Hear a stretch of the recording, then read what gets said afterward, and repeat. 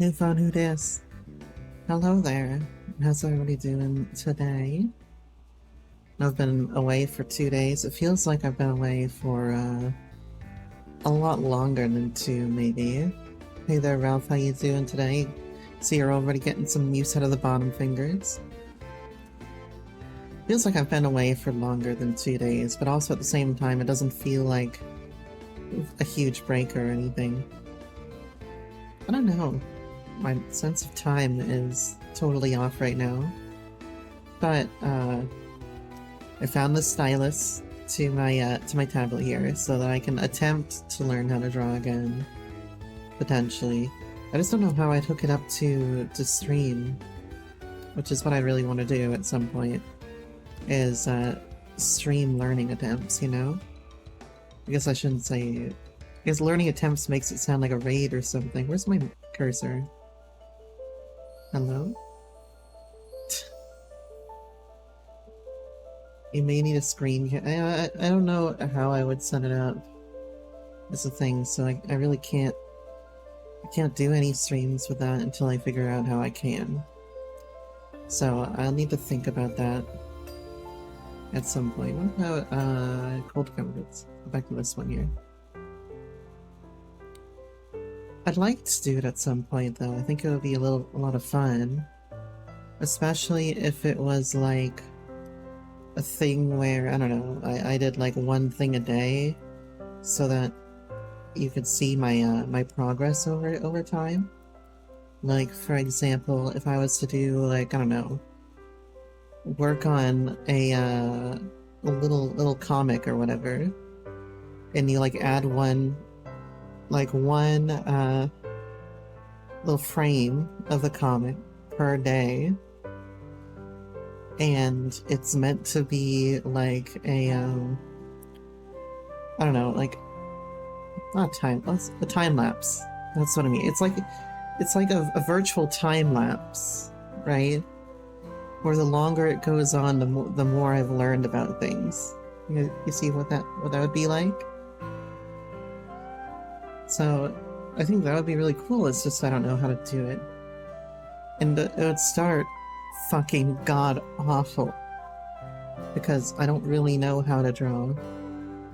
Like, what I worked on last night, there's a lot of problems with it, a lot of things that I didn't like about it, but I still kept going and just like freestyled without really applying any techniques that I knew. Like applying some techniques that I knew, but it was a lot of freestyle because I haven't practiced in like 8 months or something at all. And even 8 months ago, I only put in a couple of weeks of work while my finger was being wired together, you know? So I've lost most of that. So it would be one of those things where it starts out god-awful, but it would be really interesting to watch the progression of it as time goes on. Cyborg Vena arc? Well, I mean, I still have... my finger is still wired together. And that's not the only finger he wants to do, but it's the finger that we did, that we wired together. I have another one that is in such a state that it could be wired together, but it's on my right hand, right? So I don't want to not be able to use it for like 6 weeks or something. I need my right hand. But also, like, yeah, that means I'm just down a finger on the right hand. But yeah, it's an ongoing cyborg arc, okay? It really is just the cyborg recovery arc, and then everything to follow is cyborg Vena, with the 3 wires implanted in my finger to keep it together. I mean, it works like a charm now. That's my Fire forefinger. It's important that my Fire forefinger works, you know? Or at least that my Fire forefinger can touch the Fire 4 button. So yeah. I'll be going back to see the orthopedic on the 15th, and we're going to be talking about the issues that I've been having with the middle finger on the left hand that have been causing me pain. It hasn't been causing me quite as much pain recently, but it's still been hampering my ability to raid and to game as much as I'd like. So I'm gonna go back and talk to him again. What are you restraining yourself from saying? You don't need to filter yourself unless it's gonna get deleted the second it goes into chat. I mean, I've had to delete stuff that you put in chat before. I've also accidentally banned you at one time. But I meant to just like stop my screen from going dark. I accidentally banned you. What I need to do really is just set my tablet so that it doesn't start going dark after 5 minutes, you know? You still cry at night? Good. Maybe I can set that right now. What the, no, don't, oh god, don't turn the brightness up that far. Oh my god, what am I doing? Settings. Let's just make sure that I never have to do that again. Okay. Display. And screen timeout. We're gonna set the screen timeout to, oh, interesting. Keep the screen on while viewing, huh? As long as I'm looking at it, it will... No, I'm gonna set it to 30 minutes. That's the highest I can do for screen timeout. Because my eyes are not always gonna be on that, even though chat is down there. What if I go through like a 5-minute period where I don't look at chat, you know? Like if I'm, I think it was like in Highway Blossoms, there was that really tough section, where you have like the bouncy castle into, the next scene, and like I didn't look at chat for like 10 minutes while I was reading through that, because I didn't want to break up the emotion, you know? Going to flashbang myself. I accidentally did flashbang myself for a moment there. I was watching a Final Fantasy VII speedrun earlier today because I wanted to see what they do. And this is a PC speedrun. PC speedrun is like a third of the, or like it's like half of the length of like a PlayStation speedrun, because you can set the text and stuff to be really fast. And I think that also there might be a different glitch on the PC version. So I was watching a Final Fantasy VII speedrun, and it was really making me horny for Final Fantasy VII, you know what I'm saying? Like, I really want to go back to that game. But also, I know that there's the remake that I could go back to. Well, I'd not go back to, but I could start if I ever want to go back, but yeah. So I was thinking about it. I had a moment. I had, like, big nostalgia for 7. And I was having this like moment of questioning where I'm like, is this, really worse than FF10? Is FF10 really better than this game? I think the answer is still yes, because the gameplay in 10 beats the gameplay in 7. The story's pretty similar in terms of quality. That's... the first character you got invested in FF was Cloud, because he's an edgy bastard. I mean, Cloud is interesting. In, like, a plot sense. What Cloud has to go through in the plot is, an interesting dilemma, to say the least. And so, I can understand really enjoying his character. He is, I like him better than Squall, but he's by himself not very interesting, but when you add in the plot elements, he kind of relies on that bit to really fill out his character, I think. Which I guess means that he can't really stand on his own too much, but like, I don't know. I like him better than Squall, like I said. Squall pisses me off. At least, though, we got a little bit of Squall backstory action last time we played. That made my life a little bit better. Where's my fucking cursor, man?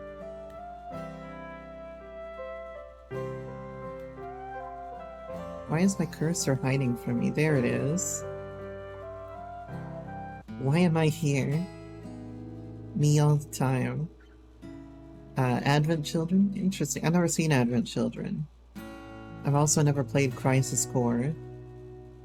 Or, what was it, like Dirge of Cerberus or something? I've never played the spin-offs to 7. I only played 7 for the first time, 2 years ago? Was it 2022? I think it was 2022, so it was early Endwalker, and I met somebody through FF14 who really loved FF7. And so they really tried to get me to play, and I was like, okay, let me finish FF 4, 5, 6, 4, 5, and 6 first. Because I'd already beat 4 at the time, I needed to go into 5 and 6. And when I played through 7, yeah, it clicked why it was so good. Why people loved FF7. It hit me, definitely. You'd love someone to look at the movie. I don't know how I'd like the movie or not. I don't know. I don't think I'd be super interested in watching the movie, but then again, a lot of FF games are just watching a movie with some gameplay. Especially FF14, so I don't know. Suppose I'd have to see it at some point. But personally, I want to go back to FF7 at some point. That said, I think my time would be better spent trying the remake and seeing how the remake differs from original 7. Because what I played was the original 7, not the remake. And I think the original 7 is very hard to top. The story is... It's just, like... If you fuck with it at all, it just doesn't work. And so, like, when they fuck with the formula in 8, I think they kind of didn't... They kind of failed on some things that 7 had. But I don't know. I'm starting to like 8 more and more. I think it was by, like, the end of the second stream of 8 that I was like, okay, you know, now it's kind of getting good. Or maybe by the beginning of the third stream of 8. Like, man, the start of 8 is just, like... It's rough, man. It's not like it's bad or anything, it's just rough for me to get through. There's so much sucking off that you gotta do. There's so much, like, random grinding to do just to get the run started. And even now, I'm not even sure if I have enough stuff to, like, you know, beat the game with eventually, right? I don't know what I'm gonna have to do, so we'll have to see how that goes. But once you get past that, I feel like FF8 picked up a lot. Got through a lot of story beats in, like, the 3rd stream and the 4th stream. Yeah, it'll be interesting. I'll tell you right now, I have never wiped to the final boss of a Final Fantasy game. So, we'll see if FF8 is the first one to do it for me. I didn't die to Chaos? Actually, I've never died in the final dungeon of a Final Fantasy game, so I didn't die to Chaos. I didn't die in the Crystal Tower. I did that all in one attempt. Zeromus first try. Although Zeromus was probably one of my closest. That was a really fun one. I like was on my, like, at the edge of my life, and all I had left was, like, Rydia and Edge. And Edge killed Zeromus by throwing Excalibur. I had just started throwing the kitchen sink, essentially, and he killed him by throwing Excalibur into him. Because I forgot to throw the kitchen knife at him. X-Death's easy. Kefka wasn't too bad. Kefka was hard, but it wasn't that bad. Sephiroth isn't that difficult. Jekt, I killed with a single summon. So, still never died to a final boss of Final Fantasy, but maybe that will happen in FF8. Just maybe. I don't know. I think FF4 was the closest one though. And I look upon that very fondly. I have a lot of nostalgia for FF4 now. It's only been like 4 years since I've played it. It was like 2020 that I played it. Actually, no, it was December 2020 or 2019, I think. December 2019. Because I think I was gearing up for Endwalker. So my buddy was like, hey, play Final Fantasy IV before you go to Endwalker. You're gonna wish you had. So I was like, okay, I'll go play Final Fantasy IV. You got me the Pixel Remaster, and Final Fantasy IV is good. Like, it's so fast-paced, in terms of the story. You're moving at a breakneck speed through zone after zone. There's a lot of cool fights. There's a lot of cool mechanics for a game that's so old. Like the Dark Elf, for example, or other fights like that. I think FF6 also has some really good mechanics. Why does the first one that come to mind... Why is the first one Ultros, who targets female characters first? I don't know why that's the one in my mind. But yeah. So, I want to play Zone 7 again, but I think we're just gonna go ahead with the plan. We're gonna play 8, 9, 10, 2. Sometime after that, we're gonna do 12, and then 13. You can take a few guesses, Jesus. I don't know if we're gonna do Final Fantasy 2. I might do it on stream. If somebody gets me the Final Fantasy 2 Pixel Remaster, I'll play 2. But from what I know, 2 is really bad. In terms of the leveling system. I think it's like... I want to say that it's random what stats you're gonna level up into. I may be wrong about that. Someone will have to correct me. So, when you grind in 2, you might have to like save and reload your grind like over and over. But don't quote me on that. So, I've just heard that 2 is really bad. But I could be convinced. Yeah, I don't remember what exactly it is. I know it was explained to me at some point. I just, I don't quite remember. So you can get like really shafted in Final Fantasy 2 and ruin your run. So you gotta like... It's a lot of grinding, from what I know. But I don't think there's any problems necessarily with the story or anything. I mean, the story is primitive, just like Final Fantasy 1 is pretty primitive. But, you know, it's just systems.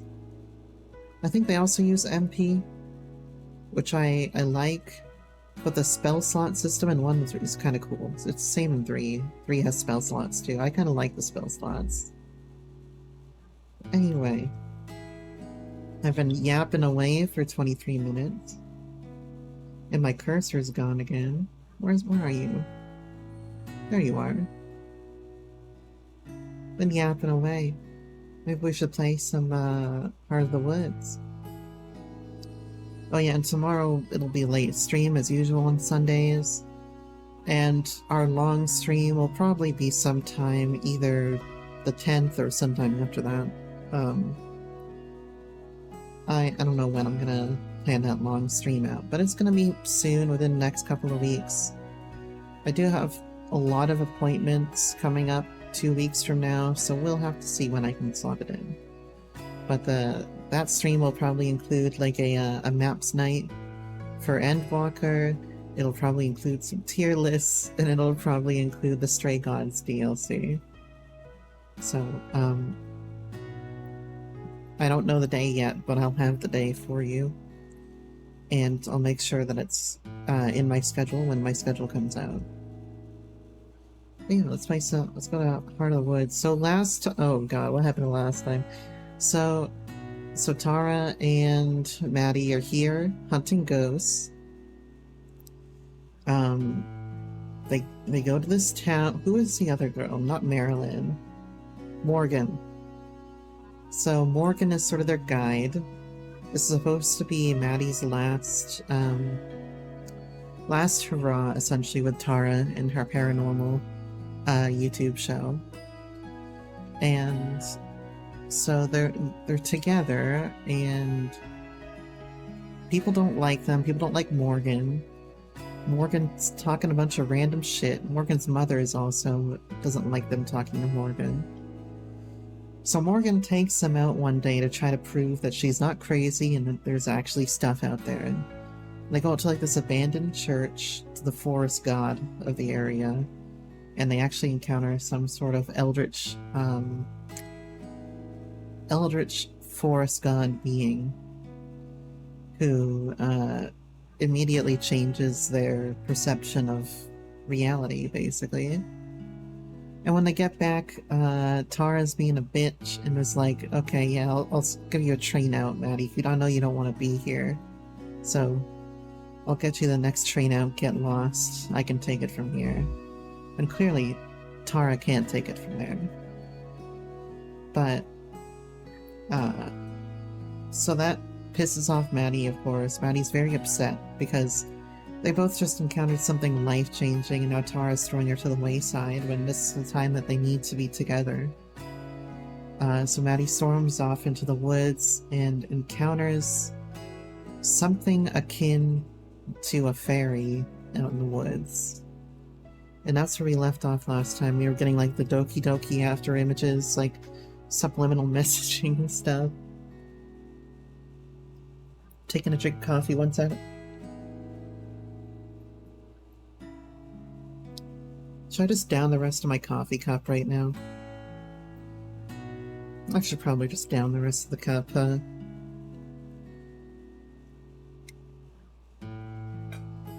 Alright.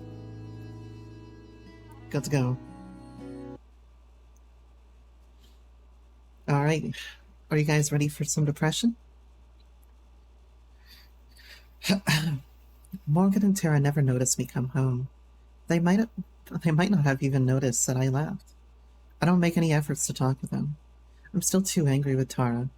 Instead, I spend the rest of the day in my room, watching films or reading. All of the research that I was so eagerly working on is put aside, stuffed into a folder that's out of sight on my hard drive. I have my own project now. My own need to explore. Also, it's on dyslexia font, anti-dyslexia font, to help people who may be dyslexic read it better. But for some reason, it makes me read it worse. The thought of that night, and the mysterious girl in the woods, stays in my mind through it all. Even late into the night, I can hear that Morgan's still over, in Tara's room with her. At some point, the sounds go from conversation to something else. Uh-oh.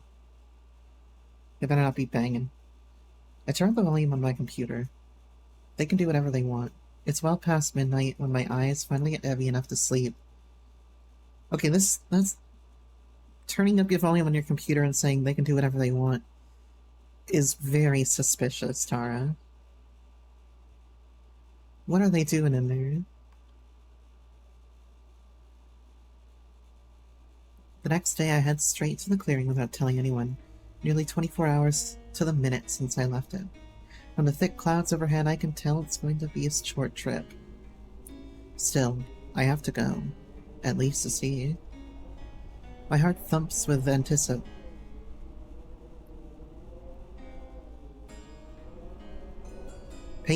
and more than a little nervousness. It's an odd mix. I force myself to keep a calm demeanor and not get too worked up. It's difficult. I'm hopeful, but I don't know what for. I don't have a camera or even my cell phone. There's no way I could prove anything that happens, and it's not like there's anyone who would vouch for me, say that I saw what I saw. For now, it's important that I keep it that way. This encounter, whatever it may be, will be mine and mine alone.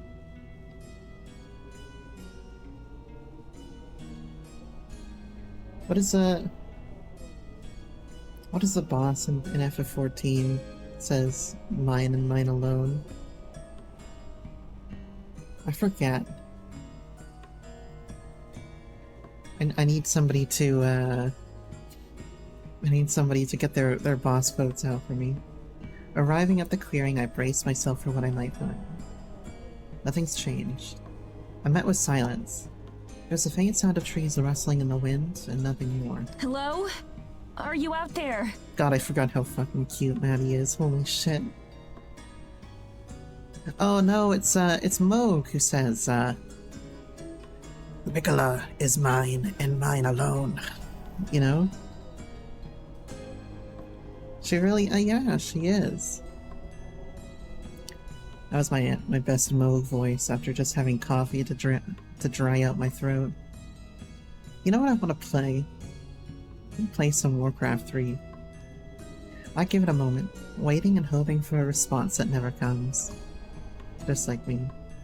Maybe it really was my eyes playing tricks on me. The light could have been a reflection of the sun. The girl could have been... There isn't a doubt left in my mind that the girl was there. There's no way I didn't see someone. Frustrated, I kick at some of the mush on the ground. It splashes up and splatters from my legs. Splatters my legs. Are you there? I'm waiting. Please. There's some really well telegraphed desperation in Maddie's voice from that voice acting right there. It's very well done. I feel like a fool. I'm pleading with someone that may or may not exist to manifest. If someone had told me a week ago that I'd be here doing this today, I'd have laughed at them.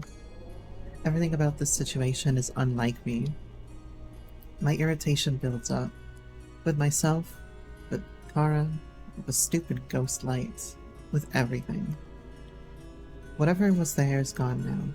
And really, what kind of an idiot convinced herself to come back for an imaginary date with a weird breeze? Well, you know, dates are nice.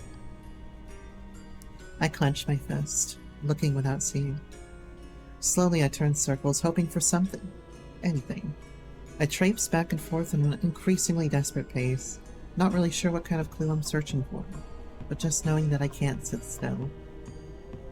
If I sit still, then I'm giving up. And if I give up, then I really don't have anything left for me out there. For the second day in a row, I feel the sting of tears in my eyes, and I pinch my eyes shut to stop them. Not here. Not today. I hold my hand there and suck in a deep breath. The cold air stings my throat. I steady my breathing, fighting back the urge to cry. After a moment, once the urge has passed, I lower my hand and open my eyes. Hello there. And she's there. So silently and so suddenly that it's like she was never not there. The mysterious girl stands before me, barefoot in the snow but seemingly unfazed. She regards me with a curious look, her eyes wide, like I'm the only one who's out of place. She has similar eyes to Morgan. I'm getting tinfoil hat theories over here. Now that she's here, right in front of me, I realize that I don't know what to say. Yeah, like, I feel that, man. Had that happened to me before. Hello? Is all I could muster. My voice comes out weaker than I expected. Her eyes go wide at my word. My lips move, but no sound comes out. She mouths something else again, still without a voice. Wait, without a voice is another one of the Studio Elon games. I can't hear you. A frown. She turns away. Have I disappointed her? Is she going to disappear again? Please don't go! Damn. Also, ads coming out. Stream elements hitting the button on time. Thank you, Stream Elements, for actually working today. I don't know why I want her to stay. Something is clearly different, unnatural. This isn't a normal girl. But that's exciting in and of itself. Did I just get a little bit, seductive there? I think I did. The girl turns back around to face me again. She looks just as confused as I feel. There's a nervous sort of energy to her. Beneath the gown she's wearing, too thin for the weather, the girl's legs are tense and ready to bolt. Why are you looking underneath her gown, Maddie? I take a step towards her, holding out my hand the same way I'd approach a kitten or a lost puppy. My name's Madison. Can you understand me? She looks a bit nervous, but nods. So we speak the same language. That's good. Is she from Eisenfeld? I can't imagine she's from anywhere else. There's nothing else around. You were talking, right? Just a bit ago. But I couldn't hear you. Yeah, I know, Ralph. She do be cute. Apparently, Maddie's, checking underneath her dress, because she's a fucking perv. Anyone with glasses like that, probably, a perv beyond belief, you know? I'm not saying I have glasses like that, but I do have large frames. Another nod. That means that for whatever reason, her words can't reach me. Maybe she's naturally mute, or maybe her voice was magically stolen. Every idea that comes to mind is more ridiculous than the last, but I consider them all equally. To my surprise, I'm able to remain calm by my standards, pretty level-headed. It seems like the girl is more afraid of me than vice versa. Also, I thought that she didn't have eyebrows for a second, but they're just like, those are just like the creases above the eyes. It's just the top of the eyelids. I drop my hand down, offering a handshake. She stares at it for a moment, maybe expecting it to turn to a snake, or for me to shoot magic bolts from my fingers. When neither of those happen, she gingerly, slowly reaches for my hand. It passes right through me. Her fingers glide through the palm of my hand like a breeze disappearing into air. Well, we're gonna have to get the amulet of ghost speak. With a sad smile, she looks down, seemingly expecting this result. Horrific realization slowly dawns on me, with the same tinge of uncertainty that guided me out here. The girl isn't really here in the same way that I am. You're a ghost. A ghost. A slow, sad nod.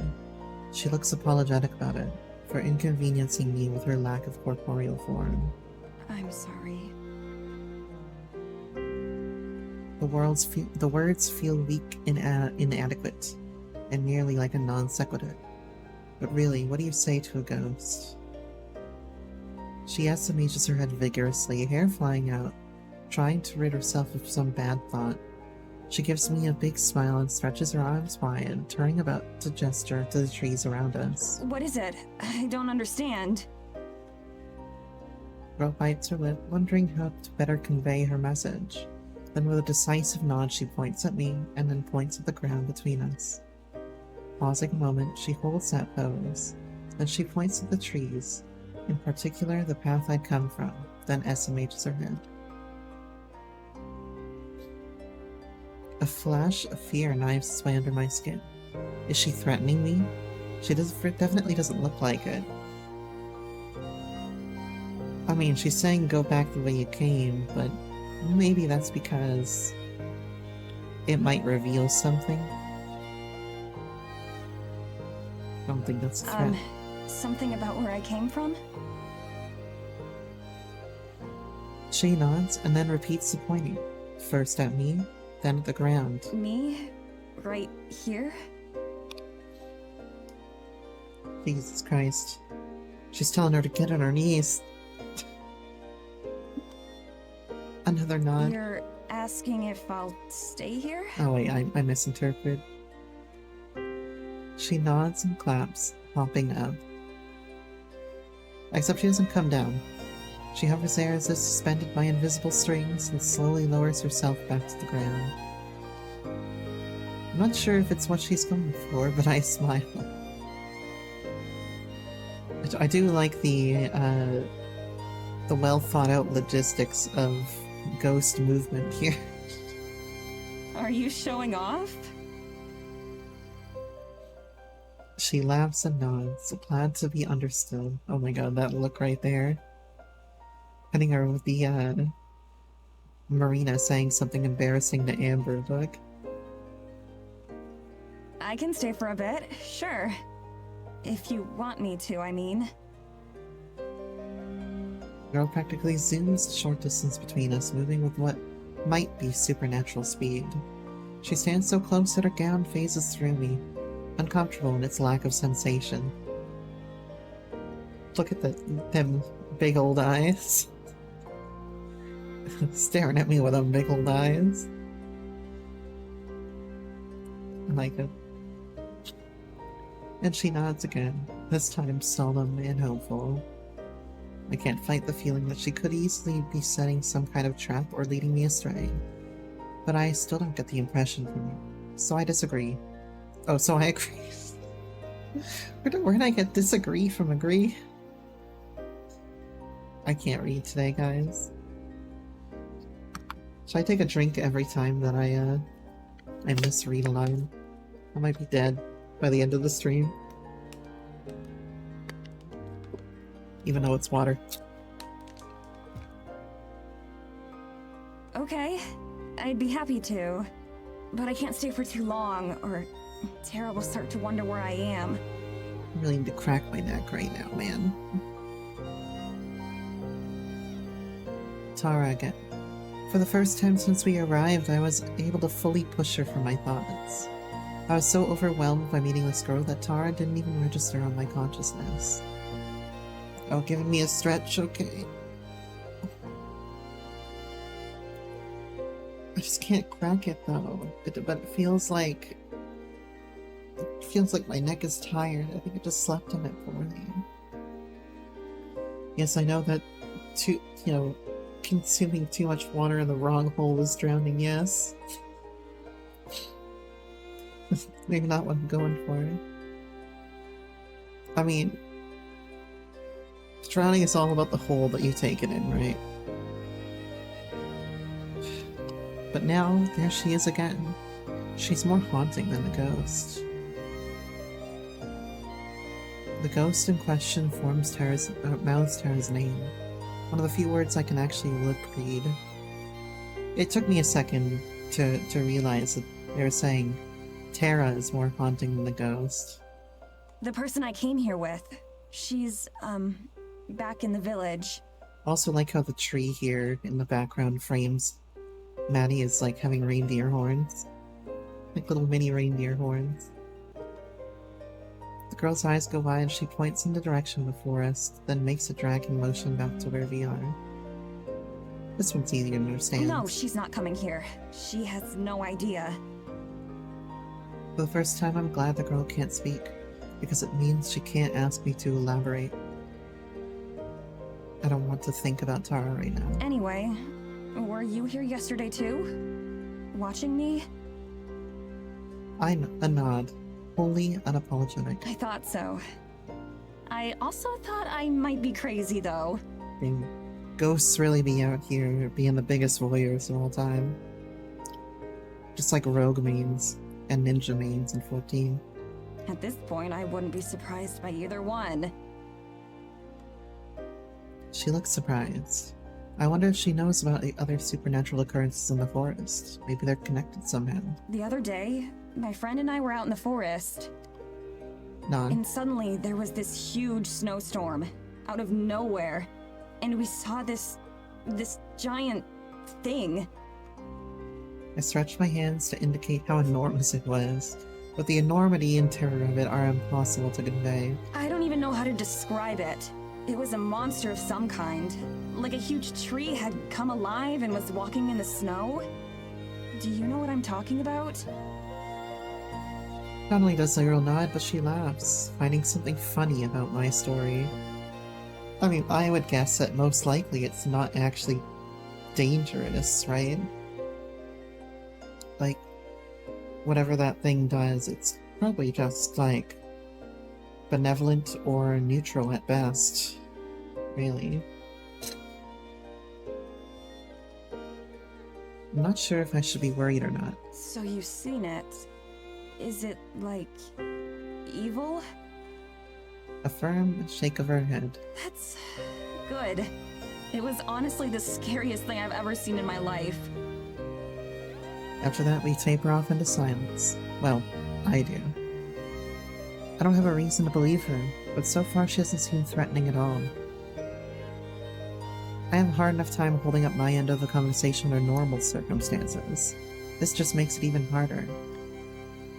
The two of us just stand there, looking at each other.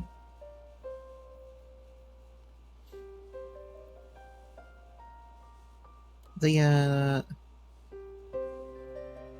piano, the da da da da dun dun dun dun, it sounds a lot like,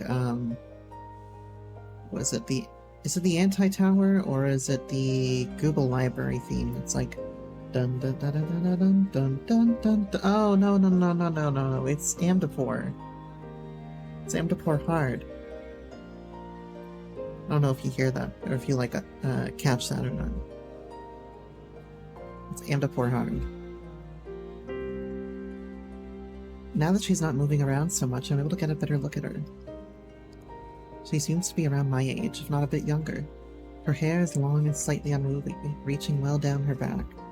She reminds me a bit of Rapunzel, all alone in the forest. A cute bow midway down helps her keep her hair in place. Her wide eyes are curious but slightly sad. Still, she smiles so easily that I wonder if I'm just imagining the sorrow. Damn, that's a good line. As green as emeralds, her eyes kind of remind me of Morgan's. That's what I'm saying. I was so taken aback by her sudden appearance and, well, ghostliness that first I didn't realize. She's beautiful. Oh god. Maddie wants to fuck a ghost. Maddie, it's not gonna work out. There are several incompatibilities here, man. To be fair, what? Are you gonna say you do too? Her choice of attire makes a lot more sense now that I know she can't feel the cold. The gown she's wearing has a few dangling threads and scuff spots, which I assume haven't changed since she died. I shudder, trying not to think of my own mortality. Was it like, why is she here instead of whatever usually happens when you die? Does she know what she's missing? An afterlife or lack thereof? I have a million questions about her life and about life itself. There's so much I want to ask, but it's impossible. Plus, we've only known each other a few minutes. It feels like that would be rude to ask right away. Yeah, that's like a first base level thing where that's when you ask somebody how they died.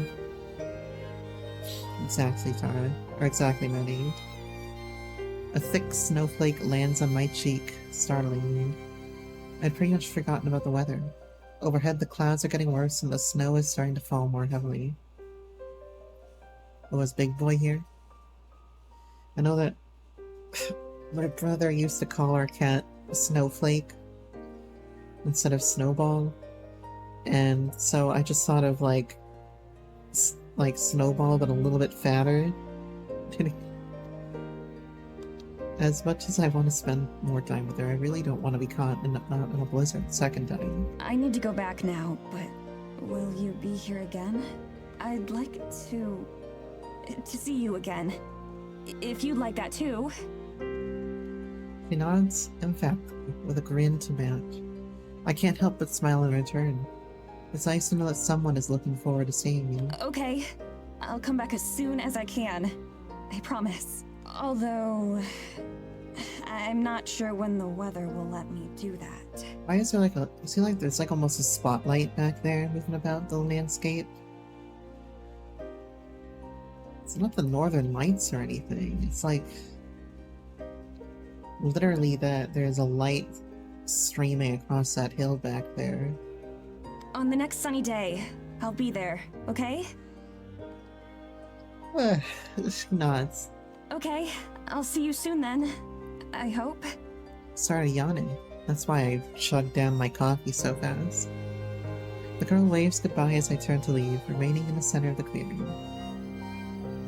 God ray in. I know what they're trying to do. It's just like... It looks almost like a spotlight. As I get my last look at her, I know I'm not imagining the sadness in her eyes now. I glance behind several times in the walk back, each time expecting her to have disappeared once more. Big Sag. But she stays there waving until the trees obscure her from sight. A splash of purple fabric against the brown and white of the forest. And green, there's green back there. A little spark of light to look forward to. Oh, Maddie.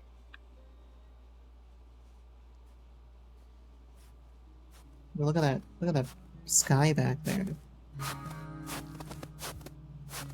With almost every step I take, every step you take, I cast a glance behind me. I keep expecting to hear a crunch of snow or spot a flash of red hair as Tara follows me, but there's nothing. I'm alone.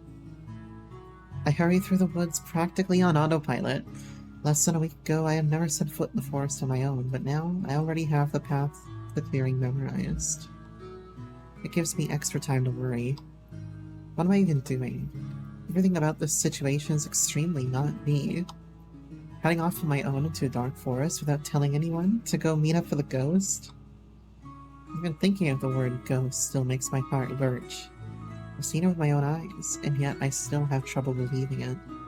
And I'm just trusting that she's not going to lead me to her lair and suck out my soul or something like that.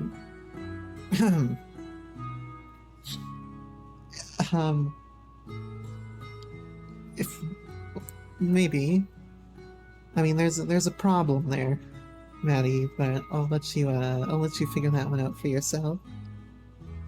I feel like Gretel, and I'm not even cautious enough to leave a breadcrumb trail. Damn, that's some Russian Hansel and Gretel right there. But still, I keep walking.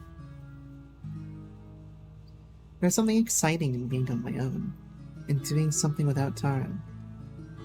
Can't remember the last time I held a secret from her, at least not a big one. Not telling her about the ghost girl feels a little bit like rebellion. I feel like I deserve something exciting that's all my own. You do.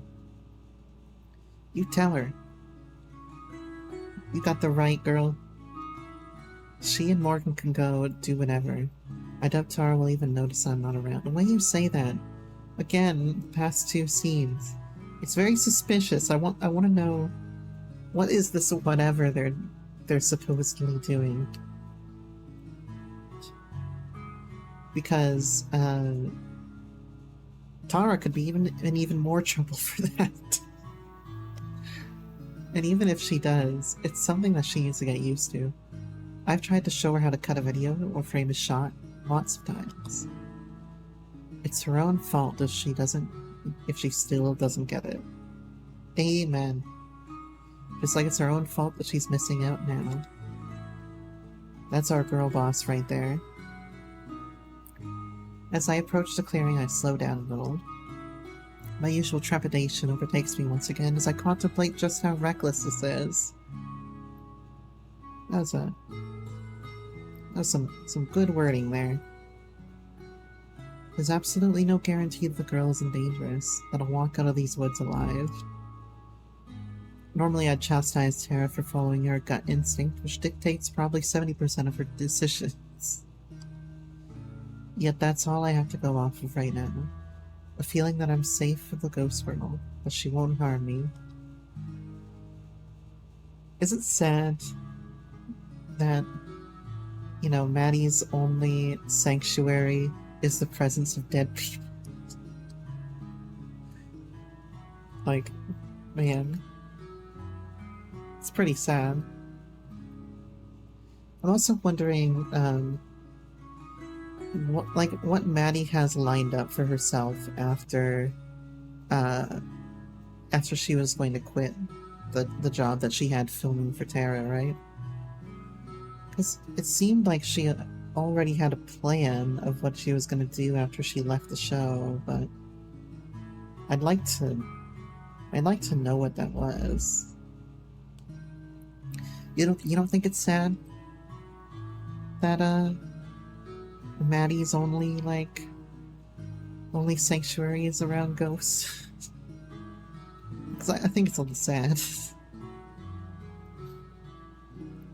I cross the threshold of trees and into the clearing. Just like the other times, it's serenely quiet.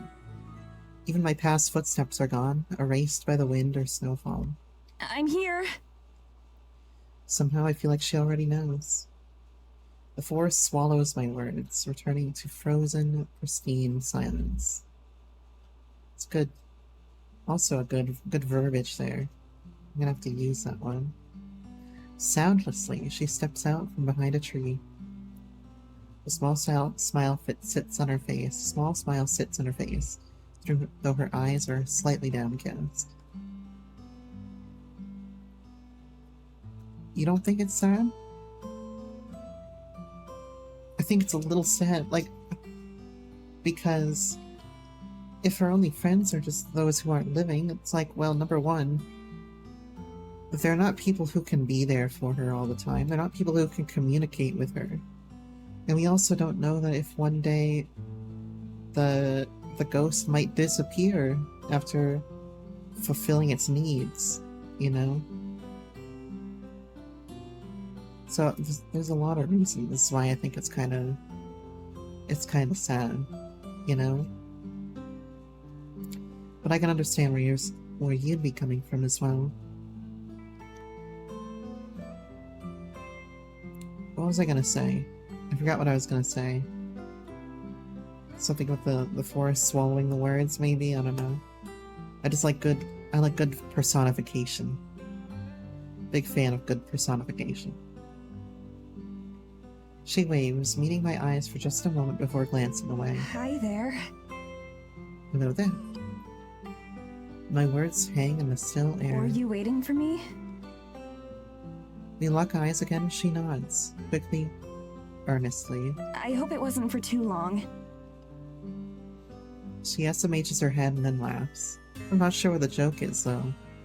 Probably that her perception of time passing is very different than Maddie's perception of time passing, and sort of the same way as free rent, right? Which I'm on episode 6 of, or I think I completed episode 6. I'm on to 7 now. I'd have to check. But yeah, I think it's because her perception of time passes very differently. A day for her might feel like nothing to the ghost. What? What's so funny? Once she catches her breath, she bites her lip as she ponders. After a moment, she shrugs, looking apologetic. I guess explaining a joke through gestures would be difficult. She slides up next to me and I fight the urge to step back. Though I've decided to trust her, my instincts still belie my nerves. What she seems to be most interested in is the bag slung around my shoulder. She simulates opening the bag so that she can see into it. Nosy, huh? Immediately, she backsteps, waving her hands in frantic apologetic motion. Once again, ghosts are voyeurs. Change my mind. Sorry, I was just kidding. You can look. Look at that surprise there. What's the, You know that in filmography, there's a certain order of things that you want on the screen. When you're supposed to have a hero and a villain on screen, I want to say the hero is always left and the villain is always right. And switching that up can have a subtle subliminal impact on how we perceive the heroes and villains in films. I can't think of an example right now. I think it's in Star Wars at one point. There's a switch up where I want to say Kylo Ren's on the left and what's his face? Luke Skywalker's on the right. and it's supposed to like frame the desperate humanity in Kylo Ren. And that you're meant to think about that kind of as you watch that scene. It's the one on the red world covered in salt, right? So I was just noticing that Maddie was left and the ghost was on the right in the previous scene. So I think that by switching it up, you know what you're talking about. Active and aggressive persona, that's true. But there's also a way that we can read the screen, at least if you're like consistent with it. There's a way that you can read it where you kind of have heroes on the left, villains on the right. And it's very consistent between film. Similarly, it's a similar tactic to how in filmography you'll often see villains drinking milk, like, you know, Clockwork Orange, for example, or Inglourious Bastards or something. The villains are always drinking milk because it's this like symbol of like twisted purity almost when juxtaposed against someone that we know is morally bad. Of course, in Clockwork Orange, the thing that they don't express is that the milk is usually spiked with drugs, but that's in the book, not the movie. But that's one thing. And then when you see like an orange in film, since The Godfather, oranges in films are typically associated with an upcoming character death. So, like in apples as well. Apples are associated with corruption, and that's for biblical reasons, right? But we also have that in Twilight. We have it in Narnia. You have it in a couple other things. You have it in Sleeping Beauty. Yeah, height and angles too. Yeah, the way that they can arrange stuff in the scene typically means something to a professional, to a director who has experience in the field, you know? The way that you arrange the pieces on the screen is impactful in certain ways. And so when they're doing this right here, I have to wonder what they're trying to convey by switching up the left and right on screen here. Yeah, point of view one character to another, looking up at an angle. You can have it so one person's in the foreground looking larger, one's in the background looking smaller, to give the appearance of an underdog, like David and Goliath, for example, or I think they do it in like Gladiator as well. Happens a lot. But yeah, I was just wondering about this because I was like, they switched sides, and is there a purpose for them switching sides in this scene?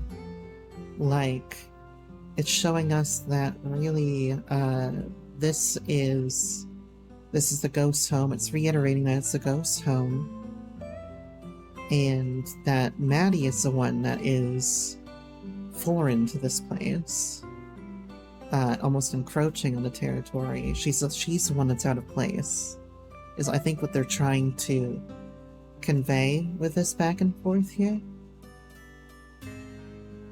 Yeah, that broke off into a big discussion, but that's just what I noticed here. But certainly, remember, oranges in film means somebody's gonna die. Or they might try to subvert it specifically, but last scene, one was lost and one arena. Yeah. Oh, you're right with that too. That could be another way to look at it, is the passive character versus the active character, I suppose. I guess there are a lot of camps of thought in that sort of filmography standpoint of it. She regards me like a timid deer as I hold the bag open for her to see. Inside are a couple books that I picked up from the village this morning. I hold up the small one, small and square and baby blue. I got a really strange look from the person who runs the bookstore because of this one. It's a book of baby names. Oh my god. Maddie, you're a genius. Her eyes go wide, and then she grasps at her belly and then points to me. It makes me a second to understand what she means, and for some reason I feel my face flush. Damn, poor Ralph getting killed by the ad, not getting to see this. No, I am not pregnant. But I thought maybe you could use it to show me your name? If it's a name that would be... Look at that.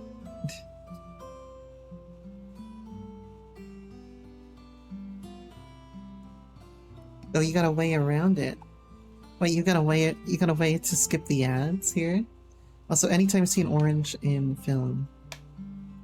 So, it's not any time you see an orange, but it's that when The Godfather first came out, there was like a scene specifically like with a truck of oranges that led to a character's death, right? So then later films in the 80s started referencing The Godfather by putting oranges specifically in places when characters were about to die. And after the 80s, it became a kind of a tradition to foreshadow deaths with oranges, if you see what I mean there. But no, you can have oranges for any reason on screen. But it's just that it has become commonplace to foreshadow deaths with an orange, or to foreshadow villainy with milk, for example, or to foreshadow corruption with apples. But that's been around even longer. That makes sense? So, you can see it for other reasons than that, but then those are just sort of like tropes and references that have become commonplace use for directors in films to foreshadow things. It's actually kind of neat. And sometimes you'll find that directors like hide oranges in scenes when they're trying to foreshadow. They'll hide certain pieces of food around too. And a really cool example, I think, of using food. Yeah, so like the orange, because of the Godfather reference, the orange became a foreshadowing tool for death.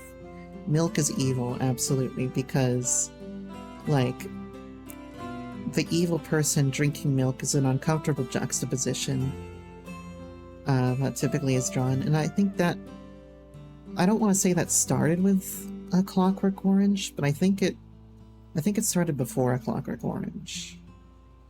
But A Clockwork Orange was a big one, and Inglourious Basterds is another one where you'll find the villain in Inglourious Basterds talks about milk a lot. He drinks a lot of milk on screen. And it's supposed to be uncomfortable. And apple's been corruption since the Bible, right? That's a biblical reference that has continued through all sorts of media for a long, long time. So when you see it in Sleeping Beauty, you see it in Narnia, you see it in Twilight, where the apples represent that. But I like all three, though, and then you must be corrupt, dying, and evil, but, so do I. So we can be corrupt, dying, and evil together. How about that? I think there are other food bits, too. I talk about, in The Lord of the Rings, when Denethor is biting down to the tomato. And I think that scene has made people like start putting references with tomatoes and grapes into films. because that was such an effective scene in The Return of the King. But all it takes is like one really popular movie to have something like that for a film trope to like really take over. In that case, it was like The Godfather, but also Lord of the Rings. But it's cool, and you can like look around in movies. You might see like hidden oranges and shit like that in certain scenes. I think Game of Thrones hides an orange in one scene. It's interesting with the kind of inside jokes almost that directors have. Anyway, the ghost thinks that Maddie is pregnant because she bought a book of baby names. Before I can finish my sentence, she zoomed back over to me, all sense of personal space once again discarded. Also, welcome on in, Rising Tempo. I didn't welcome you before because I thought you were stuck in the ad, but welcome on in. Hope you're having a good time today. She clasps her hands, a fiery look in her eyes, and hops up and down. Frankly, it's adorable. Guess you're a fan. Okay, cool. She eyes the book hungrily. She must be really excited to share her name with me. It's a little exciting for me too. It's nice to see someone who's happy about being with me. Aw. Maddie. I fight to keep an overzealous grin off my face. Okay, let's see. I look around. Aside from the trees and snow, there isn't much. I wonder if there's something about this place in particular that the girl likes. Before we continue though, they're talking about baby names, and I got this really nice tip-off recently about coming up with names in stuff that you write, like short stories or novels or whatever. And it was actually that instead of hand researching every name that you do, you can just ask Chat GPT to like, okay, so like in my example, I said, give me a name that is Arabic in dialects, essentially, for someone who is powerful yet a victim. And so then they go through and they listed like 10 names with the definition of the names, and it was really cool. And I did it like I asked it like 3 or 4 times, give me more, and then I looked through all of them and I was able to splice something together. So that's a writing tip for you, that AI can actually be helpful for writing your book. The more you know. It was really nice, actually. And then, like, after seeing them in ChatGPT, I then, like, cross-reference them. Because sometimes, you know, I don't know if ChatGPT is always going to be right. So I went and cross-referenced the definition of the names. And some were wrong. Like, I think they got the Greek word for, like, for badger incorrect or whatever, and I was like, I don't know what this is, I'm gonna use it, but this does not mean badger. So no, they don't need to.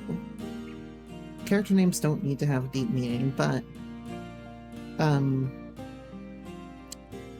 you might want your character names to relate somewhat to the character that you're describing. Or you might want them to have a reference in them.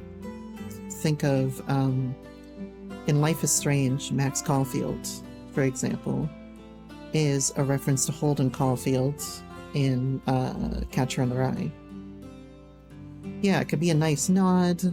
Maybe a very subtle meaning might be helpful. Maybe something that might foreshadow their plot in some way. But no, you don't need every character name to have some sort of deep meaning.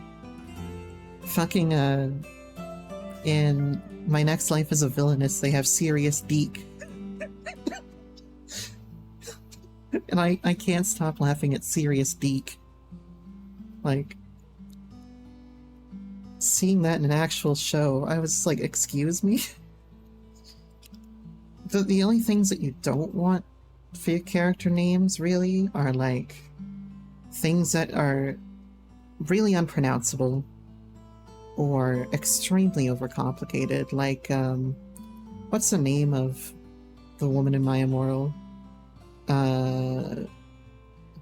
What is it? Something Dementia Raven Way, for example. What is her first name in My Immortal?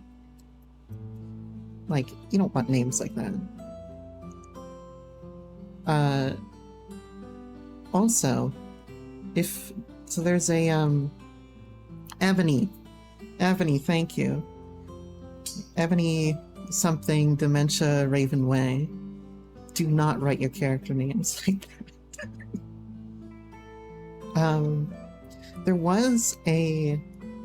There have been a few studies in psychology that have shown that, like, in terms of facial structure, people tend to guess people's name correctly more than they would on average if it was just by random chance. So I think the example was like Brian or something was the guy's name, and they gave his picture and then a list of like 6 different names, and they said which of these names belongs to this guy. And so on average, people were able to guess the, oh my god, cheap viewers, I'll give you a cheap ban, how about that? People were able to guess the name more than they statistically should be able to, on average. And in fact, they've also found that with personality traits, that certain personality traits which are associated with certain names are commonly present in people with those names. And so essentially names do have an impact on how we act and potentially how we are perceived psychologically. I have to go into the data again, and like I'd have to pick it apart. It's been like 4 years since I read this study, but there's more to you that can be determined by your name than you think there is all I'm going to say about that. There are certain physical characteristics that are associated with your name that you will probably have, and there are certain personality characteristics that you may grow into having that are related to your name. So, if you were to name somebody, I don't know, Kyle, as a baby, they might actually grow up to be a Kyle. So when you're making names, there actually is some meaning to the name that has a bearing on their personality, which is like it's crazy. Yeah, Max Caulfield is a straight up reference to Holden Caulfield. Yeah. Kate Marsh.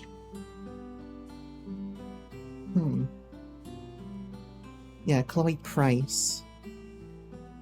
Chloe is involved with or related to paying a great price. That is part of her character arc. Yeah. Kate Marsh. I'm not really sure about the Marsh. I'm not really sure about that. But definitely Chloe Price is a meaningful name. And you wouldn't really notice it at first, because it's not like on the nose kind of thing, right? Like, you don't want your names to be too on the nose, but giving your names meaning can add depth to the character, to how the character is perceived. Yeah. Again, Max Caulfield, like, there's so many Catcher in the Rye references in the first Life is Strange game that, like, it's really hard not to view it from a lens of it being a retelling of the story itself, a coming-of-age story kind of thing. It's hard not to look at it through that lens, which is completely on purpose. Oh my god, that was a... We've been talking about this stuff for like 30 minutes. I look around. Aside from trees and snow, there isn't much. I wonder if there's something about this place in particular that the girl likes. Is there somewhere nearby where we could sit down? It feels a little weird to just keep standing. I know, like, it's easy to get me talking about film tropes, story writing tropes, psychological studies. It's easy to get me talking about that for a very long period of time.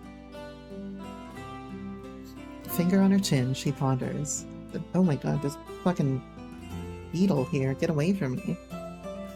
Then she turns and points towards the woods, even further in. Hold on, I'm gonna grab a card. I'm gonna use a get well card to kill this beetle the next time that I see it. If you want max irony in this chat. Oh, I see you. Don't think you can get away from me. I can tell by the look in her eyes that she's uncertain. I swallow a lump in my throat. I've come this far after all. Sure, that's fine. Lead the way. She does so, but never gets too far from my side. Every few steps she glances over at me, as if I'm making sure I'm still there. That feels a little backwards to me, but in a nice way. I don't really feel compelled to break the silence either. Of course, part of that is because any conversation would be one-sided. But also, she looks content. She's just happy to be there. I am too. The silence doesn't feel vast and overwhelming like it was with Tara. It feels warm. Before too long, I realize what our destination is. This is nearly the same path that Morgan took us down a couple dusks ago. I recognize some of the more grotesquely warped trees. We're going to that church. Eyes wide, she nods, probably surprised that I know it. One of the villagers showed it to us a few days ago. Me and my friend. It feels weird to just call Tara my friend. Usually if I'm talking to somebody about Tara, they've met her. The girl just nods yet again. As we reach the edge of the trees and the church itself comes into sight, I look around for traces of the monster we saw days before. There are none to be seen. No snapped or toppled trees. No footsteps as deep as I am tall. Much like the girl beside me, there's no trace of its existence. I look over to the door of the church, where she's patiently waiting for me. Hey, big eldritch monster don't need to be logically sound, okay? Once again, I fight back all my fears and hesitations and head for the door too. It's too late to turn back now. The door is still slightly ajar from our visit days ago. A thin trail of snow powders the entryway, but otherwise the church is dry. It's still unnaturally warm. I wonder if that has to do with the girl too. From the way she walks, I can tell she's familiar with the place. She heads to the front, stopping just shy of the altar, where she turns around to face me. Being back here is a little unnerving, and I slowly approach her. Though she hasn't given me any reason to be suspicious, the image of those monstrous eyes is ingrained in my memory. But this time there's no howling wind or earth-shaking footsteps, just the one girl waiting patiently. Oh, look at this. I give her a smile as I sit down on one of the pews near the front. It's hewn from stone, smooth and rigid. She takes a seat right beside me. We're all going to church, everybody. I hope you brought your Sunday finest, even though it's Saturday. I keep forgetting it's Saturday, man. It feels like it should be like Monday. Normally, being this close to strangers makes me uncomfortable. But with her, I don't really mind. Okay, this is exactly what I was about to say, so I'll just keep reading it. Part of it is, of course, the fact that I can't feel her at all. But the other part is that it feels kind of pleasant to sit together like this. I was gonna say, when you're sitting next to a stranger, you can, like, feel them, or, like, you don't want to get too close to them. It's like a personal space thing. There might even be some warmth there. But with her, you're not going to have that because even if you did, like, bump your elbow out, you're not going to actually feel her at all. Which reminds me that in high school, there used to be one classroom where we would sit so tightly packed together that every time I tried to, like, get up, I accidentally elbowed my friend in the boob. And eventually it just became a thing. Like, how many times am I gonna touch her boob that day? And it was just something we'd laugh and keep track of. I hastily pushed that thought out of my head. She's a ghost. She is literally transparent and insubstantial. God, same. Transparent and insubstantial. I rummaged through the bag and grabbed the book of baby names. Okay, so, first? She bounces up and down with anticipation as I tear off the plastic cling wrap and stuff it in the tote bag. Is the first letter early in the alphabet? She nods and holds up one finger. I. L? No, she means A. She means the first letter of the alphabet. 2 shakes of her head. She touches her index fingers together and then uses her middle finger to cross between them. Oh, an A. Enthusiastically nodding. Can't she, like, point to them? I flip to the first couple pages in the book, right in the middle of the A's. The first name I spot is Amber. Impatiently, she leans over me and motions to go further back, towards the start. I turn the pages slowly, giving her time to scan. Also, they're hitting us with the Highway Blossoms reference right there. On the very first page, she holds out a hand to stop and points. She's practically hanging over my shoulder to show me. Abigail. Your name is Abigail. Look at this. Look at this picture here. She gives me the biggest, most radiant grin I've ever seen as she nods. Her joy is infectious, and I can't help but smile too. Abigail. A vigil. I repeat it, and she looks even more joyful. Should I do the thing that I was doing in Stray Gods and start pronouncing everybody's name incorrectly? On purpose? A beam of light breaks through the glass window, illuminating dust motes that make it look as if she's sparkling. We lock eyes, and I feel my breath catch in my throat. The look in her eyes, pure, unadulterated happiness, is something I've never seen before. They shine with tears, the good kind. The kind that bring out the color of her eyes. The radiant kind. I didn't know I could make someone happy like this. Oh, Maddie. Now it's even clearer to see that Maddie really was mistreated as Tara's director. If she is so, like... I know. If she's having so much trouble finding her feelings just from making somebody happy, that she says things like this, Tara must have, like, really stressed her out, been very ungrateful, and, like, not been a good friend. Which I've been saying that kind of the whole time here, but I've been saying the whole time Tara stocks have been going down. But now they're crashing right now. Like, you gotta short right now, or you're losing so much money. But poor man. I quickly look away, back to the now irrelevant book in my lap. Anyway, Abigail. Ooh, nice crackle. I had a couple questions. I Is that stutter. okay? Abigail nods. So, maybe this is kind of rude to ask, but are you a ghost? Or are you something else? Abigail closed her eyes and with a sad smile nods. I'm sorry. I'm not sure what the appropriate response to something like that is. Then, are you from Eisenfeld? No. Do you know a girl from there called Morgan? She estimates her head. That makes sense. I'm sure Morgan would have mentioned her before if so. So have you, like, been a ghost for a long time then?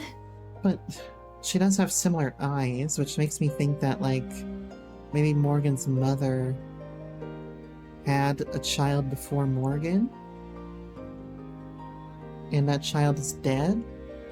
Maybe that child went out into the woods at some point and got whacked somehow. And so now she's enforcing this law. No, most likely Morgan's mother knows there's some weird eldritch bullshit out in these woods. It could be an ancestor too. But I feel like if Morgan's mother is going to put a curfew down, be so adamant about not letting us into the woods, having everybody in the village be against Morgan, she's trying to suppress something that she knows is there. And it's probably got to have a strong emotional connection to her. Which is why I suggested that probably Abigail might be Morgan's sister that she doesn't know about. Got whacked somehow, and now, and her mother hasn't told her about it.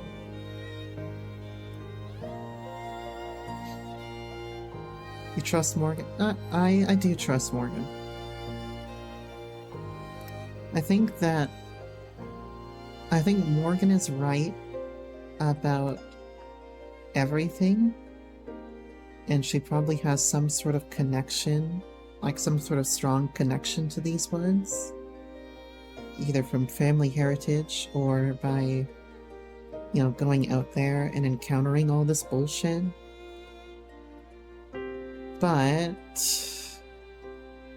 I also don't think Morgan's wise or knows everything, and she might think that she knows everything there is to know, or like,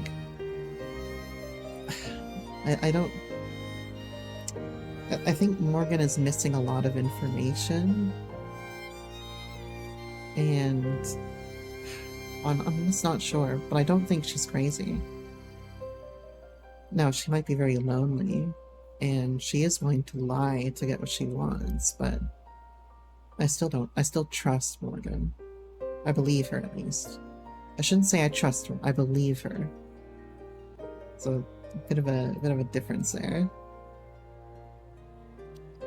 I cringe a little as I ask. It seems gauche, although I'm not entirely sure what the proper etiquette is for this kind of conversation. In answer to my question, she nods again. Do you know how long? A shrug. She holds up 2 fingers, then 2 fists. 200? Oh, 200 years.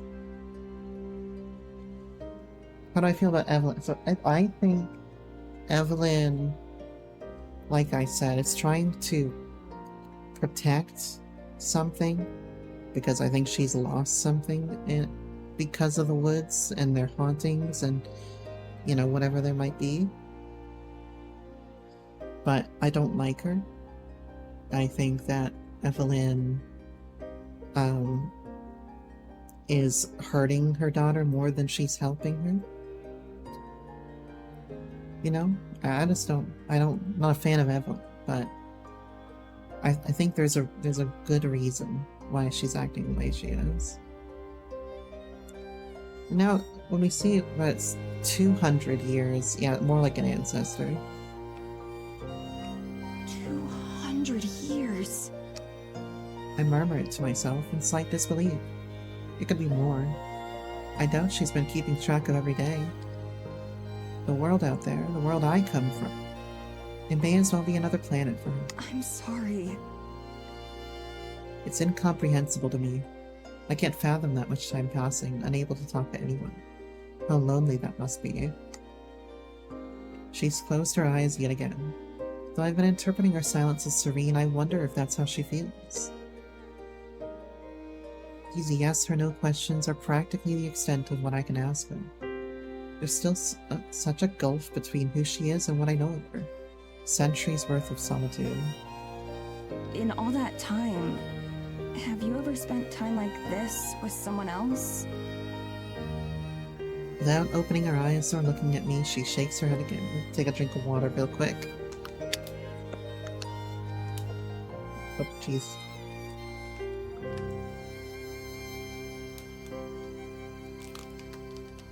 Alright, water. Water consumed.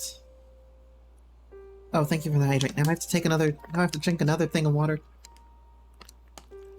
Oh my god. Hitting me with a heart barrage. I hope you're doing well today, Alana. Yeah, it does seem more like an ancestor at this point, so perhaps it's just been some rules that have been passed down from generation to generation. Maybe secrets that are shared with later generations. Taking a break from M1S prom. Party Finder healers are lame. Look, Party Finder in general is lame, man. Throw it in the bin. I ain't doing any of that today. All I did today was watch some streams and mine Amethyst and RuneScape. That's it. That's all I've done today. Although I've been wanting to go back and edit some stuff that I was working on last night. I just haven't had it in me today to go and work on it. I'm the only one? No. I fell silent too, my head still reeling. There are so many things I want to ask and want to know. How did she die? Why did her spirit stick around? Does she know any about the thing we saw in the snow? Why am I the first person she's shown herself to? But there's no way she could answer. And even if she could, I wonder if she'd want to. Is it impolite to remind a ghost that they're dead? It's morbidly funny to me that these are questions I have to ask myself. It's funny to me too, don't you worry, Maddie. Tara would love this. Tara would... I pushed that thought out of my head too. Tara's not here right now. It's just me and Abigail. Would you like me to read that other book? Her grin returns. The moment of melancholy dispelled. Seems I made the right call in changing the subject. I show her the cover before I crack it open, enjoying the new book smell. This is a book I read a lot when I was younger. It's about a girl who wants to be a hero, so she goes on a quest with her best friend to prove herself. Seeing some similarities here. It's a little childish, I guess, but maybe you'd like it? I had a brief thought, but I lost that thought for a second. Abigail claps her hands and nods. I have a feeling I could read the dictionary to her and she'd be satisfied, but I don't mention that. Okay. I smooth the crease and open to the first page. I see you there, Beetle. Oh, it's a fly.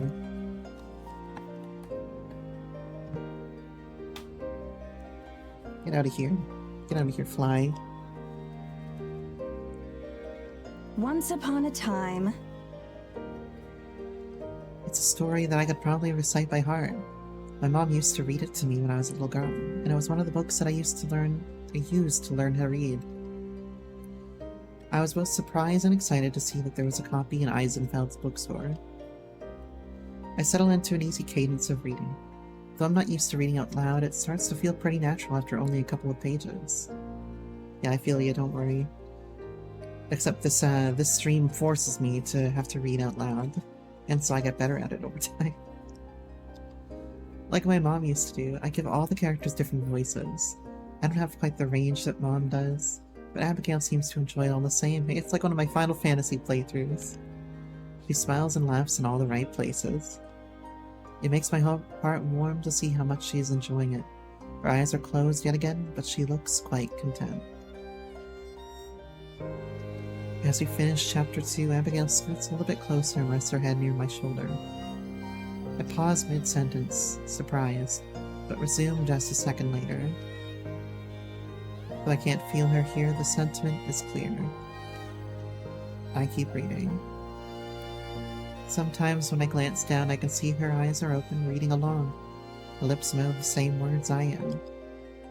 One time she catches me looking and blushes, but I just smile and continue along.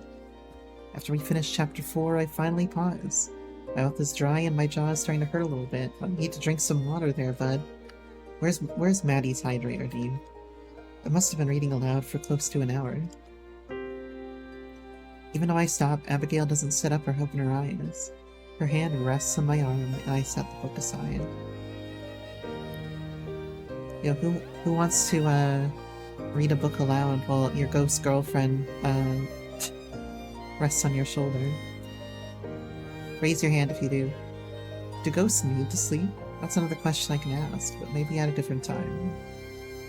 Right now, I'm happy to let her protect. Quietly, I hum a song.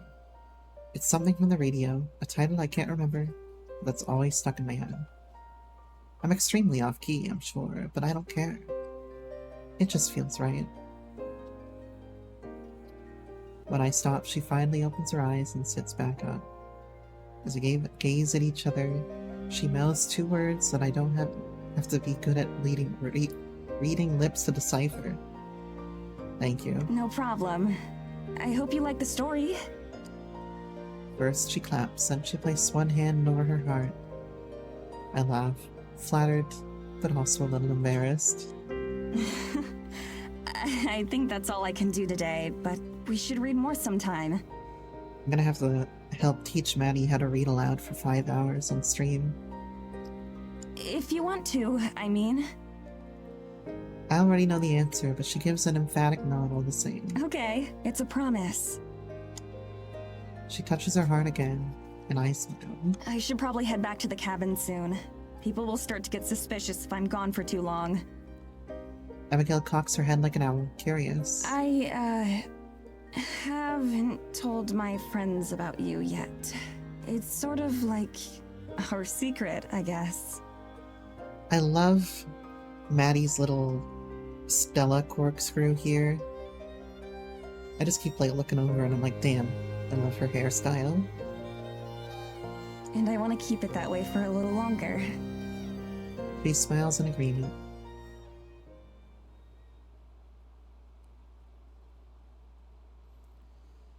Once it starts getting dark, we say our goodbyes and part ways at the church. Same as when we first met, she watches me go until she vanishes from sight. As I head back towards the cabin, my head is swimming. Or maybe drowning. Hold on, did I just skip something there? No, I didn't skip anything. It was kind of abrupt for a second. It's hard to think of anything but Abigail. All alone, in the middle of a forest, for centuries. What's her story? I want to know, but I doubt I ever will. Yet I'm already looking forward to seeing her again. Even on the back of my mind, I'm aware that Tara and I will only be here a few more weeks.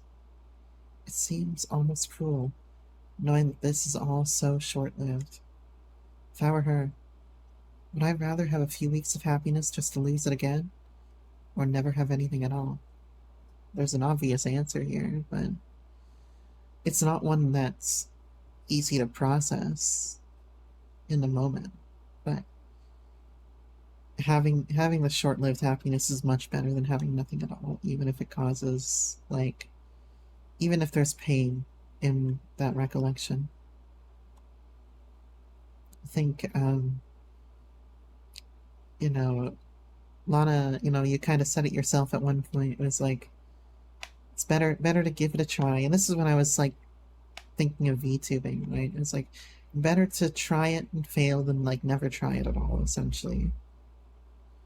Because at least you did.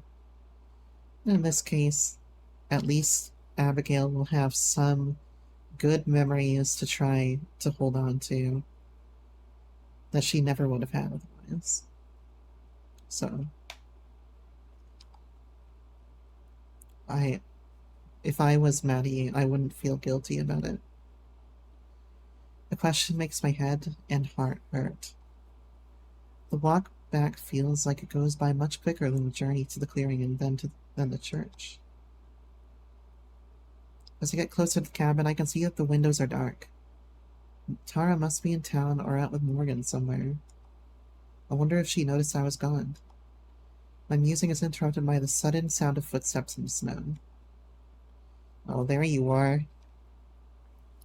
The mayor steps out from behind a tree, just like Abigail did earlier. Good evening, Madison. Evening, Miss Mayor. Where have you been? I freeze. Her tone is sharp, with no pretense of being conversational. Her glare is even sharper. Does she know about Abigail? Or about the forest spirit? Surely she would have mentioned it if so. No, she wouldn't have. She's a lion bit. My mind reels when I stall for a time. I was out for a walk. In the forest. Bad at lying, so just try to tell her half-truths. I can see that. Where did you go? Around. I was just walking around. Needed the fresh air. Alone? Where is your friend? Or my daughter? Don't fucking know. With each question she asks, she takes a nearly imperceptible step closer. I shrug, trying to look indifferent. I don't think it's working. I'm not sure. Tara and I had an argument earlier. I wanted to be alone. An argument? Regarding what? She's far too close for comfort now. Close enough that she could reach out and grab me by the throat if she wanted to. Oh my god, Miss Evelyn, please. I mean, yes, she's overprotective, but I think that, well, like I said earlier, I think she has a good reason to be overprotective. But I don't know what that reason is now, because Abigail's 200 years old. So I don't know. I don't know why she is. But also I feel like Evelyn is playing a part in turning the villagers against Morgan, so like she's more than overprotective. She's just straight up abusive at that point. All for the sake of keeping Morgan on a tight leash, you know? So there's gotta be something, right, that presumably we'll learn before the end of the story, but yeah, I mean, overprotective is one way of putting it. Still, I'm so taken aback by the nerve of her asking about my personal issues that my voice comes out stronger than I could have hoped for. I'm sorry, but I'm not comfortable talking about it. Maya regards me for a long moment. Her nostrils flare. I meet her gaze and don't look away, even though I desperately want to. I half expect her tongue to shoot out and taste the air like a snake. Feels as if I can see her. It feels as if she can see right through me. I'm almost certain that she knows I'm hiding something from her. More than just my argument with Tara. I see. She flips her hair and walks past me, heading into the forest. Be careful, Madison. The woods are dangerous on your own. Gonna fucking, like, lure her out and stab her in the woods? Like, what the fuck is wrong with you? I stand there, heart in my throat, until the sound of the snow under her feet fades into silence. Shuddering, I hurry the rest of the way to the cabin. Oh, we're switching to Tara's point of view. Okay. A bright burst of light jerks me awake. Damn, she's getting jerked already. I groan, getting ready to toss a pillow at Maddie and demand she turn the light back on. It's so bright it hurts when I try to open my eyes. When I do, I realize the light is coming from the window, and it's not a window I recognize. Uh-oh. I fucking told you. Morgan is starting to stir next to me, an adorable little smile on her face. It's so cute that for a moment it distracts me from the fact that she's completely naked. It takes another second for me to realize that I am too. Like I said, Tara has two things on the mind, right? Clickbait and banging girls. That's it. I don't know how she could have done this, by the way. Tara does not have the charisma for this. Just like me. Don't call me out like this. Tara does not have the charisma for this, okay? She is so cheesy. But I guess some people find that endearing, you know? Damn, Tara does not deserve this.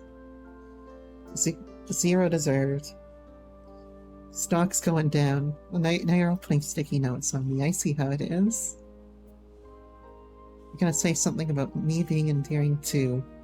Get your ass. Actually, don't get your asses out of here. You can continue putting sticky notes on me if you want to. And then like tear them off all at once when you need to chastise me. I yank the covers up to my chest to cover myself. Memories of last night start to come back in bits and pieces. We're going over notes about something. And admittedly, I might have gotten a little flirty, but next I know we're kissing. Books are on the floor. I hear papers crumpling underneath my butt. Once I said yes, I couldn't even wait to get to bed before she started undressing me.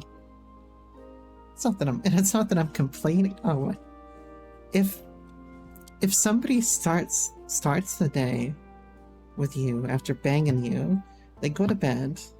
If they start with the day and say, it's not that I'm complaining, get them out of that bed, kick them out. Just throw them out, okay? Put her in the trash. It's not that I'm complaining, but it was definitely the last possible way I thought she'd respond. At least now I remember why I'm sore. Jesus Christ. Tara's soul got sucked out. It isn't long before Morgan opens her eyes as well. The rest of her face doesn't move as she wakes up. She sleeps with that same blank face that she has when she's awake. Good morning, Tara. Her voice seems a little different. Softer, maybe? I have no idea, but it's kind of nice. Hey, yeah. Good morning. I cringe at the sound of my own voice. That was way too loud. I need to do a better job of keeping my cool. How'd you sleep? Tara over here has like 8 charisma.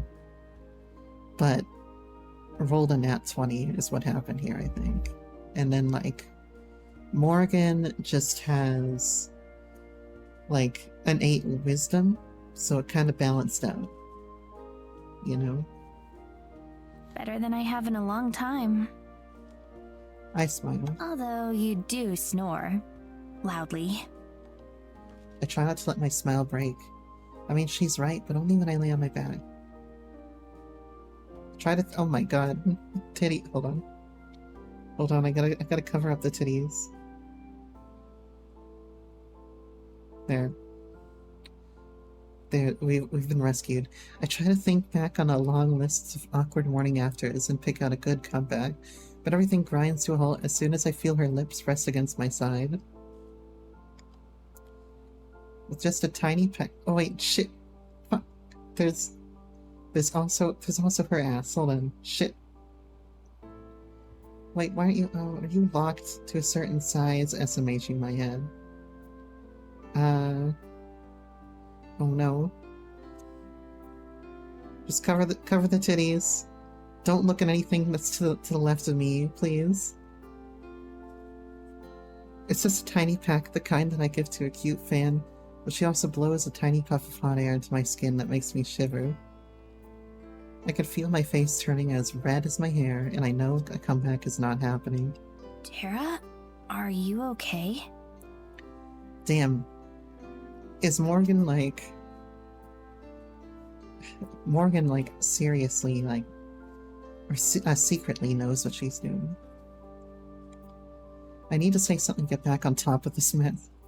Okay, don't call her a mess. But all I can do is stare down at her. Those bright green eyes, that soft face, that messy orange hair. Tara? Oh, sorry. I was just thinking that, well, you're cute. Hey, I've had worse lines. I can't see your face, but I think I hear a chuckle, or something like it. I should probably get up too, but I can't help taking a minute to stare. Maddie always gets on me for being thirsty, but I think I earned it this time. No, you didn't earn it this time. You did nothing, Tara. You were a jerk. You were an absolute jerk-off to Maddie. Kicked her out of the picture. And then Morgan probably doesn't know any better. You did not earn it this time. Get out of here. Her curves, her muscles. She's like someone asked me every last detail about what my type was and turned her real. This village is a dream come true.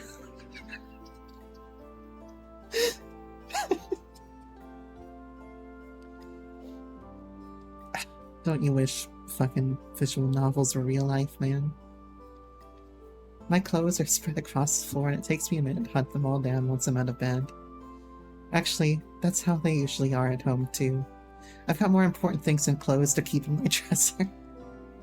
Morgan's already dressed by the time I get everything together, with her hair back in its usual pigtails. Cute as they are, I kinda miss how it looked down. Hey, so, Yeah, I can return to my usual spot now. And shrink me by like 3 pixels. There we go. Is something wrong? your mom isn't home, right? I'm pretty sure she won't be happy if she sees me coming out of your room first thing in the morning. Tara, she just threatened to kill me in the forest. You're gonna get a knife to your neck in about 10 seconds, man. You made enough noise last night that she'd know anyway. I don't think she's going to do anything about it. Oh, Damn, that's very, You just put that right out there, didn't you? It's very, like, said very flatly. I feel like I'm burning up, but her expression is the same as ever. She's not even trying to be smooth, but still better than I am. And I'm already really good. great! Yeah, cool. Glad we don't have to worry. What, you when you talk to Vina? You mean Tara is you when you talk to me? Like, stumbling over your words? And, like, bottom key smashing verbally? I'm going to go make some coffee for us. That's my bra, by the way. Not always. You know who always hits the bottom key smash, though? Is Ralph right there. No wonder it felt so loose. Oh my god. Fucking Morgan with the big ol' titties. The tickle bitties. She's out the door, leading me to search for more clothing and think about the conversation Morgan and I are gonna have before she gets back. Oh boy. Damn it, Vina, you knew it was coming. Also, where's Press's X? Oh, you were starting to say press X to doubt. And then you got sniped. It's got, like, it got blasted from orbit. Like fucking, what's her face in Star Rail? Oh, I can't believe I've forgotten everything about Star Rail. Himiko. Himiko, that's the one. It's not Kefka, but Himiko. Did I read that last night? Hold on. Hold on. I'm still thinking about what to say when she returns with the coffee. Oh, switch it. She's out the door, leaving me to search for more clothing and think about the conversation Morgan and I are going to have when she gets back. Oh boy. I'm still thinking about what I want to say when she returns with the coffees, already chugging hers down. I usually make it strong, but I put plenty of cream and sugar in yours, so you should be fine. Yeah, I'm sure Tara put plenty of cream in yours too. Oh, also 2 of those bottom fingers managed to get on my head last time. That's a world record so far, Ralph. I normally take it black, actually. I saw your daily routine video. I know how you take your coffee. Well, she knows. Oh, never mind. I don't even know why I'm bothering with the usual cool routine at this point. I should just accept that I'm beat. In more ways than one. I take a tiny sip of the coffee and nearly fall back down the bed. Even with cream and sugar, this is the strongest thing I ever tasted. She drinks this black? Is it too much? I can put some liquor in it if you want. Liquor? How is that going to soften up the coffee? I don't drink Baileys to soften the coffee. I drink Baileys to make it harder. Don't take that out of context. Isn't it like 8 in the morning? Yes. Why do you ask? I sigh and take another bitter sip. The last thing I need right now is alcohol. You know, maybe they were onto something asking me about do I trust Morgan earlier. Maybe Rising Tempo was onto something there. Drinking fucking Baileys at 8 a.m. here. Get Vina Baileys? I don't mind. With the right coffee, it's fine. I just don't drink very much in general. But when I do drink, it'll either be like Baileys or vodka or whiskey or wine. I don't like beer. Or I never had a good beer, I should say. If you can make me like a beer, then you could take me in any way you wish. Who says you're gonna have it with coffee? You just want me to drink straight Baileys? I don't think I want to do that. Why not? Because it's like, by itself, I'm not a huge fan. But I'd rather have the Irish coffee, you know? I'm just not a big fan of it by myself. By itself, not by myself. Drinking by yourself is not fun. Don't drink by yourself. Fine. Go pout in the corner over there, Lana. It's okay. I like how Terra Normal has a rainbow in the background. I wonder if there are any, like, other Studio Elon references in these. Like, Amber was referenced briefly. Without a Voice was referenced. But I haven't really noticed anything in particular. Hey, so I think we need to talk. Sure. What about? I'm not sure if she doesn't know or doesn't care about what I'm going to say. But from the way she's acted so far, I'm pretty sure it's the second time. Look, you're a really great person. I really like hanging out with you, and I had a great time Right. last night. This is how you start a conversation badly. Okay? If you start a conversation saying, like, look, you're a really great person, everybody knows exactly what direction that conversation's gonna go, Tara. That raises a bunch of red flags when I see it. It's all... I mean, I guess I also get the same red flags when somebody's like, we need to talk.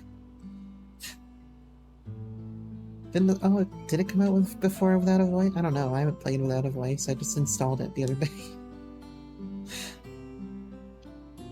I don't know. Yeah, Tara, you're probably making her so nervous right now, man. I know. She needs to stop making me blush. I probably look the same way Mads does when every time I try to introduce her to a cool girl. You know, another funny part about this that I'm thinking of right now is that this is a parasocial relationship gone too far. This is their second game, okay. I didn't know this was their second game, but we just played through Highway Blossoms and the Highway Blossoms DLC. And I also played through Please Be Happy earlier. We did 2 playthroughs on stream. We did an Aspen and Juliet playthrough. So this is my 3rd Studio Elon game.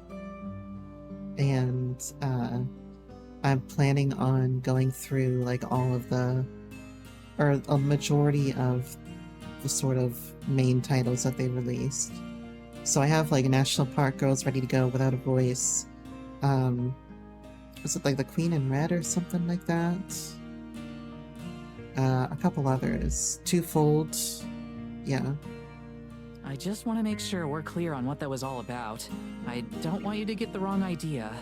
I mean, I'm not really the dating type. And I'm gonna be leaving in a month. I'm happy to do stuff like this as long as it's...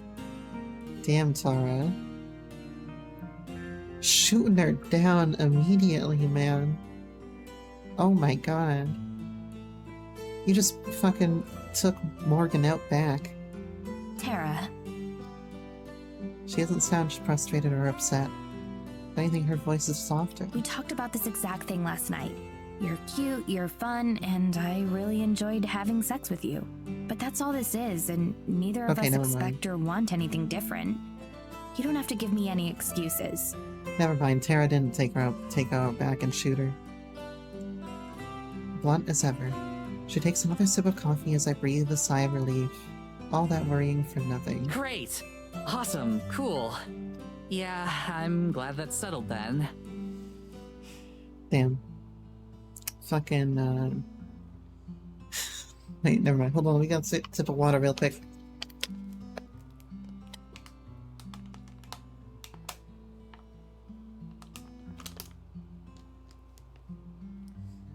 Okay, water sipped. I should feel relieved, relaxed, all that good stuff. With the rough part out of the way, I can go right back to being as intrepid and charming as always. You're not charming. Why do I feel like I'm the one who got let down here?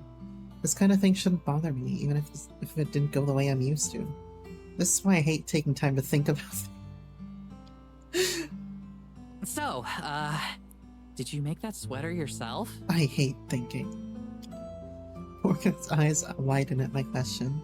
Looks like I found a good way to move I on. did, actually. My ex showed me how to knit a few years ago, and I've been doing it ever since. It's a nice way to pass the time.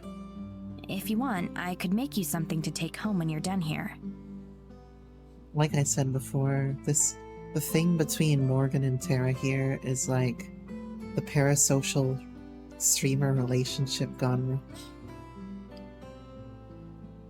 Tara's head literally may have nothing. Two things. That'd be super cool. Everyone I know wears coats like Maddie's, or one of those big puffy marshmallow coats.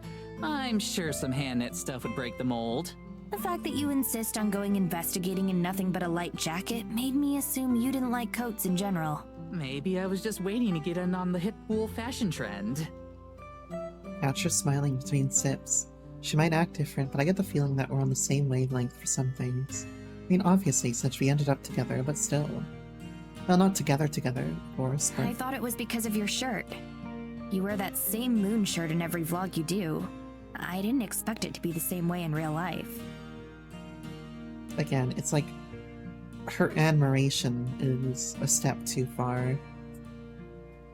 And now Tara, on the other hand, is like...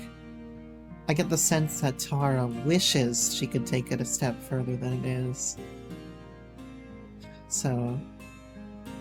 yeah, it is like a really completely gone awry parasocial celebrity thing here. The more that I look at it. And it's like, it's morphed into something problematic. It was actually Maddie's idea, believe it or not. Something about having a visual brand for the sake of the show. I figured my winning smile would be enough, but... I mean, as long as people like it. I didn't realize she was that invested in the show. I figured she didn't care that much. Ouch. Hearing her mention how distant Maddie seems a pretty painful reminder of how much things have fallen apart between us. She used to be. Back when we started, she was a lot more invested in this whole thing. We've been inseparable since high school, and I figured she was really excited to keep that bond going strong. That's pretty incredible. I don't think I've had any friendships that lasted more than a year. I realize that she hasn't mentioned a single friend since we got here. I guess claiming your cat talks to you probably doesn't score you points with anyone other than me. Oh yeah, it's been like around 10 years or something. Don't tell her I told you this, but we actually met because we were both total goths. Does Tara think that wearing a black bleach t-shirt makes you a goth? I jump when Morgan suddenly bursts into laughter. Only ever known her for about a week, but it feels weirdly unlike her. Probably because it's the most emotion she's shown since we met, and that includes last night. I can't imagine Maddie walking around with raccoon eyes and dyed hair. You have no idea. She was goth enough to put me to shame. Always Jesus. talking about the darkness in her soul, chilling with all other cool goth kids, calling herself Raven. It was great. Okay, Maddie's stocks are going up. Maddie's stocks are going up. Anybody, I don't know. I feel like I have a kinship with anybody who was very cringy in high school, but not too cringy. Not Jeffrey cringy. But I feel like I have a little bit of kinship, right? You might have known me from my Twilight Femme Slash spin-off that I wrote in high school. Yeah, I was a problem. Also, going to anime club to impress a girl, be doing the bottom fingers emo. Yeah, no, I'm problematic. It gives her more points. You were part of a group? Do you keep in touch with any of them? I'd hope at least one of them kept the look. My smile fades, I look away from her. She couldn't have known asking that would bring back bad memories, so I don't blame her. But the memories are still there. Yes, but I'm your problem. SMHing my head. Not really. Most of them stopped talking to me when I told them I was trans, and the rest bailed as soon as I started to actually transition. I was right. It was trans representation. Y'all were wrong. Actually, y'all were right too, because you believed me. But I wanna feel like I'm intelligent about something for once in my life, okay? Boom. Tara backstory achieved. Tara stocks are going back up again. Maddie was the only one who really stuck up for me. And Maddie stocks are going up too. I was right. I told you it wasn't a mistake that they voiced Tara like that.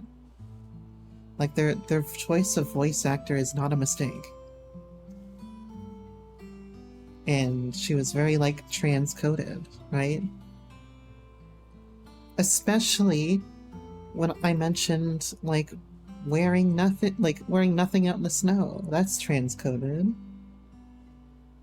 It's like wearing shorts in the winter kind of thing. So like I said from the very start, she was transcoded. It wasn't a mistake. That it was very deliberate. And there you go. Well, thank you for attaching a sticky note to my ear. That is really a nice touch, I think. Better than mirroring in some ways. I'll never forget that. But also, Tara, yeah, you'll never forget that. You can't take Maddie for fucking granted. Because Maddie, like you said, was the only person who was, like, fine with you. Morgan puts down her now empty mug.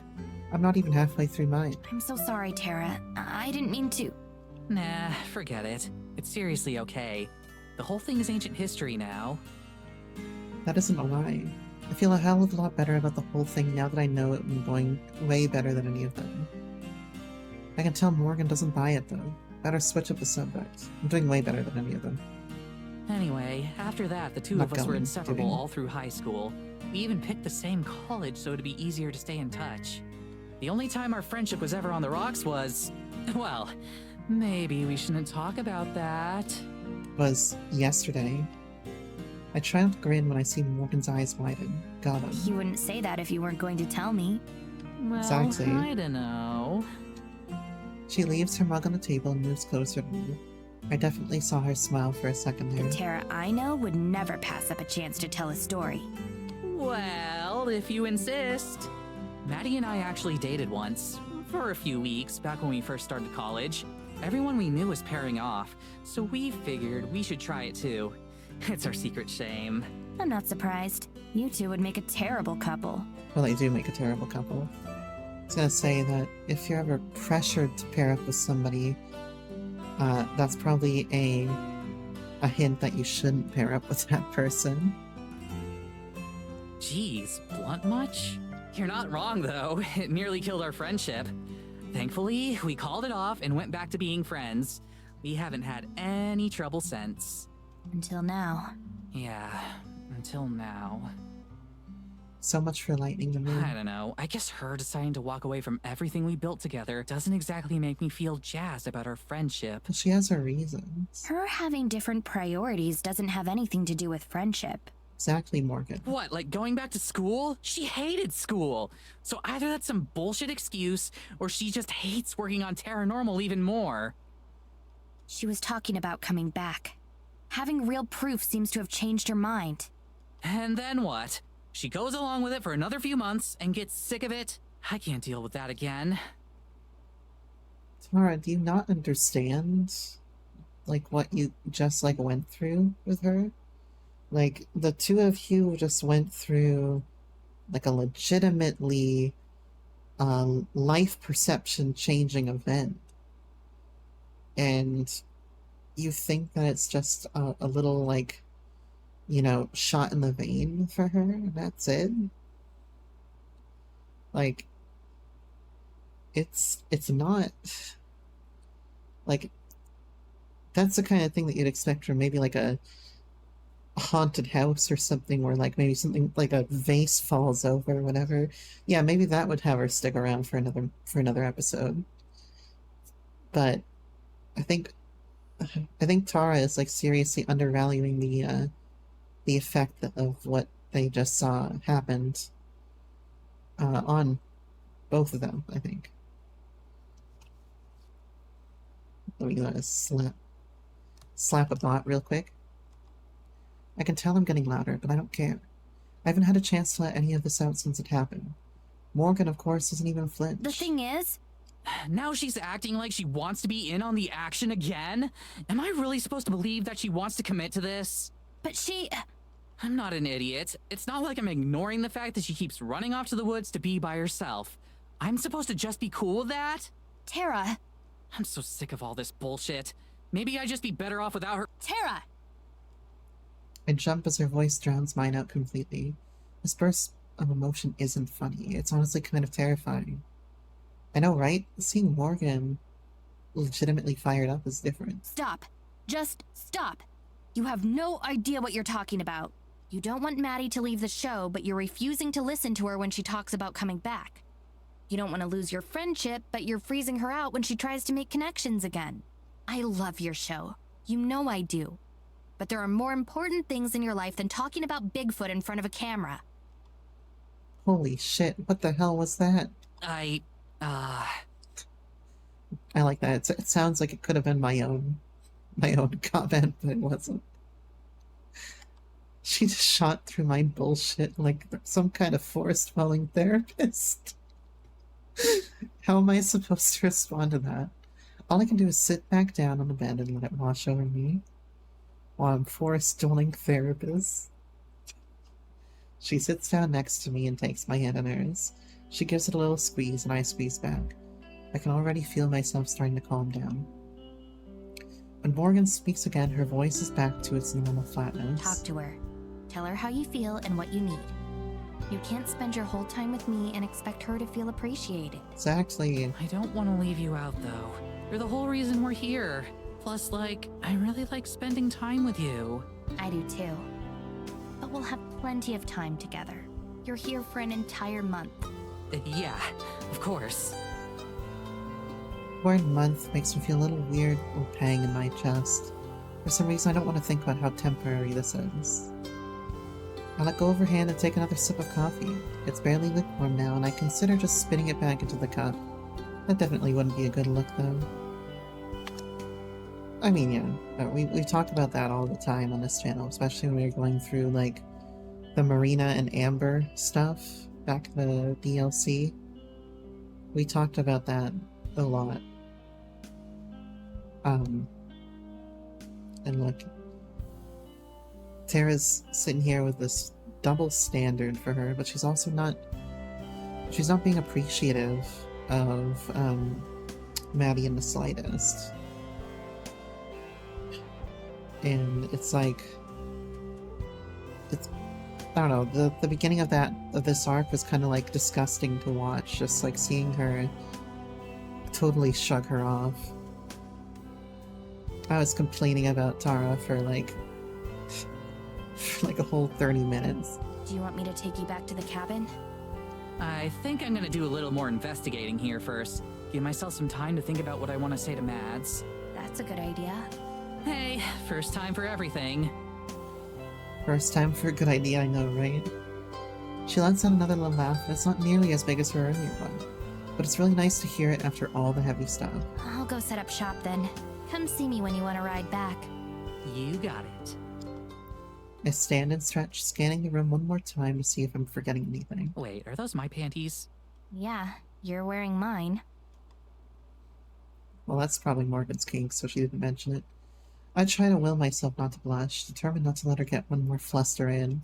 Shit, sorry. I can change real quick. I think I'll DM you this one, Morgan. It's fine. You can wear them. Just give them back when you're done. My cheeks are burning again. So much for that. Oh, cool. Thanks. I guess I'll see you later then. I have too many comments about this scene. Sure. You know where to find me. Without thinking, I lean forward and press my lips against hers. They're soft, somehow not nearly dried out by the cold air as mine are. Wait, why am I doing this? I jerk my head away, expecting to be met with an angry glare. But all I see is the corners of her mouth twitch up for a split second before she's back to neutral. Could be worse, right? Once again, Tara in here, like, Morgan goes in for the kill on the parasocial relationship, and then, like, Tara starts to go and intersect with it. And now, it's a bad situation. Either way, it's definitely time for me to get the hell out of here. I head for the door, but something stops me before I actually leave. Thank you. Anytime. I don't know what I'm thanking her for, but I'm not sure if she knows either.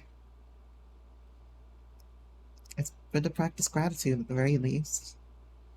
I'm out the door and back out into the village square, doing my best to leave my confusion behind me. I've got more important things to think about right now. I've got to think about what I'm going to say to Mads. Tell her I'm sorry for being an idiot, and that I don't want to screw things up more than it already has. But as I think about that, I realize that I've got one more problem when it comes to her. If she finds out I slept with our host, she's going to kill me. Oh, I think she knows. Oh, we're going to Morgan's point of view. Let's go. The cabin comes into view. It's warm and casts a glow on the snow. I keep my steady pace. It's been a while since Tara and I talked. Things still aren't fit. I don't know if you've... I've taken 5 sentences so far of Morgan.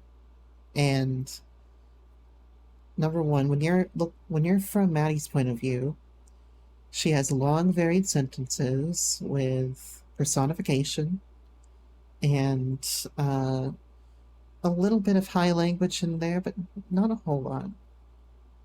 When you go to Tara's point of view, you get a mixture of short obscenities and very basic thoughts, and the verbiage and language use is typically on the lower end. And 5 sentences into Morgan, her sentences are flat, they're passive, and they're short. And they're similar in length to one another. That on the side of the writers is, like, excellent. That's very well done. They've improved. She's getting Maddie's help filming now, but I can still see that distance between them. It doesn't help that Maddie keeps choosing to stay behind when we go to the village. Her excuses are always flimsy, but Tara doesn't push it. I'm not sure if she wants to. I'm not entirely sure what to do. I never expected this to be easy, but now it's gotten complicated in a way I couldn't have predicted. I wish I could help, but I'm afraid that intervening any more than I already have would make things worse. Maddie still doesn't trust me, despite everything. I have to believe it's not too late. I need both of them fully committed before I can tell them why they're really here. Got Morgan over here telling lies, Papa. You know that meme? We got Morgan over here telling lies.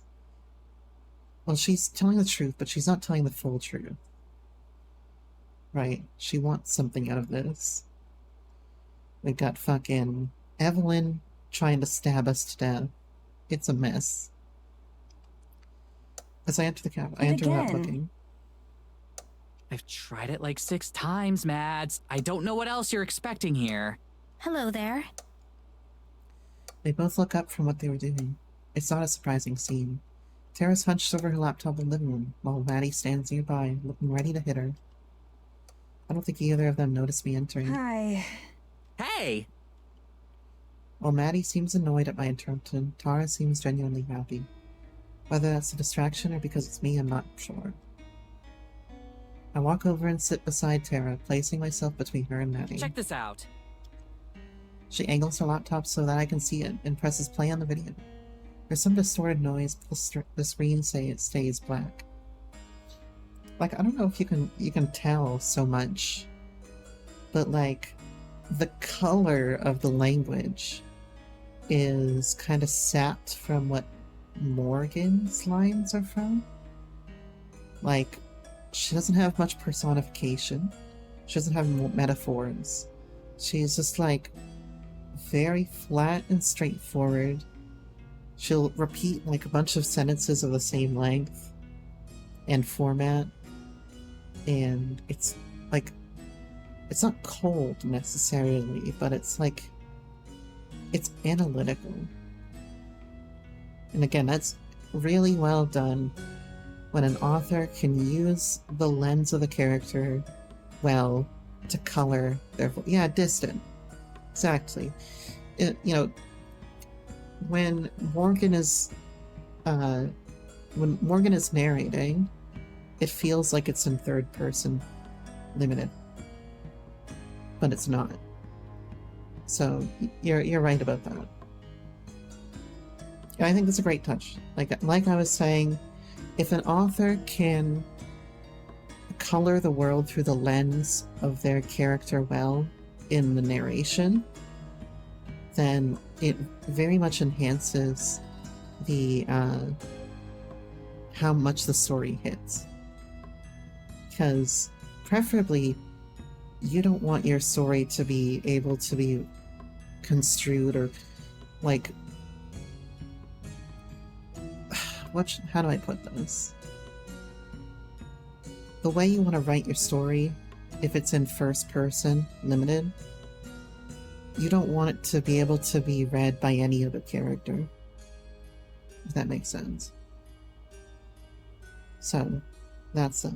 I was reading something similar about somebody who was, the main character was like kind of a barbarian, and when he wrote his scene, this gory fight scene, he talked about things very anatomically. And then going back, he looked at his work and he's like, wait a second.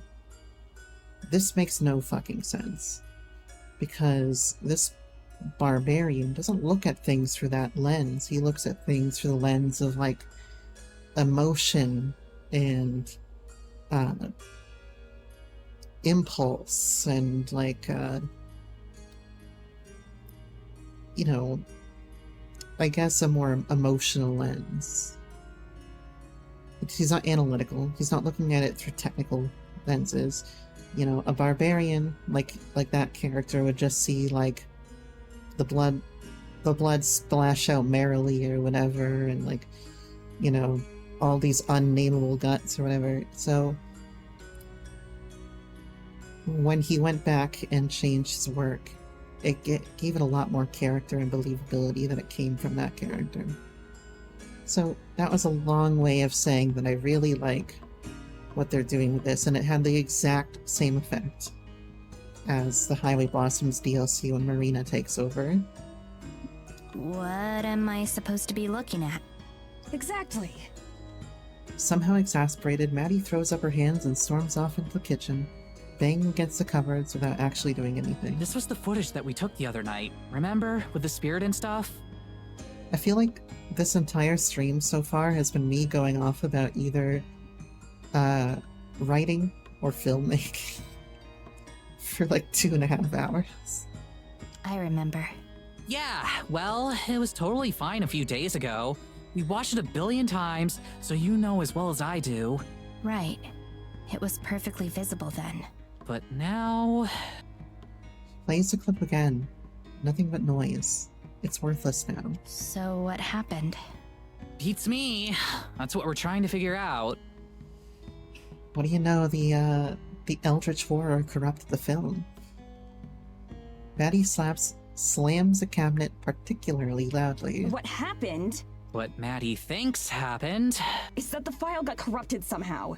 Either when you exported it or when it was transferring or something. But it was working fine before. Seriously, ask Morgan. She points at me.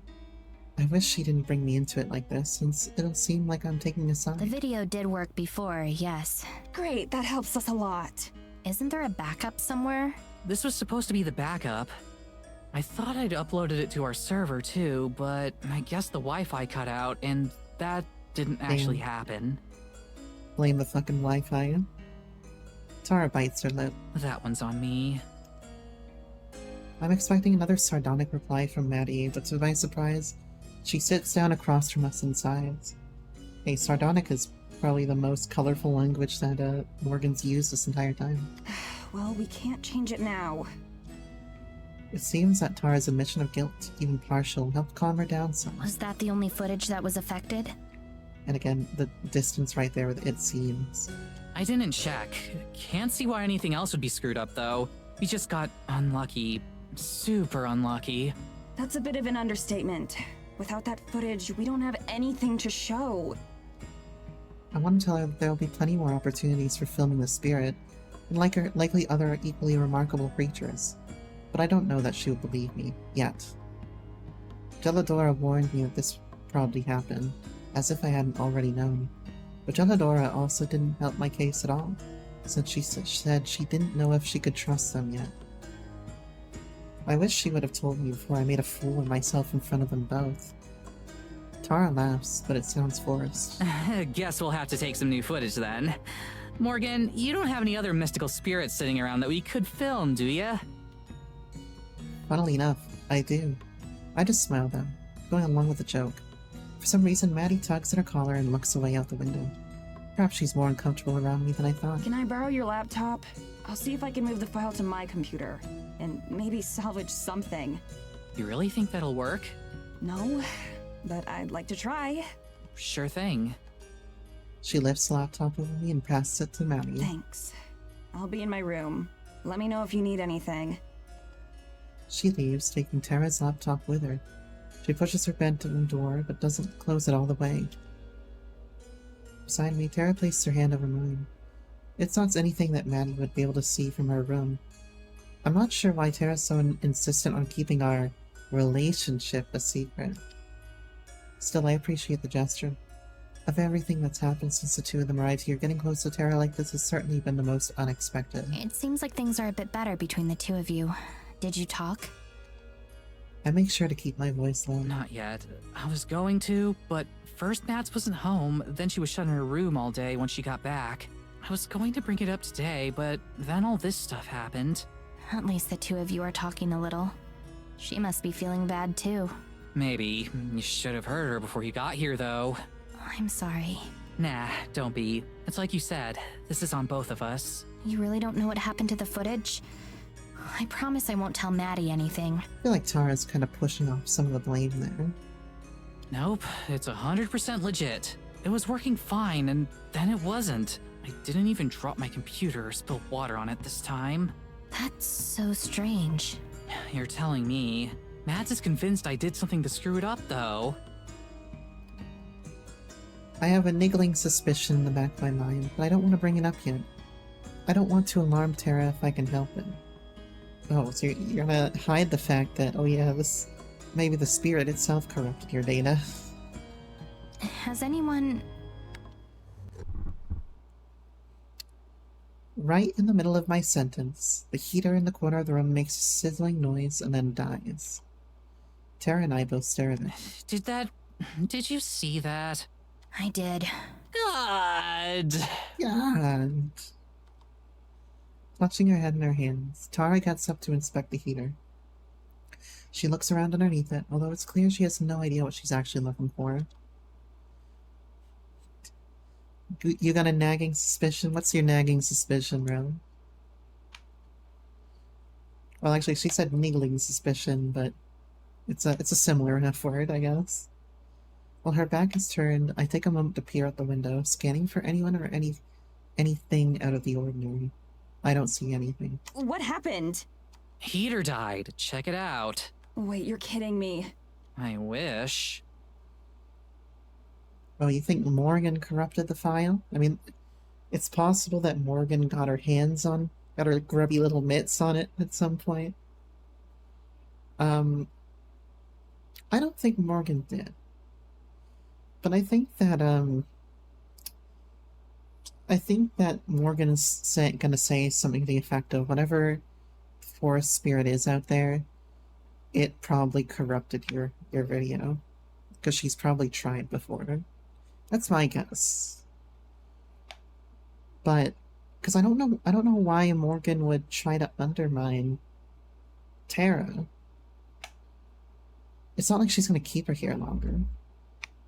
She doesn't care enough to keep her here longer. And she's also a fan of the show.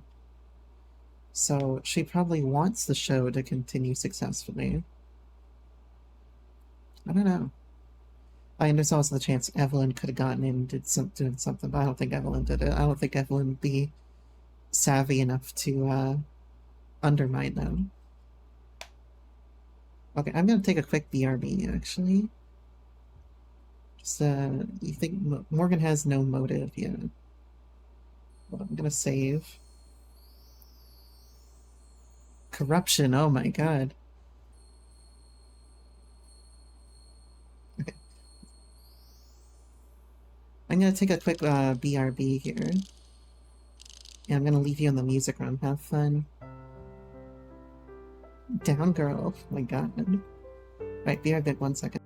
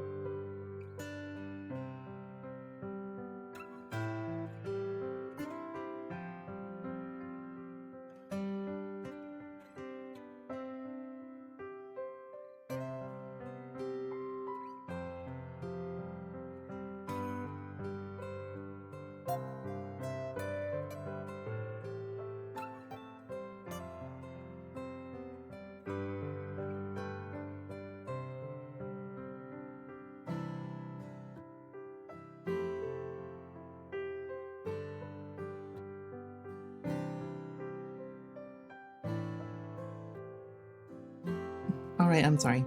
I'm back. Welcome back, me. Thanks, me.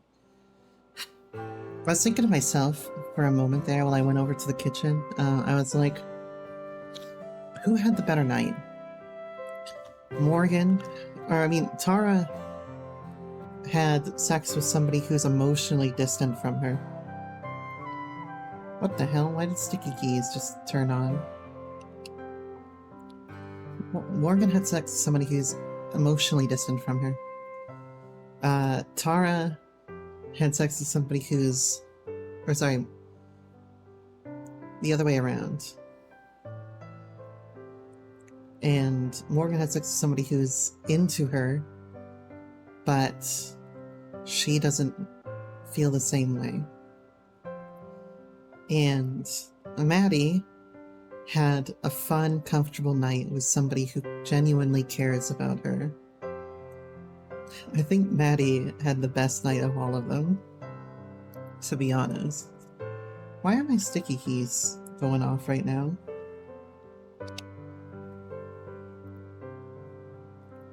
Why are you like this?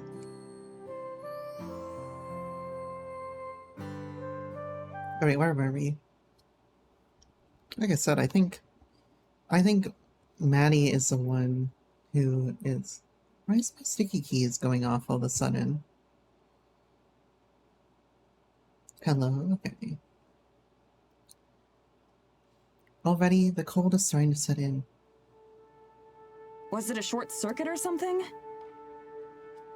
I don't have shift as a hotkey for anything now. I'm glad that she doesn't default to blaming Tara for this. My suspicion gets a little stronger too. No clue. Morgan and I were sitting here when it suddenly died. Didn't give any warning or anything. It was a lot like the... She trails on. She doesn't need to finish the sentence. I'm sure we're all thinking the same thing. Like the footage. She says it anyway. None of us say anything. Then Maddie chuckles nervously. That's a pretty weird coincidence. Do you two think that, like, they're connected somehow?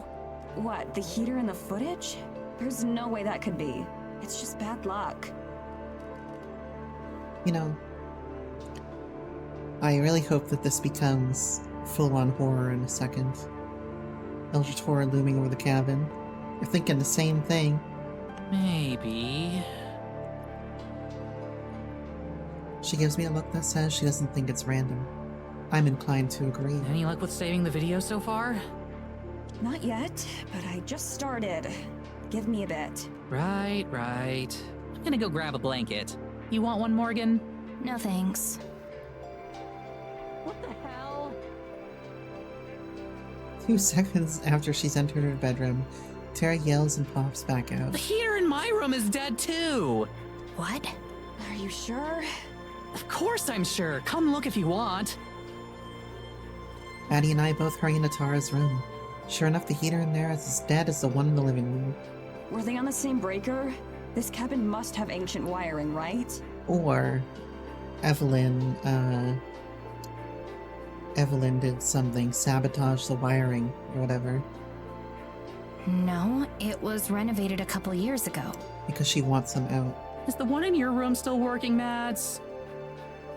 Without waiting for an answer, Tara pushes past and goes to look, ignoring Maddie's feeble clamor against Barge again, who fell behind Tara yet again. Well, yeah, I mean, I know about the supernatural stuff, too. I don't think, like... No, I don't, like, I already said before, I thought that there was something supernatural about it. But I could also see where Evelyn would sabotage the heaters to try to get them out. That's why I mentioned it. Not because I think that's the answer, but because it was a thought that ran through my mind. Yeah, Maddie's room, the heater is running fine. That's so unfair! Maddie frowns too, looking I perplexed. don't get it. Why just in here? That's a pretty weird coincidence. It could be Abigail trying to fuck over the other two of them. Tara does a poor imitation of Maddie's voice. It is! What else do you want me to say? Grumbling, Tara leaves the room without giving an actual answer. Maddie doesn't try to stop her and stares at her perfectly functional heater. Man, I'm just spitballing ideas here, man. That's all I ever do on this stream is I get a thought of what could be happening and I say it. I shut the bedroom door behind me as I leave. Okay, tell me I'm not crazy. Something weird is going on. You're not crazy. This definitely isn't a coincidence. You say that like you know what's going on. I can feel a pit opening up in my stomach. I've never been good with words, and I'm not sure how to phrase everything I'm about to tell her, much less how she'll take it. I must struggle for too long because I can see Tara's expression go from mopey to concerned. Hey, you okay? I was just kidding, but like, do you actually know what's up? I press a finger to my lips and point to Tara's room. Her eyes go wide, but she nods. I lead the way with her following close behind. We can talk now. Tara looks like she's going to explode. Now? What the hell? That was like something out of a spy movie. And she knows when Tara's about to explode. Shh, not so loud. I listen for any indication that Maddie's followed us or is eavesdropping, but her door never opens. Tara watches, waiting for me to elaborate, but I can tell that it's taking every ounce of self-control she has to not barrage me with questions. It's understandable. Okay, bear with me, because I'm not sure how to say some of this. Nearly vibrating with excitement, Tara nods. I take a deep breath. I don't think that all these malfunctions are a coincidence. I think they're intentional sabotage, and that my mother's to blame. Eyes get wide as saucers. Your mom? Yes. And I also think that Maddie might be involved too. It's not her fault at all. I'm afraid that my mother might have gotten to her first. She might not even know it. Gotten to her how? As in, she's not in control of her actions. She might not even be aware of them. You mean like mind control? How did the mother get somehow weirder? More or less, yes. She stares at me and then starts to laugh. She gets up and paces around the room, her hands flying in useless motions as she laughs. Okay, you're screwing with me, right? Mind control. Maddie! I'm not messing with you. I'm dead serious. I can't blame her for being incredulous. It's a lot to take in at once. And the rest of what I say is even stranger. But if there's anyone who will believe me, who will believe the truth, it's Tara. You think the mother's a hack? I mean, probably. I mean, it would explain why she's able to rally the whole village, which I talked about earlier, about how it's weird that the whole village is against Morgan, when I feel like Morgan has been very candid with us for the most part, except for the fact that she's hiding, leaving out some stuff. So, like I was saying, I thought it was strange that the whole village is against us, but if the mother is like a hag, it can explain why the whole village is playing with her. Or playing along with her. Her laugh becomes a whistle as she calms down. She takes a second to compose herself and then sits on the bed next to me. Okay, mind control. Go on. Like I said, I doubt Maddie's even aware. It's probably more like sleepwalking for her, but it would make sense. You said she's been spending a lot of time away from the cabin, right? And that she doesn't like to talk about where she's been. Plus the footage being damaged, and then the heaters dying. Okay. It makes sense. I mean, I don't think that Evelyn is. I think that they're taking it a step too far, but yeah, possibly in being influenced at the very least. You're gonna have to sell me on this more. I wouldn't say that makes sense. What's the point of it? Why would your mom do that, and how? So obviously Evelyn is not involved with Abigail, but or like Evelyn is not like producing a fake image of Abigail or something, right? But they're assuming that she's going out to do her mother's bidding when she's actually going out to see Abigail. Like we haven't even approached the point of making sense. I know. I'll explain. Trying to remain calm myself, But I'm trying to remain calm myself, but there's a nervousness that I never felt before. It's my first time ever talking about this with someone else. No matter how many times I'd imagined this conversation and rehearsed it in my head, it's nothing like real life. My mom isn't really my mom. To be frank, she's not even human. Not anymore. I pause, waiting to see how Tara takes it. No reaction. I doubt that anything I'm saying even registers as a possibility for her. My only choice is to go through it all and hope that she believes me in the end. The person you've met, the creature, is something else, using a human woman's body as a host.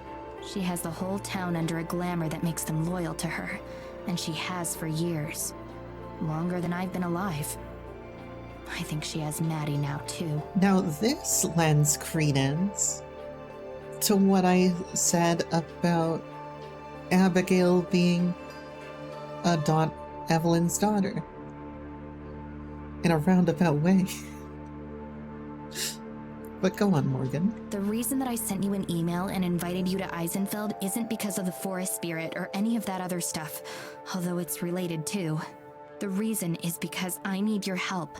Evelyn, or the thing inside her, is going to try to kill me soon, to use me as a new host, within the next few weeks. It's quite the timetable you got there. You were the only people in the world who I could think of who might believe me. There wasn't anyone else I could ask. She knows that too, which is why she's trying to get rid of you now. Ruin your trip, make you want to leave. She would never hurt either of you. Too many people would notice if something happened. There'd be way too much unwanted attention on her. But if she could get the two of you to leave Eisenfeld, then she'd be able to proceed with her plans. I'm pretty sure that's what she's trying to do. Through Maddie. That's it, I guess. As I finish speaking, I look down at my legs. It feels like a weight has been lifted off my chest. If nothing else, I'm glad that I got to tell someone. Do you see why this scene has to be from Morgan's point of view? Because if it wasn't from Morgan's point of view, we could say, is she lying? But because it's from her point of view and they say things like this, we know for certain it's true. Or at least, barring any unreliable narrator stuff, we're led to believe it's true. That's why it has to be from Morgan's point of view. Even if nothing changes, at least I got to share my story. If she doesn't believe me, if she thinks I'm as crazy as Maddie does, then I'm out of options. Silence stretches on, and I glance up at Tara's face. For someone usually so expressive and easy to read, her face is immutable. I can't tell what she's thinking. She just stares at me intensely, more scrutinizing than I've ever seen before. I meet her eyes, willing her to search mine and see that I'm telling the truth. I want to reach across and grab her hand. More than that, I want her to grab mine. Tara huffs, pulling a loose thread of hair that's fallen over her face. She blinks, pops her knuckles, scratches her leg. Then finally, she half smiles. Okay, so then what do we do now? Does that mean that you believe me? My breath catches in my throat, scarcely daring to believe it. She hasn't confirmed yet. She could just be playing along. Of course I do. I can't help myself. I lean forward and wrap my arms around her in a very selfish hug. It's okay. I like selfish hugs. I like when people give me selfish hugs, unless they smell like Axe body wash. I'm so sorry for dragging you into all of this. She doesn't deserve any of what's going on. I brought her into my own world of problem. Oh my god, I can't fucking read. Her hands wrapped back around me without hesitation. Hey, I'm glad you did. Really? Of course! If some other paranormal blog got this scoop, I'd be jealous forever. 0 brain cells. We both laugh. But I'm not gonna lie, it's a lot to take in, especially the stuff about Mads. But if never coming here would have meant you having to deal with all this on your own, then it's a damn good thing we're here. For the first time that I can remember, I feel warm and comfortable.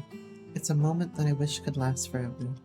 I don't deserve her support, but I'm infinitely glad that I have it. Now let's go kick your mom's ass! Hell yeah, bro, let's go kick your mom's ass. I laugh again. I'm glad she's able to keep a light heart through all of this. We're going to need it. Really though, what do we do now? Pack our stuff and get out of here? You could totally crash with me and Mads. I'm sure she wouldn't mind. Tara is basically if you took Irving and Zell in FF8 and you like combine them together. You'd have to get past that whole mind control thing first, though. No. Running away isn't an option. She would just take someone else instead. She has to be dealt with. You said it'll happen in a couple weeks, right? How do you know? It'll happen on the winter solstice. It's something to do with the moon. I don't really know the specifics myself. There's not a whole lot of information to go off. You're in luck, because investigating stuff without a real lead is my speciality. She's incorrigible, and her smile is infectious. That's a nice use of alliteration. Her optimism and confidence makes me think that this might actually work out okay after all. There'll be plenty of time for that, I promise. Right now, I should head back home. Already? Feels like you just got here a bit ago. I know. I wish I could stay longer, but I need to start preparing right away. There's a lot that I'll need to fill you in on, but it'll take some time for me to get ready. So, like, later tonight? Probably tomorrow or the next day. Okay, I'll lie low until then. What should we do about... The voice trails off, and she nods in the direction of the rest of the cabin, and Maddie. Nothing for now. Just try to act normal around her if you can. So avoid conversation as much as possible. Easy peasy. Well, that's gonna make it all so much better, Tara. Oh my god. Oh god, that's gonna be a mess. We stand up together, and Tara walks me to the front door. So, see you soon, I guess? Right. She leans forward suddenly, giving me another quick hug. The second one, my second one today. It's over far too quickly. Cool. I'll be waiting. I smile. Me too. Think about how bad the conversation is gonna be between Tara and Morgan. Why are you, like, why are you dismissing me? Why are you being mean to me? And why are you ignoring me now? Oh, it's because you're under some sort of mind control? Yeah, that's gonna go over real well. It's always scary going home and facing the prospect of seeing Evelyn face to face. Yeah, the next time that somebody asks me why I did something I don't approve of, I'm gonna say because the hag mind controlled me. Today, though, it doesn't seem as bad. There's still a long way to go. But with Tara's help, there's a chance that everything will work out. That's more than I've ever been able to say before. Going back to Madrigal. Skies are gray out the skies are gray out when I wake up. I check my phone for the time, thinking that it must be early, but no, it's almost 10. It's the clouds that are making it so dark. We're definitely in for a lot of snow today. Looks like it could be more than any of the previous storms. Sighing to myself, I get out of bed and get dressed without wasting any time.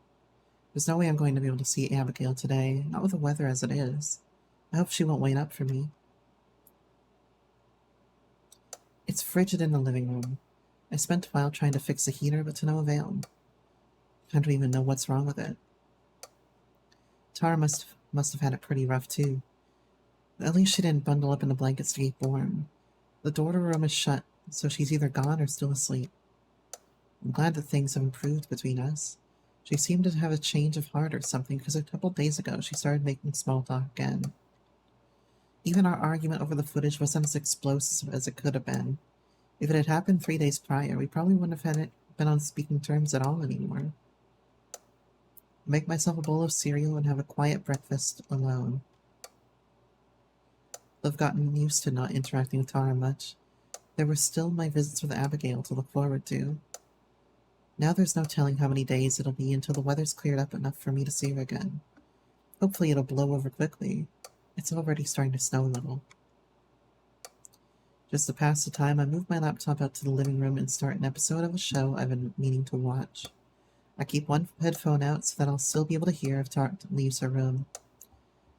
Also, Ralph, remind me to talk about the last time that in a D&D campaign where I ran a hag against the party. It was in the last campaign that I did. Remind me to explain the hag situation another time. Because, it'll bring up some terrible memories if anybody in my D&D group is in the chat. She never does. After 2 episodes, I get up and knock on her door. Unsurprisingly, there's no answer. I take a quick peek inside, empty. She must be at Morgan's again. At this point, it's pretty obvious that they're more than friends. I'm not sure how I feel about that. It's none of my business, of course. They're both adults and can do whatever they want. But I can't help being a little envious. It's been, yeah, okay. We talked about how it must feel, like a bit ago with the, you know, the ghost girlfriend thing. Juxtaposing with this, which must look like they are dating. I can be sure that that hurts a lot. It hurts a lot more because of what that's, you know, pushed up against, you know? Also, no problem if you got a raid soon. I'm just glad that you got to stop by for a bit. Jesus, you're raiding at 11 p.m. Eastern? That's late. I guess 11 p.m. Eastern is 8 p.m. Pacific. I guess that's not unreasonable. It's been more than a year since I've been on a date. Things ended sort of messily with my last girlfriend. Since then, I haven't really been looking. Working on the show kept me busy enough. Still, it wasn't that I was trying to avoid meeting anyone new. It just didn't happen. I'm not like Tara. I can't talk to strangers and carry on a conversation straight away. Business stuff, sure. Small talk? No way. I've always been a bit jealous of that. Jesus, you have a 5-hour raid? What the fuck? I didn't even raid for 5 hours in WoW. I mean, unless you're gonna do like a, I don't know, an entire run of Karazhan back in the day, that would be like a 5-hour run. You know?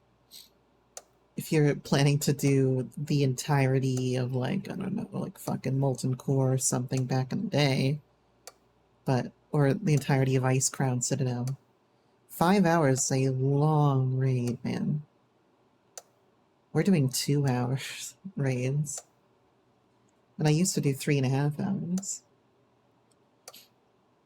Also, it's relatable.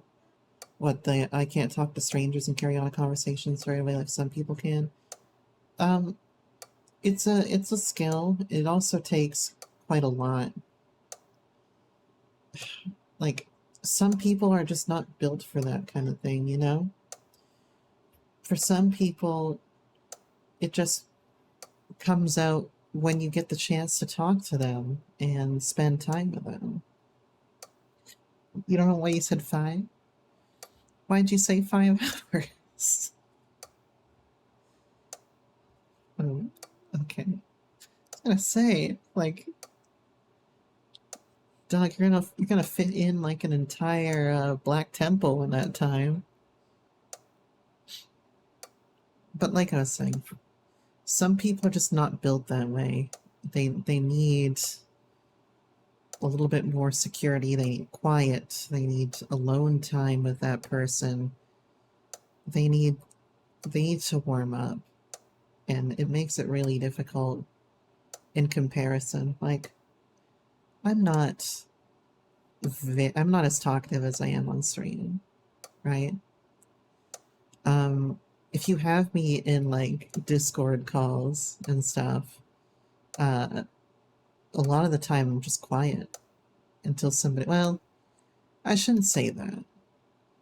Once, like, if we're doing like our Discord calls for like a random raid meetup or something in 14, I tend to talk all the time, but like, if I don't know you very well, then I like don't say anything.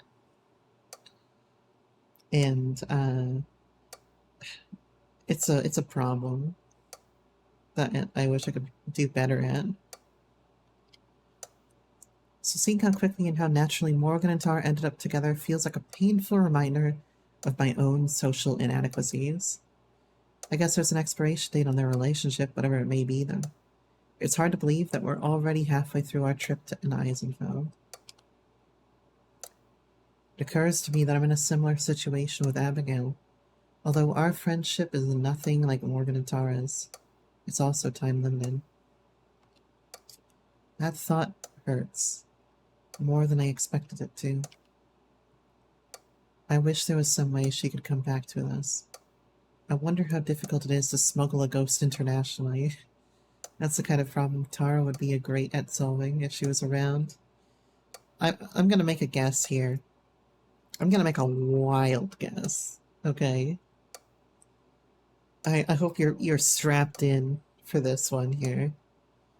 My wild guess is that somehow whatever Evelyn uses to transfer the soul of a person from one thing to another is what they're going to use to transfer Abigail into a surrogate body.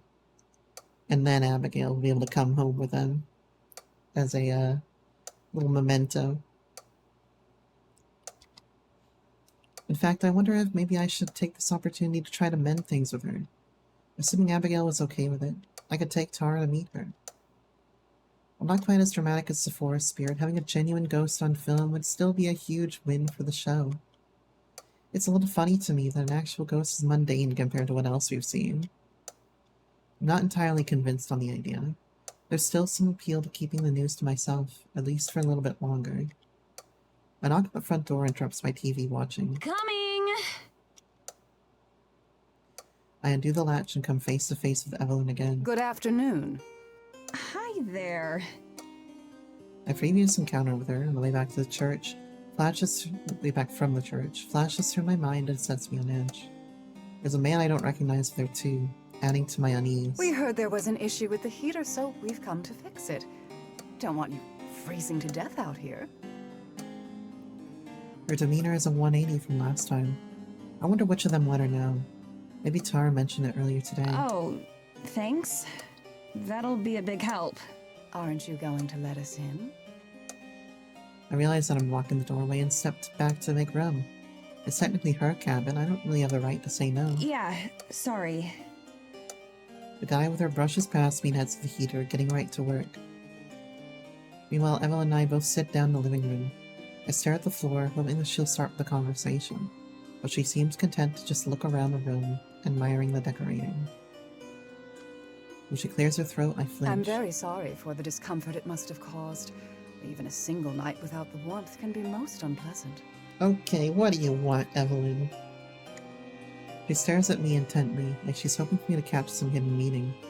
Whatever it is lost on me. It's fine. It was just one night. Thanks for taking care of it so fast. Of course.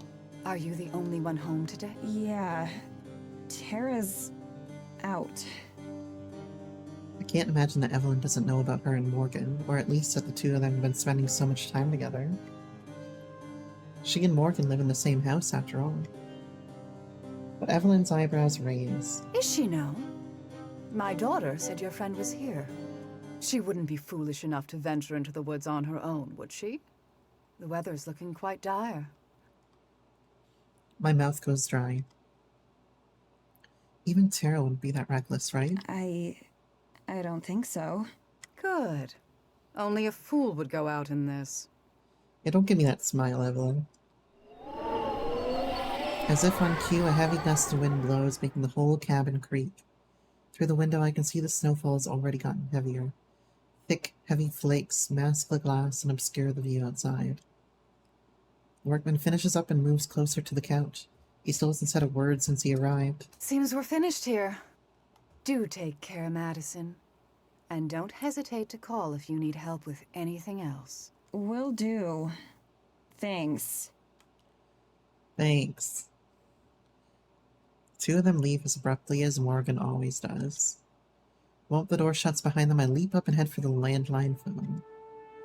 I don't know what that was about at all, but it's obvious there's something more going on than I'm aware of. Something sinister. There's a small scrap of paper jammed underneath the phone with Morgan's phone number scribbled on it. I dial and wait, praying that the weather won't render her phones useless. It rings and rings and rings, but doesn't pick up. Eventually it goes to a generic voicemail message delivered in an automated voice. Damn it!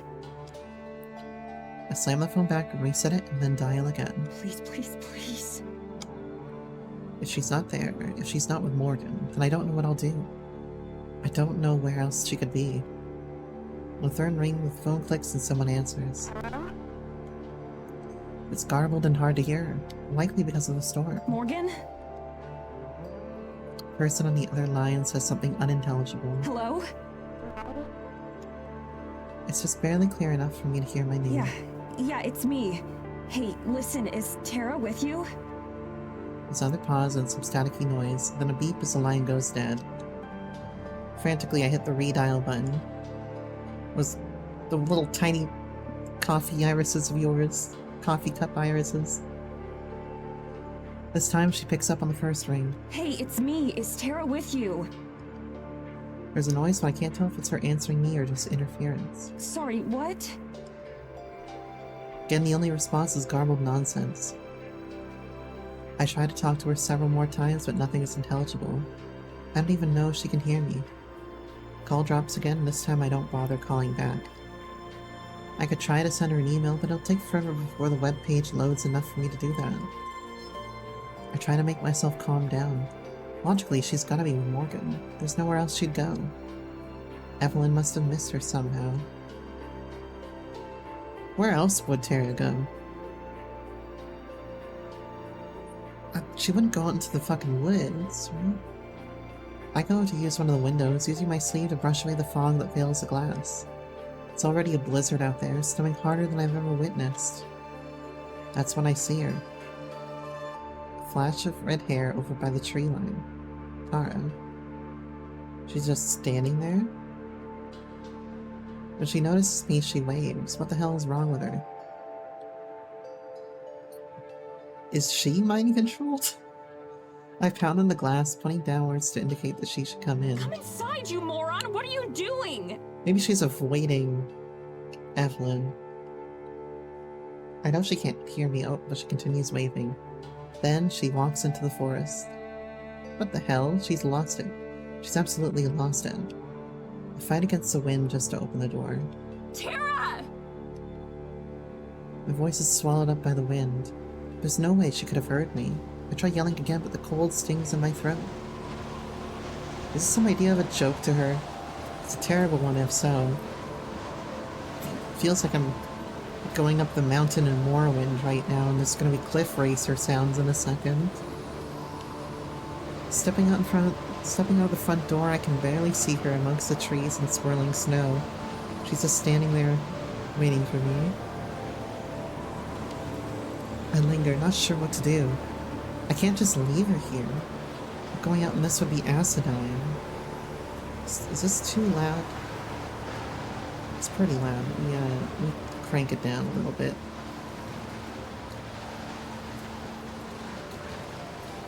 She waves again, more urgently.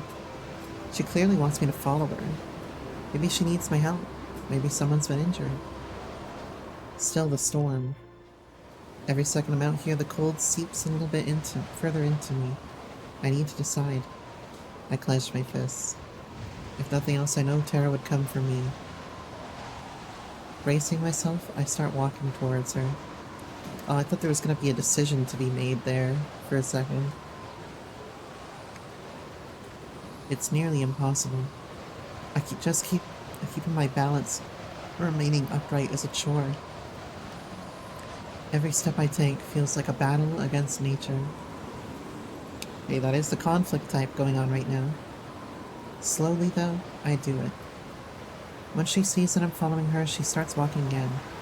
I wish she'd wait for me to catch up, so she could at least tell me what's going on. When I cross the tree line, the wind gets noticeably better, although the cold is no less bitter. Bitter, better, bitter, bitter, better, bitter, better, bitter, better, better, bitter. Tara doesn't seem fazed. She's still forging ahead, always in the distance no matter how fast I go. Close enough to see, but not close enough to hear. After a few more minutes, I finally start to inch closer to her. I can't feel my hands or feet, and my teeth won't stop chattering. I need to stop her now. My mouth is shaking too much for me to form any sort of coherent phrases. If I wasn't already genuinely scared, I am now. It could also be an illusion. Without warning, Tara stops. She stands completely still, back towards me. I do my best to push forward, finally making my way to her. Tara, we have to... I give up on words, instead reaching out towards her. Her fingers are numb and heavy. Before I can touch her shoulder, though, she turns around, and my blood runs as icy as my skin. I told you it was an illusion! Her face is completely smooth and featureless, like a mannequin. Her clothes, her hair, everything else is a perfect replica, but her face is an empty void. This isn't Tara. This isn't even human. A sharp taste of bile rises in my throat as I stumble back, repulsed. As I stare in horror, she begins to flicker like a light bulb going out. Fucking Doki Doki Literature Club ass shit. No. No. This isn't real. This can't be real. This isn't happening. This can't be happening. Still flickering, the thing begins to move.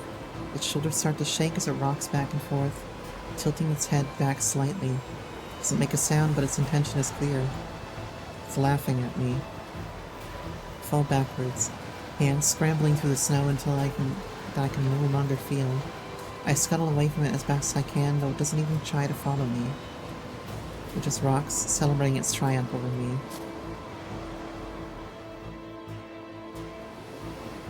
My shoulder smashes into something hard, sending a stinging pain through me.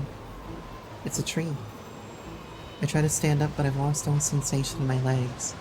My fingers scrabble desperately, uselessly at the hard earth and slick bark, but I can't find any purchase.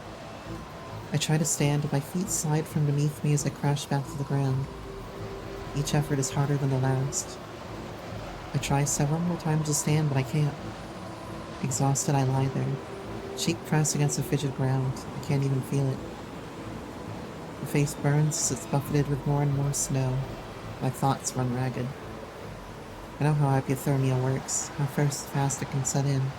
Surprisingly quickly, I'd once read. Body temperature only needs to drop a couple degrees to start shutting down. I can't muster the effort to move. Fake Tara is gone now. The space it occupied is empty.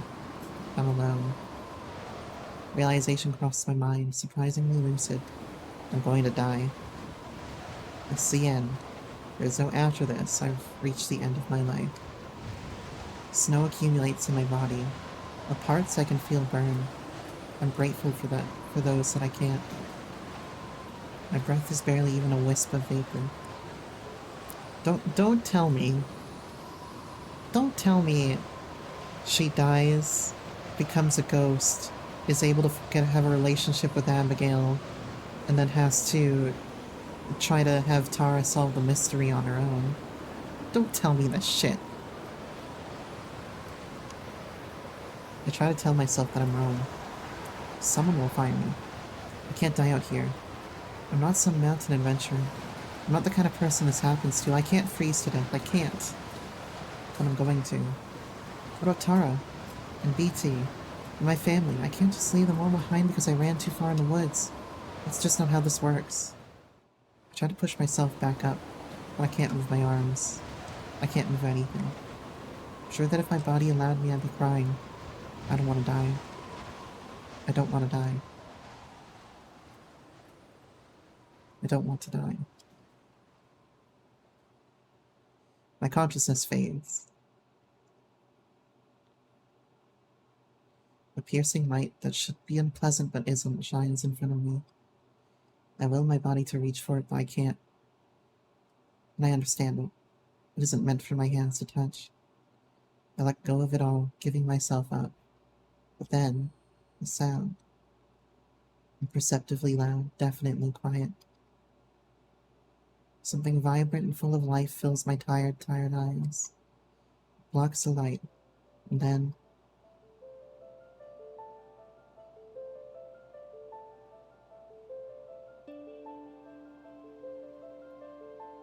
an angel appears.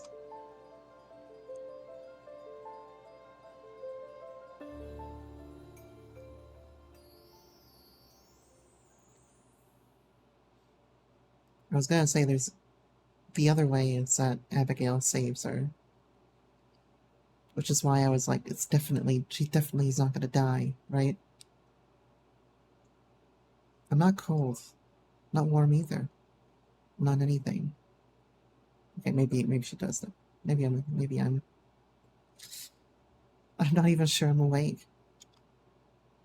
All I can see is that vast, profound blackness. I realize my eyes are shut. Are they frozen shut? I try to move my arms around my face, but those feel frozen too. Great effort, I managed to wrench my eyes open. I'm flat on my back. Right above me is a familiar carved wood ceiling. The gray smudges of my peripheral vision are the pews where I sat and read with Abigail just days ago. I'm in the church. Yeah, she got her plot armor. I try to remember how I got there, but all I have are glimpses of what happened. Also, Chapter 3, I didn't say it out loud. We're in Chapter 3. Waking up alone. The mayor dropping by unannounced. Following Tara. Not Tara. There's that fucking fly again. I've got this get well card with your name on it that I'm gonna destroy your whole existence with here in a second. Don't you test me.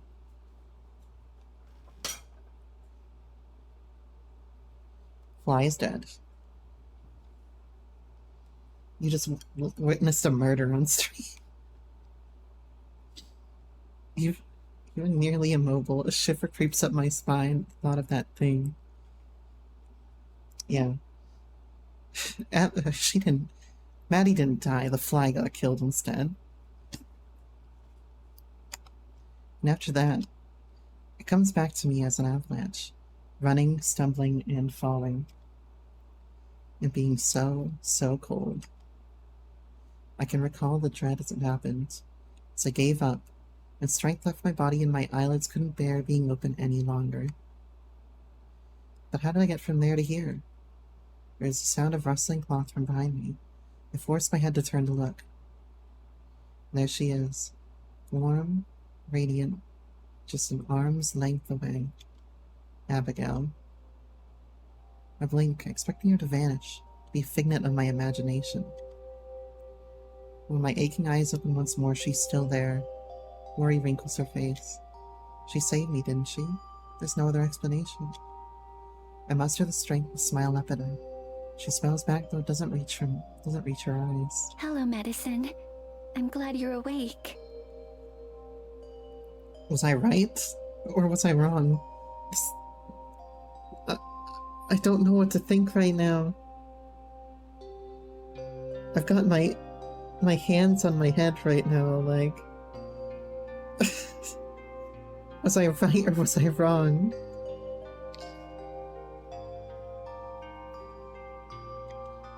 In the otherwise silent church, her voice rings out like a bell. The first words I've ever heard her say. I can hear her. We can speak to each other. Or did she just put her ghost speak amulet on? I don't know. Did my mic die?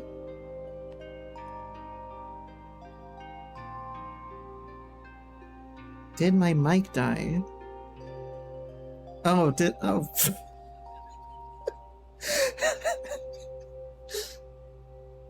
Did our... I know. That's what I'm saying, man. That's what I'm saying. That's why I'm holding my head as if I'm going crazy right now. Because I don't know whether she's dead or not. I think she might have been whacked. And now she has to help Tara solve the mystery on her own. Or like, together with ghosts. Understanding pierces through my exhaustion. With that understanding comes a whole cascade of realizations.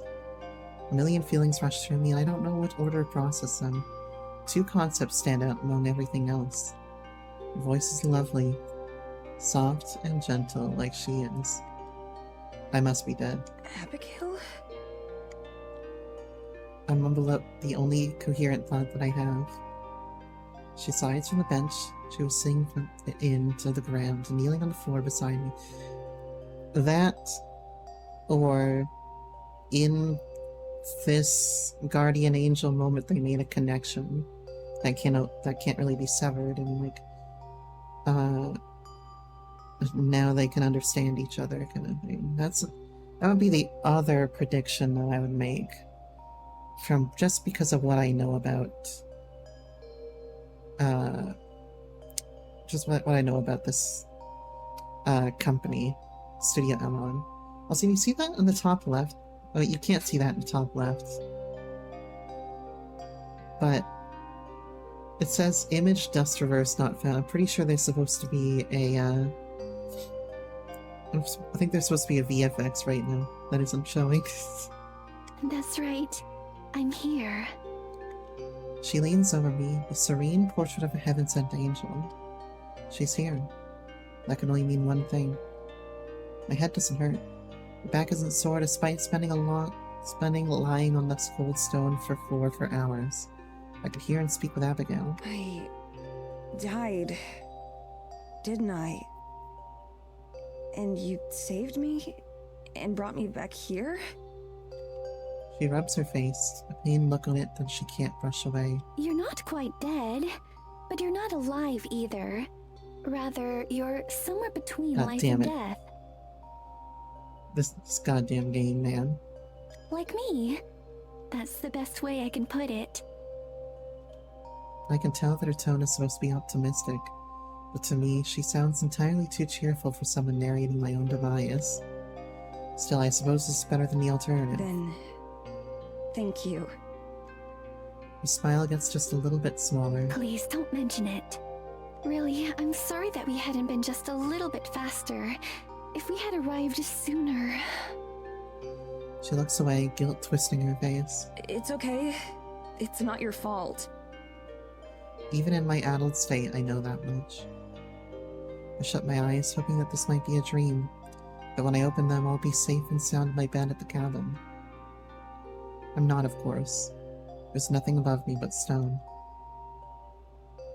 I force myself to sit up. Motion catches her attention and Abigail lunges forward, ready to catch me if I fall. Oh, don't strain yourself. There's still no pain or soreness.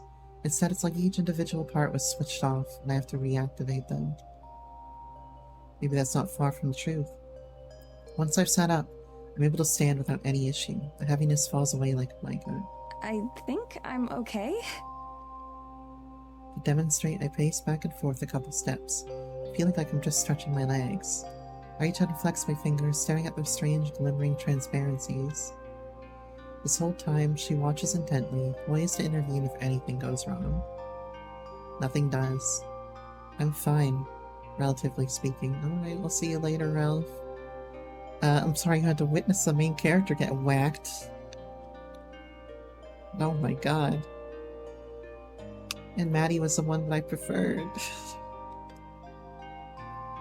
I look towards Abigail for approval with the most earnest smile I can muster.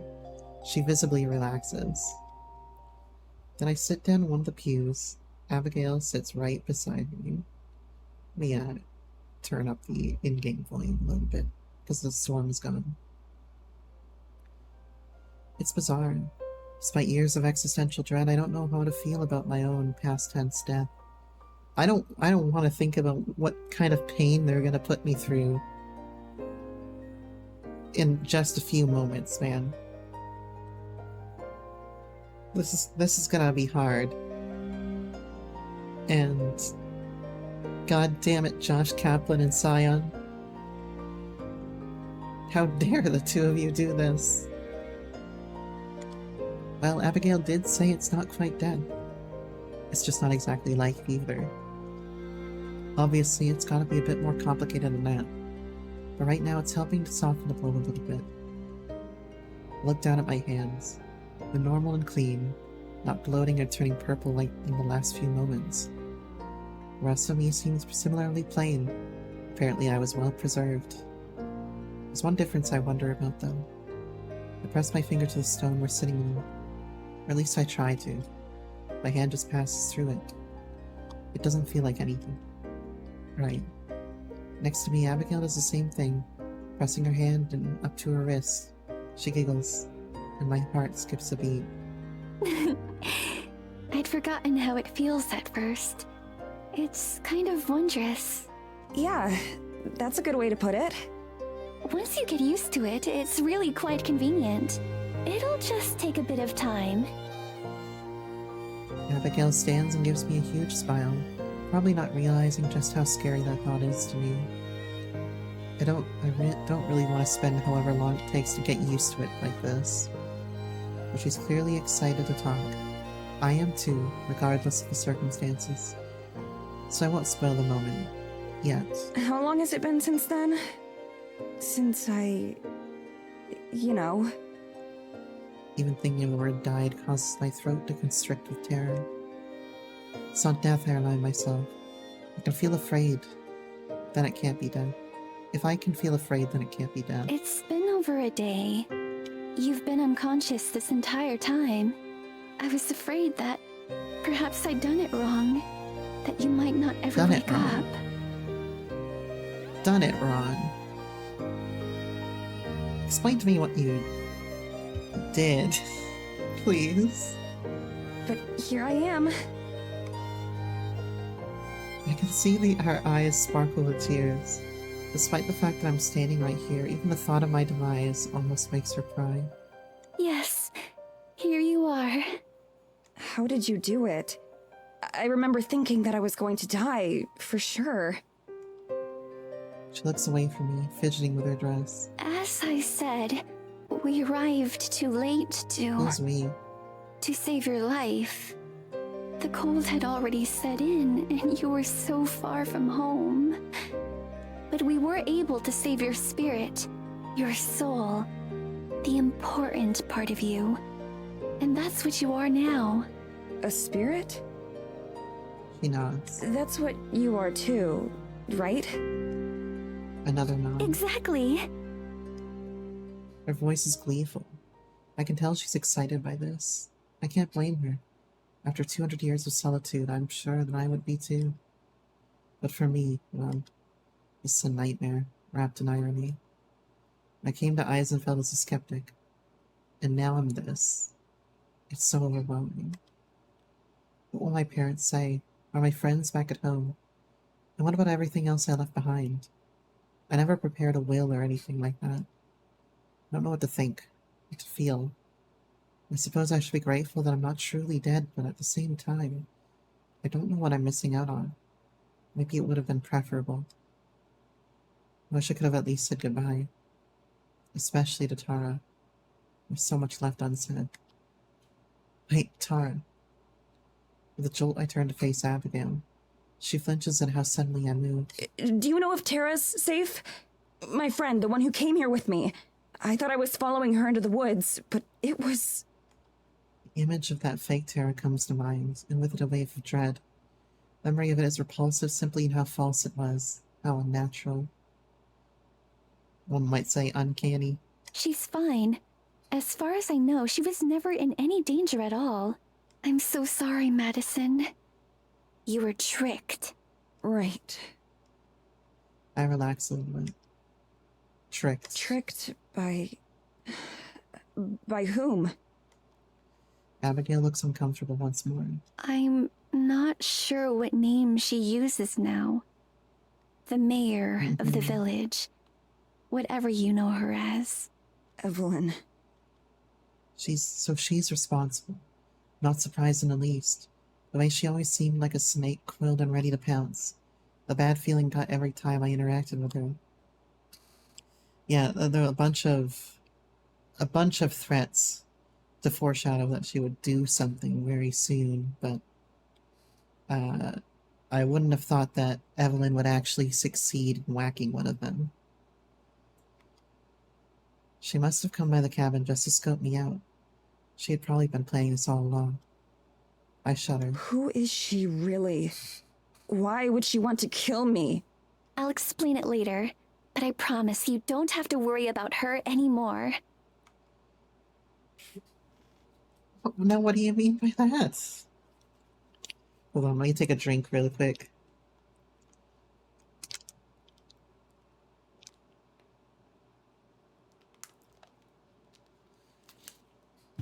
I mean, from a straight up sense, Yeah, you don't have to worry about her trying to kill you again, because you're dead. Clearly that's supposed to make me feel better, but it doesn't. Yeah, she's not a threat anymore, but only because she succeeded. I want to understand. I need to understand. Why would she want me dead? I guess I'll find out in time. I just have one other question. Earlier, when you were talking about saving me, you kept saying we. Who else? Now her eyes regain that previous mischievous gleam that I've started to recognize on her. Someone special. I'll take you to meet them if you feel you're ready for it. I think so. So there's nothing to be accomplished by sitting around feeling sorry for myself right now. I spent enough of my time in Eisenfeld doing that as it is. Plus, I'm curious to see who might have helped Abigail. Who else could have known about her this whole time, yet kept her a secret? I stand up, absent-mindedly offer a hand at Abigail to help her up too. She takes it, then drops it immediately. Eyes wide and awestruck, she smiles as if I'd sprouted a tentacle from my arm. Oh, I'm smiling because I know exactly what's going on. Tears spring to her eyes, seeping out to form a thin river down her face. What is it? What's wrong? Did I hurt you? Your hand. I can feel it. She's right. It hadn't even registered as different to me, but for the first time since we met, I can actually touch and feel her there. She grabs my hand again, not standing. She closes her eyes as her fingers roam over mine, taking in the sensation. It's very Karlak right now, isn't it?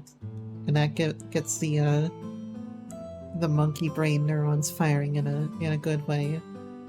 But also the monkey brain neurons are telling my lacrimal glands to start producing tears.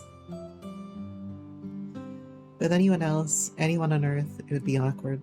But somehow with Abigail, I don't mind. It's a little endearing, in fact. Goddamn limbic system. After a moment, she seems to realize what she's doing. With a yelp and a sheepish expression, she lets go. I'm sorry, Madison. I just got so carried away for a moment. It's as much of a novelty for you as it is for her. If not more so for you, Abigail, so that's not something to apologize for. It's fine. Really. My skin still tingles with the feeling. Vivid because of the absence of anything else. God, somebody's gonna write this into an erotic fanfic, I know it. Abigail also gets to her feet without my help. Together we face the doors of the church. They look like they've been untouched since I was last here with Morgan and Tara. I wonder how they're taking it. Wonder if they even know yet that I'm gone. It's quite possible Tara hasn't even come by the cabin. It could be days before she knows. I push those thoughts out of my head though. It doesn't make a difference at this point. I'm still alive and cognizant, at least in some capacity. As long as that's true, there's a hope that maybe I can get out of the situation. Maybe. Again, maybe the hag's got something. Smile. All I can do is hope and learn. Swallowing my fear as much as I can, I take the first step towards the door. Should we go meet your friend then? It's interesting to me, by the way, that it's almost a bait and switch in this game. When we know that there's something weird as shit going on here, right? There's something weird as fuck in these woods. That's spiritual, that's probably eldritch in some way, that's spiritual in some manner. And they show us the Leshy guy from The Witcher, which is a moment that I likened to like stuff that I've read in the Cthulhu mythos, like in the Nameless City or Nyarlathotep, for example. And then they turn around and the real, like, mysterious force that's antagonizing here is like a hag. So I found it to be an interesting subversion of expectations so far, that they're putting your attention on one thing and they're going to swap it to something else. And in fact, probably that one thing is, we know it's neutral or not going to hurt us. It's probably a benevolent force, but we'll have to see how that plays out, you know?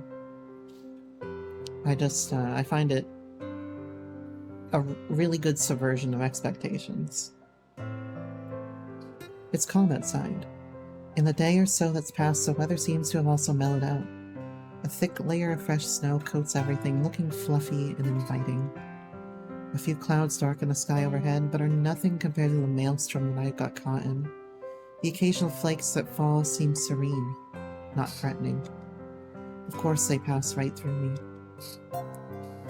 There's another game that I believe I already have that's kind of similar to this that I might play at some point. Abigail leads me into the woods. I try not to pay attention to how I can't hear my footsteps in the snow, or how the cold doesn't bother me. It's convenient, sure, but it's wrong. The two of us walk side by side, deeper and deeper into the forest. This will be the farthest I've ever gone, since previously I'd never passed the church. Just like Morgan a few nights ago, Abigail seems to know exactly where she's going. Abigail, can you tell me a bit about what it's like now? Being a ghost and all. Abigail's face lights up and she claps her hands together. Her steps become an eager skip. Of course! I'd be happy to. She clearly means it. Where to begin? I found it to be quite convenient personally. As I said before, we're not ghosts, per se. Or at least, not in the conventional way. Which is to say, we're not dead. It's more like we're somewhere between life and death. You and I are now fundamentally bound to the forest, and to everything else in it. In the forest, everything is connected. It's kind of right, but also wrong. She frowns deeply, puffing out her cheeks.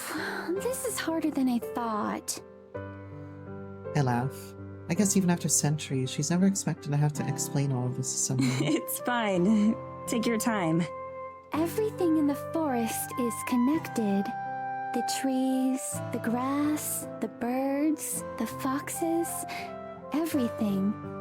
And that includes you and I, too. Foxes, please be happy confirmed. Connected? How? Abigail chews her lip as she tries to think how to explain it. Her frown returns, deeper than before. Finally, she just shrugs. Magic. That makes sense. Please, Abigail, not. Yeah, that's kind of the blanket cover for everything weird ever. It's the duct tape and paper clips of fantasy writing. I still don't know what to think. I've only just woken up. I don't know how long it'll take me to process everything and accept it, or if I ever will. Everything she says makes sense on a conscious level. I'm sure I could ace a test if someone were to ask me questions about it. When I stop to think about how it affects me, or how these are now the restrictions and limitations that bind me, I stumble over nothing and clutch at my chest, feeling sick, but it's an impotent gesture. It doesn't help me feel any better. How can I be dead? How did this happen to me of all people on earth? This isn't fair. It isn't fair. I never wanted any of this. I never even wanted to be here. I can't keep my thoughts from spiraling. Every time I try to think about it, I'm just met with memories of dying and of fear. Fear for myself and fear for the future of what it might hold. Abigail rushes over, rubbing my back as she croons in my ear. Croon? That's a new term there too. Oh, I'm gonna write that down. Hum or sing in a soft, low voice. I'm gonna write that one down. Madison, it'll be all right. I promise. I know it's a lot to take in, but it'll be okay. I'm here for you. I'm here. She just has a very, very calming voice. If Abigail was a streamer, I would listen to her all the time. But it's legitimately very depressing to think about how I would feel if I was dead and looking on from it. I definitely agree with Abigail that, like, I'd probably wish that I didn't get the chance to look on from it. You know, wouldn't have to, that I wouldn't have to experience anything like that. And just, fade to black. But it's a very hard subject when you actually sit down and think about it. And it's extremely heavy for them to try to tackle in like a short, I don't know, 10-hour game. But I'm curious to see how they're going to take it. I'm here. She repeats those words over and over, stroking my back until the moment passes. Dizziness fades and waves, and I slowly stand back up. In all, my little episode must have lasted seconds at most, but it felt so long. Madison, are you okay? Yeah, I'm fine now. Or at least better. Thanks. Her hand doesn't leave my back. Are you sure? We don't have to keep going right now. We could save this for another day. Poor fucking Maddie. I brush away the notion. It's fine. Let's just keep going. If I just sit and do nothing, I'm sure I'd feel even worse. If you're sure... We resume our trek. The silence drags on for a while. Abigail shoots me glances every now and then, as if I'll disappear if she looks away for too long. In a morbid way, it's kind of funny. I looked at her the same way not too long ago, but she was bright and radiant, and do you guys remember when I said that it was very peculiar how they swapped places on the screen? Dead, I guess. It brings a question to the forefront of my mind. Earlier... Abigail stops. I try to avoid eye contact. You said something earlier about Tara. How it wouldn't be possible for Tara to even see me. Correct. She speaks... Well, wait. Then how did you see Abigail in the first place? She speaks with measured words, despite how excited she's been. She's visibly holding herself back. Like any wrong word will set me off again. It's not too far from the truth. But I was able to see you, even before all of this happened. So why couldn't she see me? Abigail lights up again, a look of pride beaming across her face. That was projection. I've had a lot of practice. I'd be happy to teach it to you too, but it took me decades. Man, I've had a lot of practice with projection too over my decade. Some time to learn. I see. Decades. Abigail laughs nervously, trying to hide her slip. We lapse into uneasy silence again. I take deep breaths, trying to distract myself from hundreds of questions weighing on my mind. My breaths feel empty, the lack of cold wind glaringly absent if I focus on it. So I focus on Abigail. She leads the way confidently. A passive smile rests on her face, and she looks more at ease now than I've ever seen anyone be. Every step she takes seems to push us forward, farther than any natural pace. The words she said earlier replay in my head, about how the forest will help take us to our destination. We pass through a tree, but when I look back it's meters away, as if not out of sight completely. Magic. Being able to simply pass through any obstacles we encounter makes the walk much faster.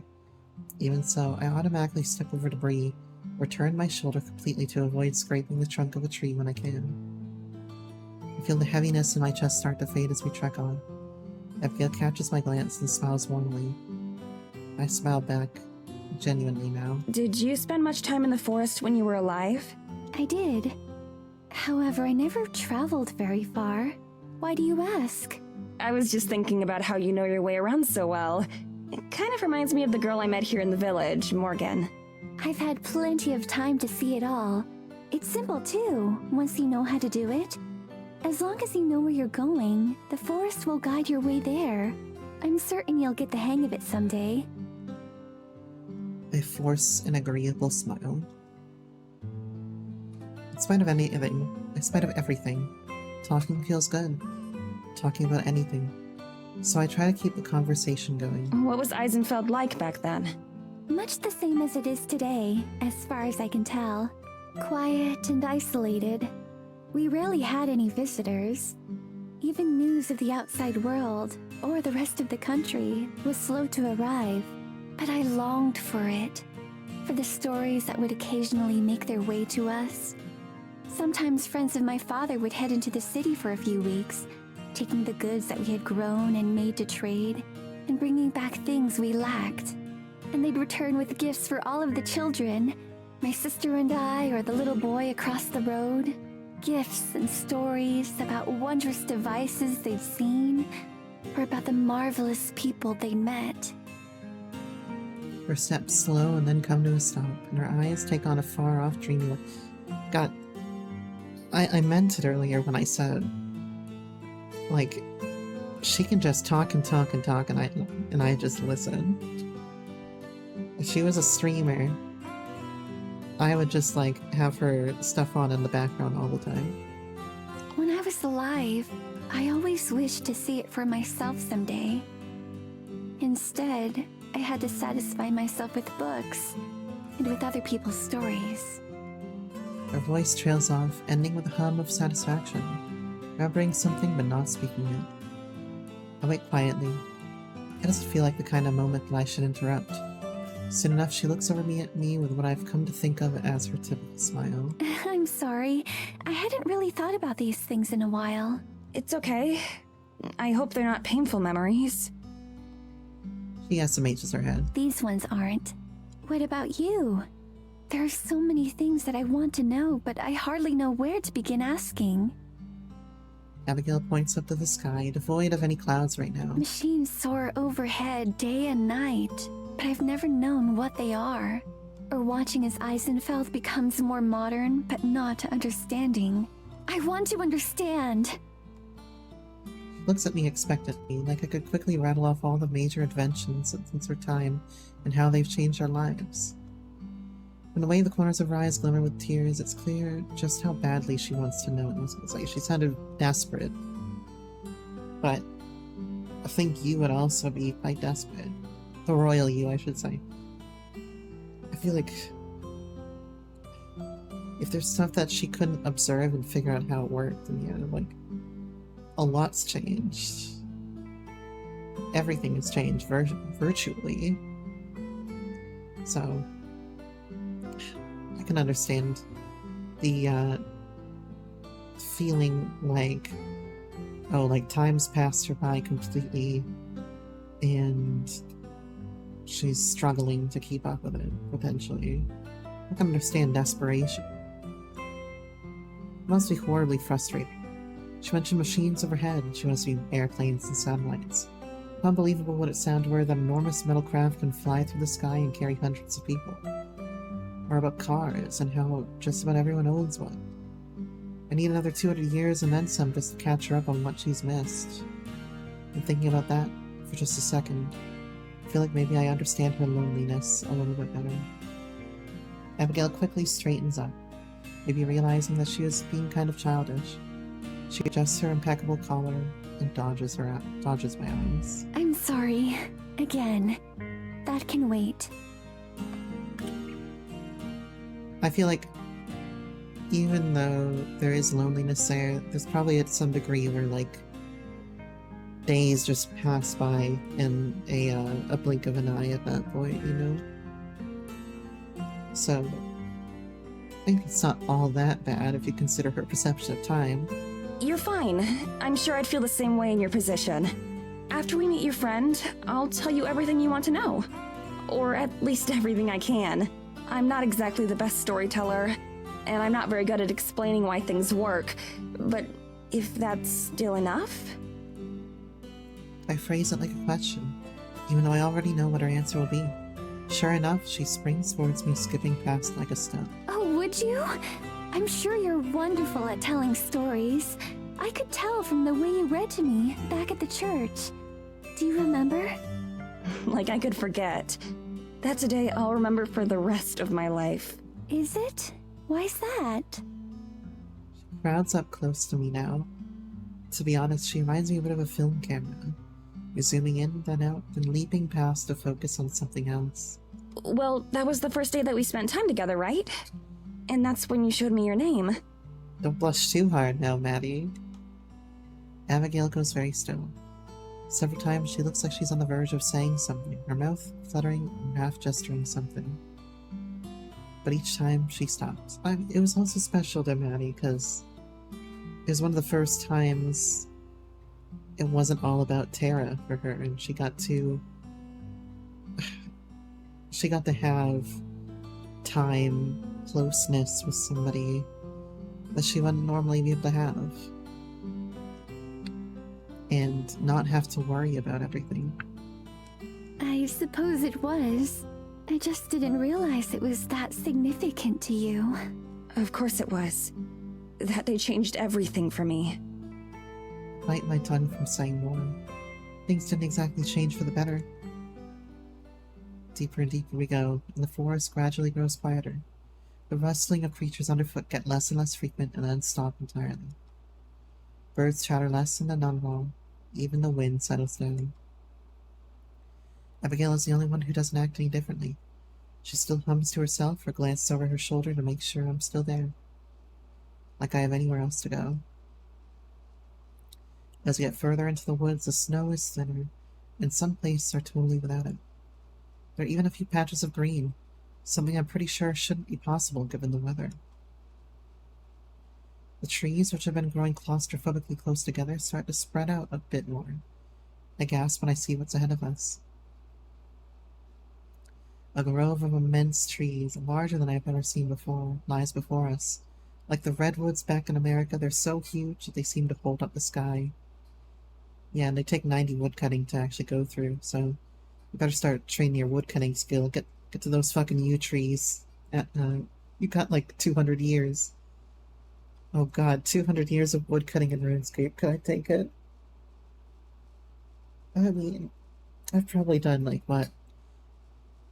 A month and a half of woodcutting in RuneScape. Probably like a month of woodcutting in RuneScape in my lifetime. Totally bereft of snow, a few defiant branches hold leaves.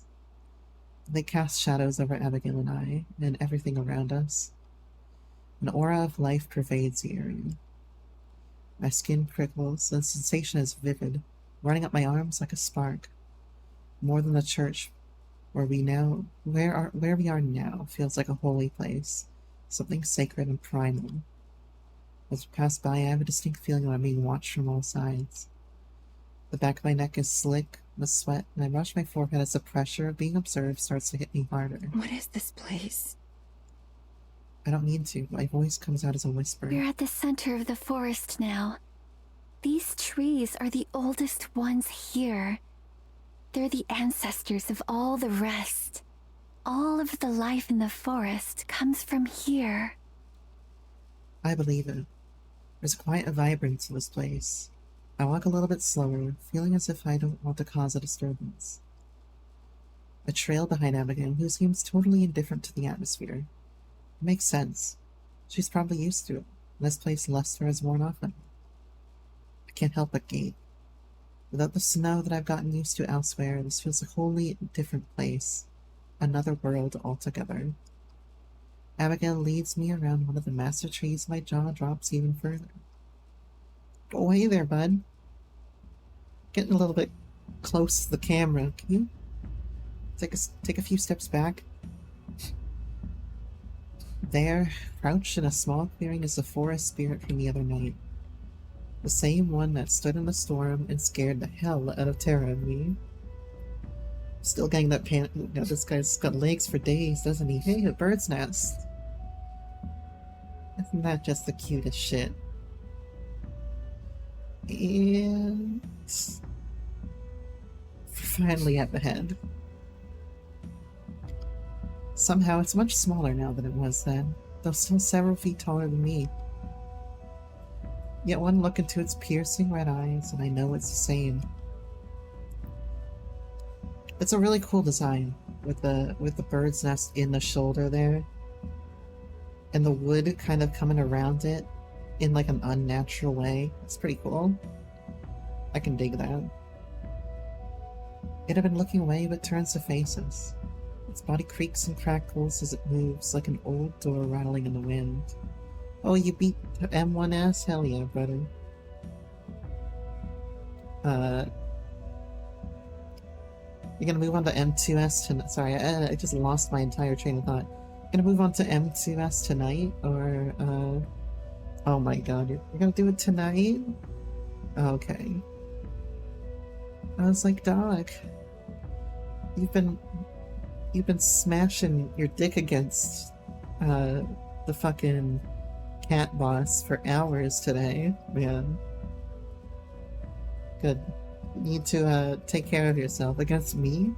No, I'm not the cat boss. I'm not the cat boss. The 1 in 14 is the cat boss. SMH in my head. You are a boss and a cat. Therefore... Well, I don't see you here. Unless you were that fly that I smacked earlier. You want me to smack you with a get well card again? Of transitive property. My breath catches in my throat as I fight down the instinctive rising terror. Pox and scars decorate the bark that forms its skin. Though it has vaguely a human form, its body is clearly wooden.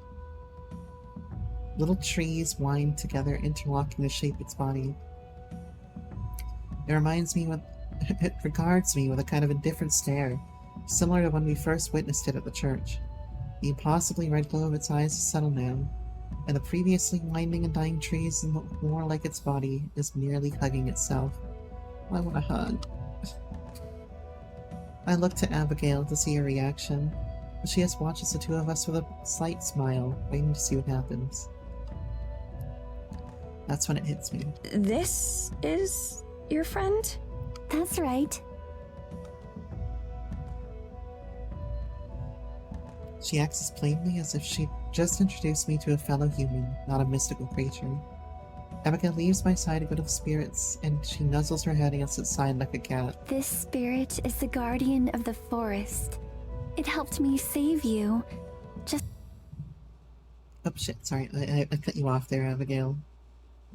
Ancient tree. Just like it saved me long ago. That was an important line that I accidentally cut her off on. It shifts slightly to accommodate her, standing a little bit taller. It makes no vocalizations, though, nothing close to speech. I see. I don't really. Visions of its tall and imposing profile against the stormy sky really clash with what's in front of me right now. But still, I know she's telling me the truth. Took a fraction of a step forward, expecting it to bare its teeth or warn me off somehow. It doesn't react, though. Does it have a name? If it does, I don't know it. I just think of it as the forest spirit. I think back to how Morgan had first described it, as if the forest itself had come alive. I don't think she knew just how right she was. The namelessness makes it feel even more wild and untamed. I can feel myself being regarded and judged by it, and I'm tempted to turn tail and run. I force myself to look up and to meet its gaze. When it stands still, it's unnervingly silent. It reminds me of a grotesque scarecrow, in a sense. From my peripheral vision, I can see Abigail look between the spirit and I, probably wondering if she should say something more. Knowing her, wondering what to say. Oh, got some ads. Let me take a drink real quick.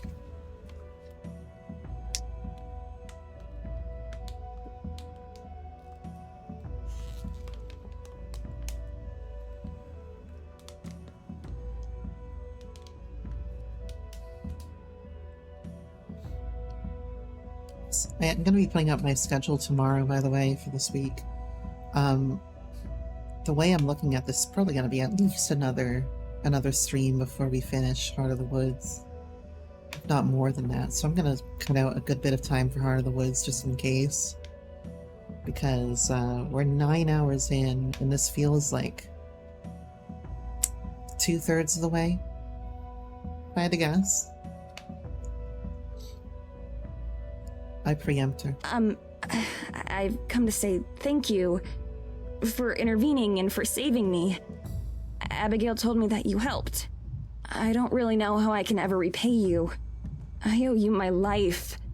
Or, well, whatever's left of it.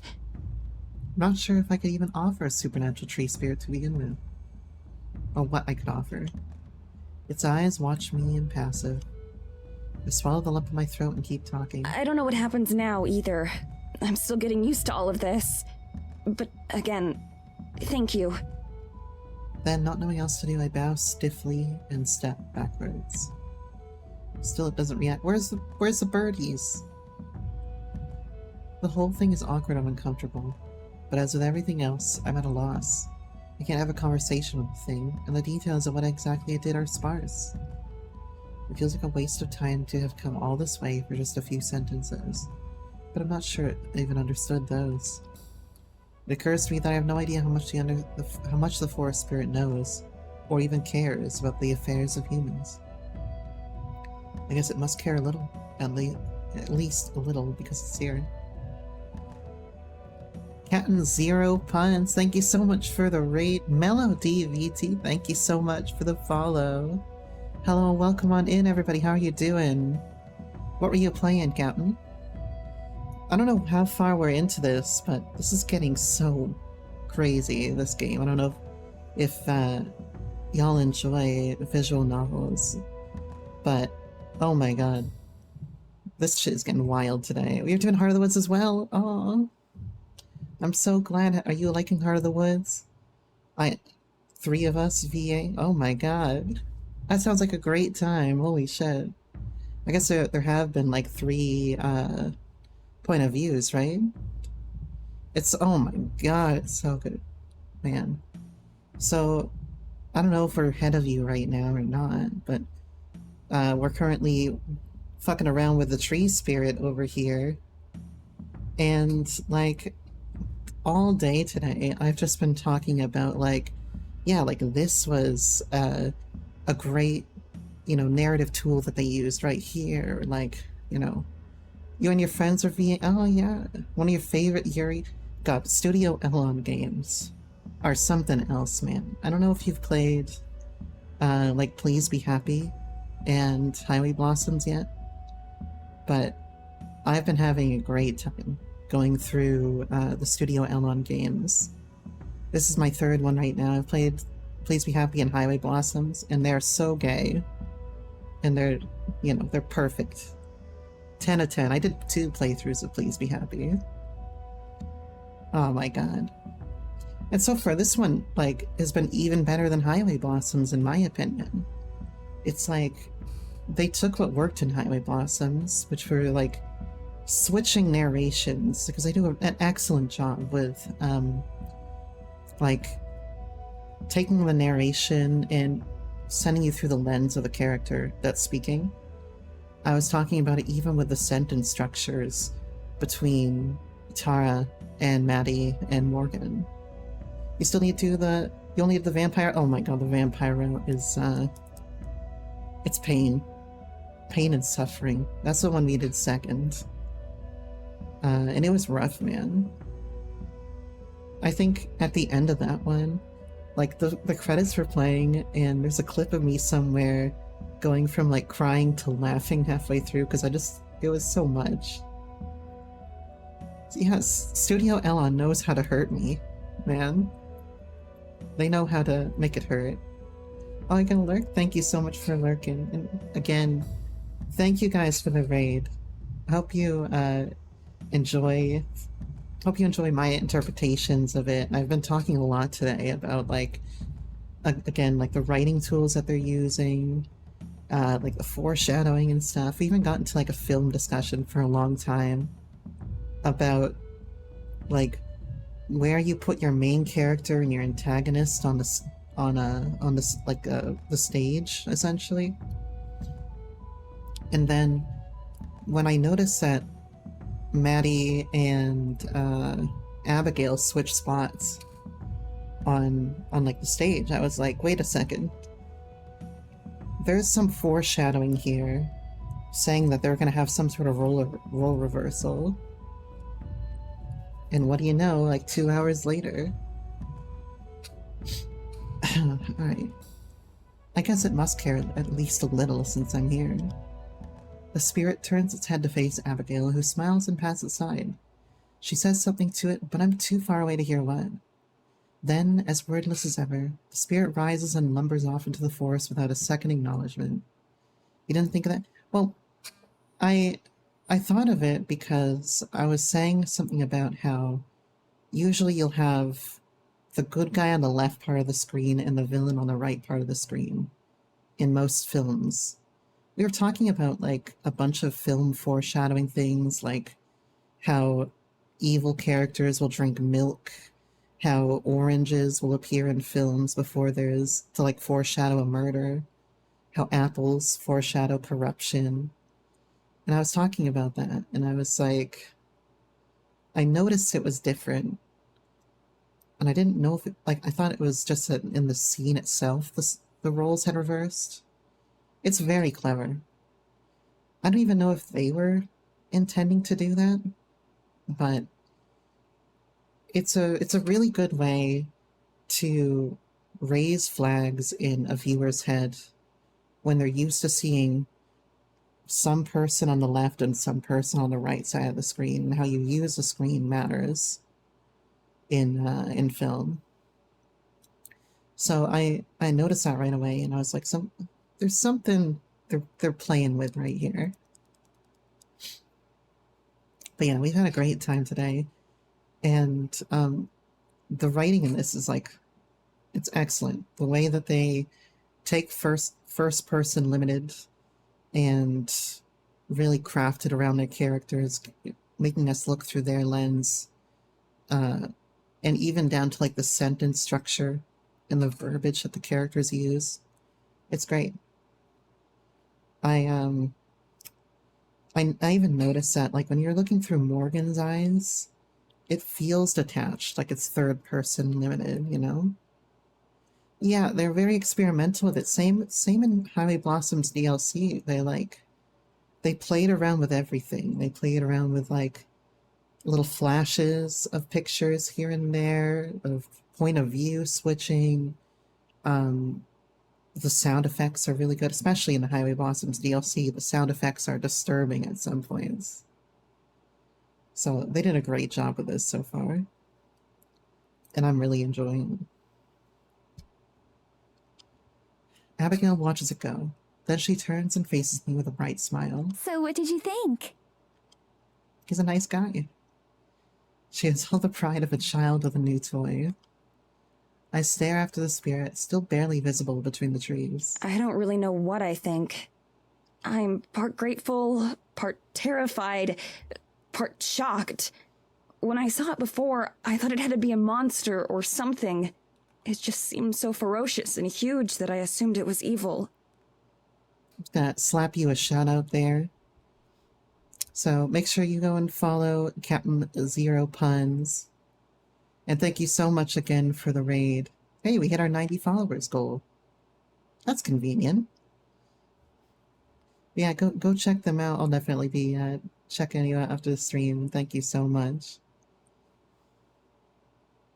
And again, I love Studio Elon games here, and we've been working through both Studio Elon games and the Final Fantasy series at the same time on this channel. It's been a wacky combination of things, but I've been enjoying both of them quite a lot.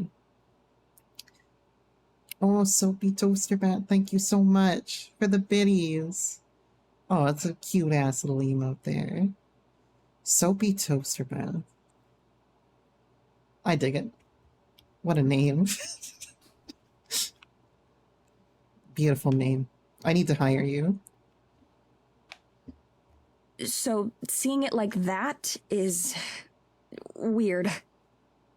It's certainly intimidating at first. When we first met, I was also rather fearful, but I quickly realized how kind and gentle it was. At least towards me. And I was saying a second ago how the forest spirit looks like it's the main antagonist at the beginning of chapter 2, and then they pull a bait and switch on you here. I think they did it fantastically. I don't know how I'm not sure if the forest spirit is mainly in like maintaining an order, or maybe it's actively fighting against Evelyn, who I keep calling a hag. It's unclear, and I'm sure that we'll see it soon. But those are the two ideas that I have right now, is that it's either just a literal force of nature, and it's kind of doing its thing, or it's purposefully trying to fight against what the hag is doing. Oh yeah, a bunch of bait and switches, and I think that actually whacking her is really risky from a writing standpoint. Yeah, like you're saying the same thing. You didn't think that was going to happen. I was like, no way they're going to do this. No way she's actually going to get whacked here. And then they actually did it. And I really appreciate when they can be risky with their writing, because they could have made this so much safer if they just had Abigail come rescue her and take her back to somewhere safety. But no, this becomes a way fresher. It's a breath of fresh air to see a story pull off something so risky. Especially when I've been playing like Final Fantasy on the side, right? And they tend to have a lot of Deus Ex moments in FF games. You kind of know what's going to happen. So it's nice to see this. I'm still brimming with curiosity over Abigail's own history, but she's made it clear that she doesn't want to tell me yet, so I won't pester her about it. Why wasn't it enormous this time? It can make itself larger or smaller at will. The night that you saw it, it must have had a reason. And you're able to talk to it? And understand it? Not quite. I speak to it and it understands me, but it doesn't have any words or language. Some of its mannerisms I've picked up over time. We've had quite a long time to get to know each other after all. I was gonna say, it doesn't seem like he has a language. Right. I don't know why I'm saying he. It. Abigail walks over and links her arm around mine. I startle at the touch, but more so how casual she is about it. Ready to go back to the church? Unless you'd rather stay here, in the forest. I imagine you'd be more comfortable with walls and a roof around you for now, though. Yeah, I would be. Let's go back. Arm in arm, she leads the way back. It's very... Oh, we're going to Morgan. It's very, Carlac of Abigail. God damn it. To be so go-getter about touch. And I think it's something that they explore in Baldur's Gate 3, and it's very interesting here. But it's also a very real problem. Like, touch starvation, I should say. And, yeah, touch deprived for 2 seconds. Exactly. It's interesting how they explore it. I think both stories do a really good job. And so far, like, her just inability to control herself and just continuously, like, lock arms with Maddie, touch Maddie's hand and everything. Very well done. It's also very gay. And you know me, I like gay things. Now, speaking of gay things, we're in Evelyn's private drawing room. Tara is kneeling in front of the back door, wiggling a paperclip around the lock. Looks like she's never done this before. Tara, let's go. This is a bad idea. I'm not leaving till I get in here. She knows something about Maddie. I know she does. I look around the room. I've been in here plenty of times, but never into the connecting study. Evelyn hasn't so much as opened the door to it with me in the room. I'm starting to regret telling Tara about it, though. If we don't know how to get out of here, or if we don't get out of here... I'm not disagreeing, but this isn't going to help. We need to... Shit! For some reason, I read that as low-density lipoproteins. The LPL. She hisses out and pulls her hand away. Her fingers are brilliant red as she holds them to her mouth. Are you okay? I think it burned me. What the hell? Screw this. Let's just break the door down. She takes a step back from it. It looks like she's ready to kick it. Put my hand on her shoulder. I really can't think of a worse idea right now. She'll just end up hurting herself. Listen to me. We have to get out of here. Trust me. Yeah, especially if the hag is like pulling the Home Alone 1 and like heating up the doorknob from the other side. Let me kick down this magical door. Hey, it works sometimes, okay? What could possibly go wrong? She hasn't moved to kick the door, but she also doesn't seem to have heard what I just said. She hurt Mads. I'll kill her. Tara vibrates in my hands. In this state, there's no telling what she'd do if I weren't here to stop her. She'd probably be lighting a fire in the corner of the room or something by now. I can't let her get hurt anymore, though. I can't let anyone else get hurt. Listen, Tara. I've tried to force it open before. I think she has some kind of ward on it. No matter what we do, I don't think we're getting in there. I'm not sure what Tara hopes to find in there anyway. Even if it is locked, I doubt Evelyn is arrogant enough to leave any real clues lying around in there. There has to be some way in. There has to. We'll get at that office and we'll find out where she took Mads. I don't care how much weird magic bullshit Evelyn's got. We're gonna rescue Mads. Spoken like a true barbarian. She still hasn't given up hope that Maddie's alive. I wish I could share her optimism. All I can feel is guilt. All of this was my fault. If I'd never asked him to come here, no one else would have been hurt. Tara, we need to go. Whatever burned you probably alerted Evelyn. She could be on her way right now. No, we can't give up now. Mads needs us. Tara, we need to consider the possibility that... Tara wheels towards me and grits her teeth. I can't tell if the anger she's feeling now is from me. If it is, I can't blame her. She hasn't been willing to face the truth. She hasn't been willing to face the truth of the situation. But she has to face it eventually. I think there's a comma there. Then what, Morgan? That she just killed my friend? Do you seriously think she'd do that to Mads just for looking around the woods? Yes, I do. Yes. My voice is colder than I mean for it to be. I instantly wish that I could take it back. But she still doesn't understand. I get that she doesn't want to face the idea of Maddie being dead, but she can't ignore the danger we're in. The look in Tara's eyes, however, says that this isn't helping right now. I'm sorry. You're right. We don't know for sure yet. But we can talk about this later. Right now, we really need to... Cutting up the music for that. Nice touch. Behind me, the door into the room slowly creaks open. My heart stops. I can't move. I can't turn around. I already know what I'm going to see. Good morning, Morgan. Tara. Instantly, I dash between Evelyn and Tara. Nothing good can come from these two being in the same room together. Don't you grin like that, you fucking creep. You keep that grin closed, okay?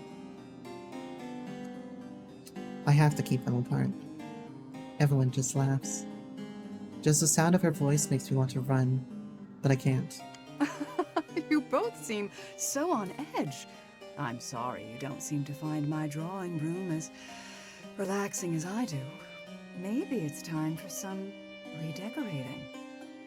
How would you feel about a more earthy palette? Are you saying you gotta fucking bury the two of them? She crosses the room to the window and leisurely picks up one of the curtains, pretending to examine it. I can feel Tara behind me seething and getting angrier by the second. No opinions? You come into here uninvited, and you'd think you could at least pretend to be polite. Now she glares at me. I could feel the temperature in the room drop instantly. I used to think it was something I was just in my head. I've changed my mind about it recently. It really is getting colder. You never could, though, could you? You never could play along. Always so obstinate. You have to fight every step of the way. Please, like, morph into a hag form, I'm begging you. Just like when you were young. Always cutting your own hair short. Because nothing was ever good enough for you. The clothes I bought, the food I made, and you had to control just one thing. A rush of heat and cold crawl in the nape of my neck. A rush of shame. Evelyn's mouth twists slightly, just enough into a smile, and she breathes a freezing laugh of pride. When was it you realized you couldn't even hold scissors anymore? And you ran around town begging someone to cut your hair. No wonder no one else ever wanted to be around you. I imagine that's why you had to look Jesus all the way Christ. overseas to make a friend. Jesus Christ. She shoots a glare at Tara, baring her fangs in a grin. She's not even trying to hide what she is. And well, look what happened to them. That's too much for Tara. She's been quiet this whole time, maybe from the same fear that gripped me. Now she steps forward. I hold up my arm to prevent her from getting too close. What the hell did you do with Maddie? Oh my god.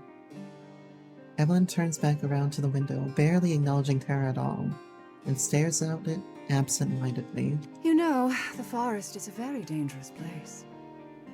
I feel like I've heard this evil soliloquy before. Every year, it seemed, there would be a new death. Someone would go missing in the winter. We wouldn't find them until the spring thaw. She turns around. The look on her face is so placid and empty. I've never seen anyone so completely devoid of empathy. That's why they're off limits now. That's why we have the curfew. Mm-hmm. There hasn't been a death like that in almost 10 years. Something we are very proud of. Sure. She turns back to Tara again and takes a step forward. Somehow the room seems to get even colder as she does. That is, until your friend. It's honestly frustrating that she would ruin our record so selfishly. Jesus Christ. I wonder if she had any idea of the headache she was going to cause me. She SMHs her head. She's smiling again. Enough of the bullshit! Mads wouldn't go out there and get herself lost. She wouldn't. She's way too cautious. You did Oops, something to sorry, her, and Ryan. you're gonna tell me, or I swear to God. Evelyn looks up.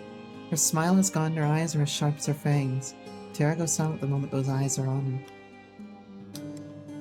I'm shivering now. I pull my arms close to my body. What would happen if we took out like a cross or something? Would she burn by getting touched by it? The air seems to crackle with ice. I try to take a step backwards, but Tara won't budge. I'm not sure if it's out of anger or fear. I've been so patient with you, Morgan. Endlessly patient. With you and your friends. A mother's patience never wears thin. But then, I never was much of a mother, was I? No, don't! That was a hell of a shift. Excuse me? I reach my hand up, but it's too late. Behind me, Tara rises slowly in the air. Oh no, I've seen this in fucking Stranger Things. What? Morgan, help! What's happening? Eyes are wide with terror. Tears well up in my eyes. I have to do something. Please, don't! You don't have to! Evelyn's mouth shifts slightly to one side. She looks so disinterested. She doesn't even take pleasure in it. She barely notices us and what we feel. How many years did I give you the carrot, Morgan? How many? Eventually, you'll have to learn. Just like that, Tara shoots backwards and slams into the wall so hard the whole room shakes. It wasn't quite the Stranger Things scene. She crumples to the ground in a heap. She's not moving. Evelyn doesn't move as I run to Tara and lean down to look at her. She's awake, still twitching. Tara, don't move! Just stay still! You'll be okay!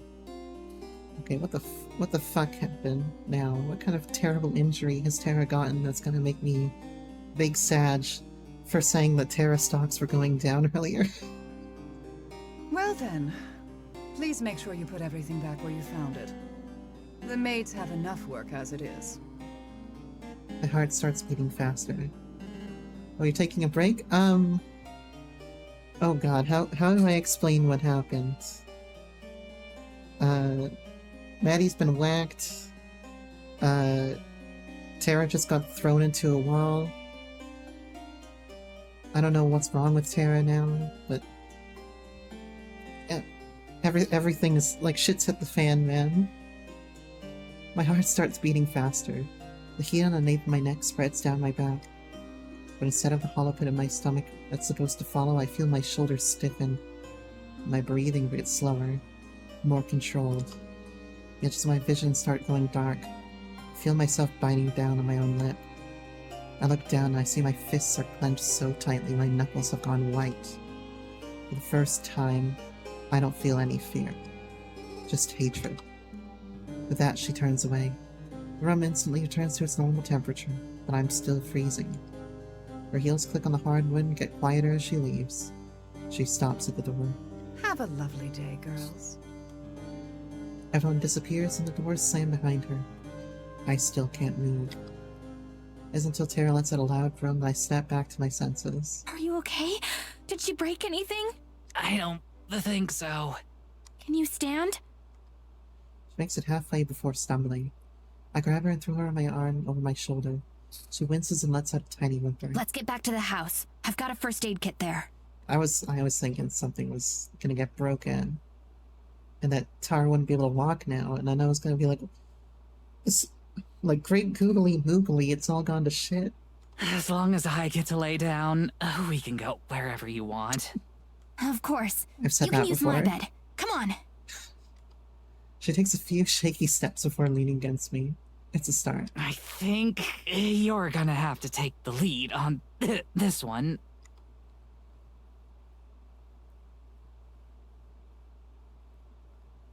Tara does her best to help me get her up the stairs, but whether it's due to injury or shock, she's barely able to stay standing when leaning on me.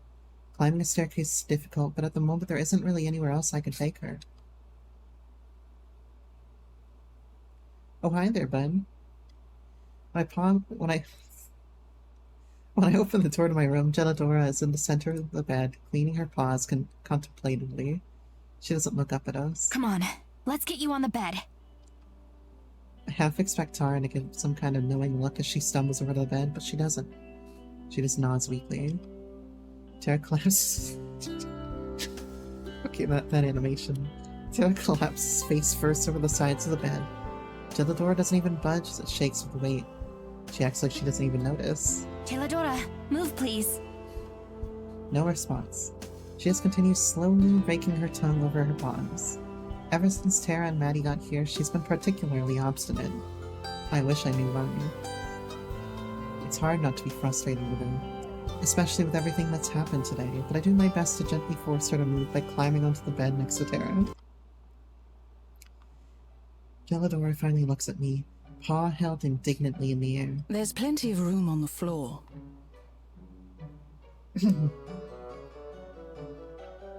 Is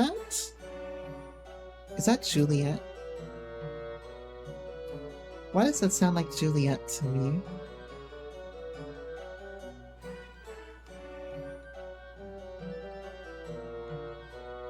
Tara shoots back up, yelping and almost knocking me over. She doesn't seem to notice, as she just stares down at Gelladora with wide eyes. Did your cat just talk?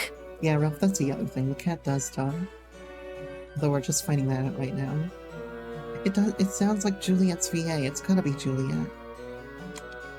Gelladora cranes her neck around to look at Tara and then speaks again. No. Her voice is languid and drips out of her mouth like syrup. That's a hell of a description right there.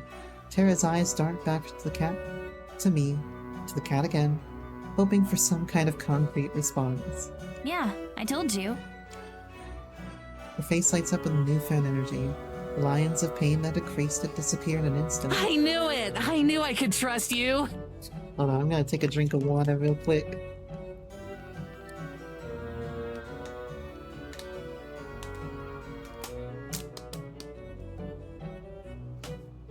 Water consumed. Sure, it was weird that you didn't actually talk, but I get it. Shy around strangers. That's valid, and also, big mood. Tara, you definitely talk like you're in a 2021 game. But I knew it. I knew you weren't lying. I smile. After everything we've been through together, a part of me feels warm when she says that. My chest glows with a warmth I've only felt around Tara. After everything, it should be obvious that she believes me. But Tara's sincerity catches me by surprise every time. Deladora doesn't seem to find it as endearing. She rises methodically and then paws towards the foot of the bed. I'm worried about her. Every month she's gotten more and more cat-like, but this was the first time that she didn't speak at all. And we're so close to the full moon now. She's not going to get much stronger than this. They're not the same VA, okay. This sounds similar. Also, apparently Geladora grows in strength too. Why do I feel like Geladora is the key to solving all of this? I can't help but wonder how much time she has left. Geladora, how are you feeling? She looks up at me with her bright blue eyes, alive with magic and intelligence. I feel hungry. Did you bring me food, Hungry. Morgan? I don't think you did. Morgan must have met someone. Yeah, somebody has to reveal this, or it may be like Evelyn's got documentation, or maybe Geladora told her all this shit. I don't know. I feel hungry. She stares at me. The expression on her cat face is unreadable. I didn't. I'm sorry, Geladora. It's been a difficult morning.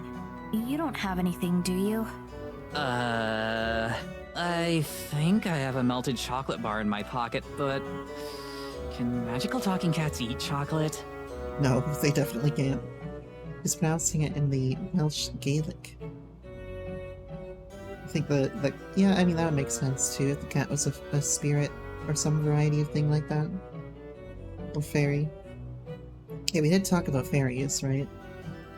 And before, when we didn't quite see what Abigail was, I thought it was a fairy in the woods. There's also the fairy down here, and when I open up the menu, there's a fairy right here. So there's gotta be there's gotta be some connection, right? They're not just putting this here to bait me, right? Maybe they are. Maybe I'm getting some kind of fairy. Yeah. Maybe I'm getting gaslit, just like I'm getting gaslit in Final Fantasy VIII, I think. Geladora regards Tara silently, her white tail swishing slowly across the bedsheets. Then, without saying anything or giving any other indication of her intentions, she turns and hops onto the windowsill. Geladora, wait! She turns her head back to me and gazes into my eyes. I feel like I'm being measured. I always feel that way around her. No. You wait. That's a cat thing to say right there. She turns away and sways her tail lazily. I will be back. And with that, she leaps from the window onto the branches of a nearby tree. She slips through them like a rush of white water until she's gone from sight. Tara and I sit there quietly for a few minutes before she finally speaks. Your cat is weird. Pretty normal, actually. Yeah, a little. Teledora is gone for hours. I need to talk to her. Things have changed so much today. I think she'll know what to do. I hope she will. In the meantime, I tend to Tara. She protests at first, saying she's fine. I don't doubt she thinks so, but I want to confirm that for myself. Eventually, I'm able to convince her to let me look. Her back is essentially one giant bruise. That's it. It doesn't look like anything was broken, at least. That's a relief. But maybe we are just lucky. Maybe next time Evelyn will do worse. There's no telling what she's capable of. Remember what I said earlier about the writing in Morgan's perspective? It's like short sentence, short sentence, short sentence. It's very analytical, distant. You can see it being written from third-person limited perspective. And I can't let anyone else get hurt. So what's the deal with gelato? Gelato. I want to name a cat Gelato. It's a cute name for a cat. Holy shit. I open my mouth to speak, but before I can, Tara cuts me off. I mean, I know she can talk. Please don't say she can talk. You're gonna say she can talk, and I'm seriously asking you don't. I want to know what her deal is. Promise me you won't say she can talk. I promise I won't say she can talk. Tara nods. Her name is Jeladora. Tara stares at me for a second before we both laugh. Okay. Her name is Jeldorado. But like, why can she talk? I've met a lot of weird cats, but none of them could actually talk. Well, it's Emily, a because she's cat that not can really talk? a cat. Of course. Taking notes. Tara tries her best to sound like she's completely understood the situation now, but it's obvious she hasn't. Yeah, that's like me during fucking biological systems and signaling class. Yeah, that's what I was saying earlier, is that Tara's narration is like, whereas Maddie's kind of uses high language from time to time, Tara's tends to use lower language. It tends to have more like swears in it and stuff, and like, it's similar to how they did it for Marina, right? Where Marina is just full of Marina-isms and Highway Blossoms. God, I love reading through Marina's dialogue. Or Marina's internal dialogue. I take a deep breath. Jeladora isn't a cat. She's a fairy. Fuck it, you were right. I don't know a lot more than that. I know Evelyn cursed her to be in that form. Her memories are hazy though, and it's only been getting worse. She wasn't always like this. She's been around as long as I can remember.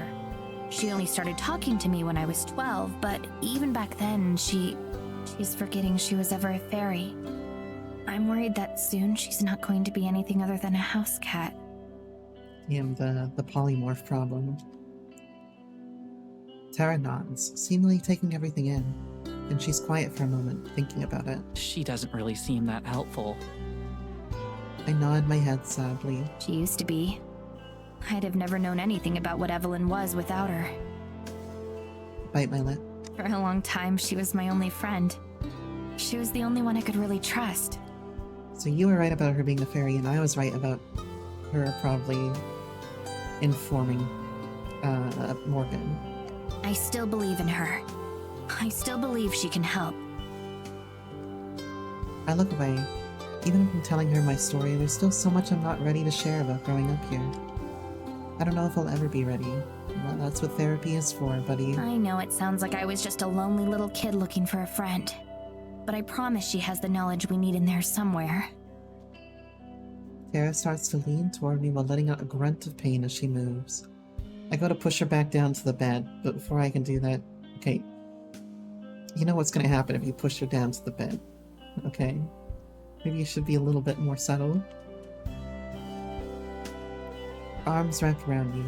She gives me a gentle squeeze, and I lean into her in response. I want to hug her too, but I know that wouldn't be doing her back any favors. Okay, it got cuter. It's not the direction I thought it was gonna go. So I sit there and let her hold me. Try to take refuge in it. Try to remember that I'm not alone. You don't have to make excuses. I believe you. You're blushing, Tara. And I'm sorry you had to grow up like that.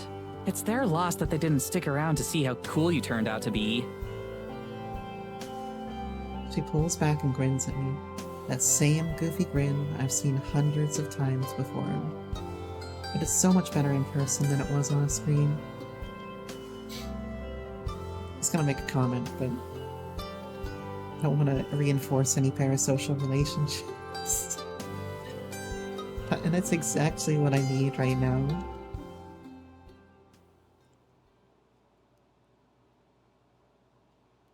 Tara and I wait out the day watching dumb videos on the internet, trying to take our mind off things, if only for a moment. It'll take longer to buffer than to watch. Oh god. It's like the fucking Dark Ages in here. It's dark by the time Deladora slips back through the window. It's quiet, but even if I hadn't seen her, I know she was there. Something about the air in the room changes when she enters it, the same as Evelyn. Deladora thinks that thinks they were close once. She doesn't know how, but I believe her. Hello, Jeladora. Meowdy.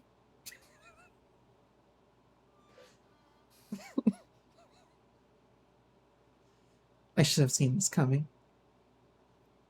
Fucking hell. It's just like our raid night, Lana. When we're going to fight the fucking black cat in 14. How's your hunting? It is, yeah. I'm just getting flashbacks to last night. She looks at me, and if ever a cat could give self-satisfied grin, I swear she would right now. Her voice seems to luxuriate in it. It was good, Morgan. Much better than your hunt this morning. Wait, your hunt this... She jumps into my lap and rubs her head against my hand. How does she know about that?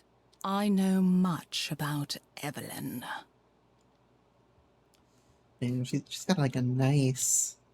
She's got a nice bite to her words. I like it. Her voice is deep as stone and rumbles in her throat with a purr. She stops rubbing my hand for a moment and looks up at me. And Evelyn knows everything about you. What did you think would happen, cursed child? I hate when she calls me that.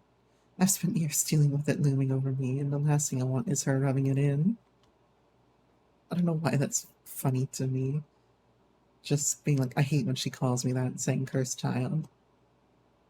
It like normalizes it so much, I guess. That's why it's funny to me. Even more, I hate that she's right. I should have known this would happen. I should have kept Tara from going to the office. But I never imagined Evelyn was that strong. And Tara's paying the price for my failure. Evelyn is as good a hunter as any cat. She'll never let her prized vessel out of her sight. She's watching you even now, Morgan. I want to pet Teledora so much. I mean, I have a white cat too. I just want to pet her. Except, like, when I take my hand off, there's like a whole, like, blizzard of white hair that comes off my hand and flutters into the wind somewhere else. Even if I, like, take a lint roller and roll it over my cat a few times, it's still not enough. And when the moon is full, she will finally strike. And then, still in my lap, she curls and closes her eyes. I'm not going to get any more out of her tonight. Tara doesn't say anything for a while. She looks contemplative even. But when she does speak, she asks the question I knew she would. Why'd she call you cursed? I wish I could lie. It may have been the first time I've ever wanted to lie to someone other than Evelyn. But I can't. Hold on. But you lie about your aunties. Tara deserves to know what she's involved in. Because I am. Tara just stares at me, half in shock.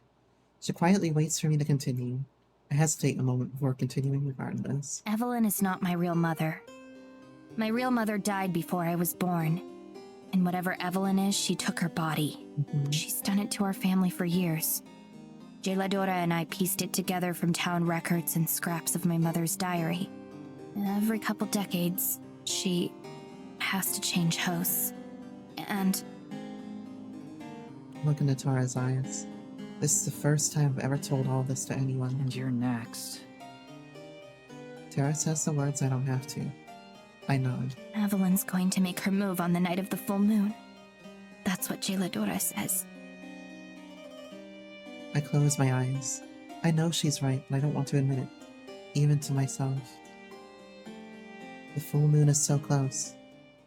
Then I feel a hand grip tight on my own. Open my eyes and I see Tara staring back into them. Wow, that's a lot. The door is Portuguese for frostbite. That's on the nose. That's ironic. And, like, it's really hard for me to know what to say here, but thank you for telling me. We're gonna stop Evelyn, and if it has to be before the moon is full for whatever reason, then we'll do that and we'll save Mads. We'll stop her, I swear. She's smiling so big and so broad that she sounds so damn confident I want to believe her. More than anything, I hope she's right. For the first time in my life, I want to trust someone. We are going back to Maddie.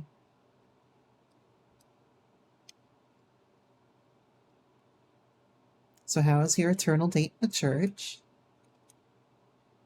I'm starting to get used to it. Just a little bit.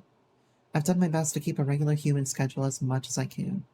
Going to bed at night, waking up in the morning. Even if they're unnecessary, they help me feel a little bit more like myself. Like, not quite everything has changed. Hunger or not, I'd kill for a cheeseburger or something, though. Who wouldn't, man? I don't know what I'd do without Abigail.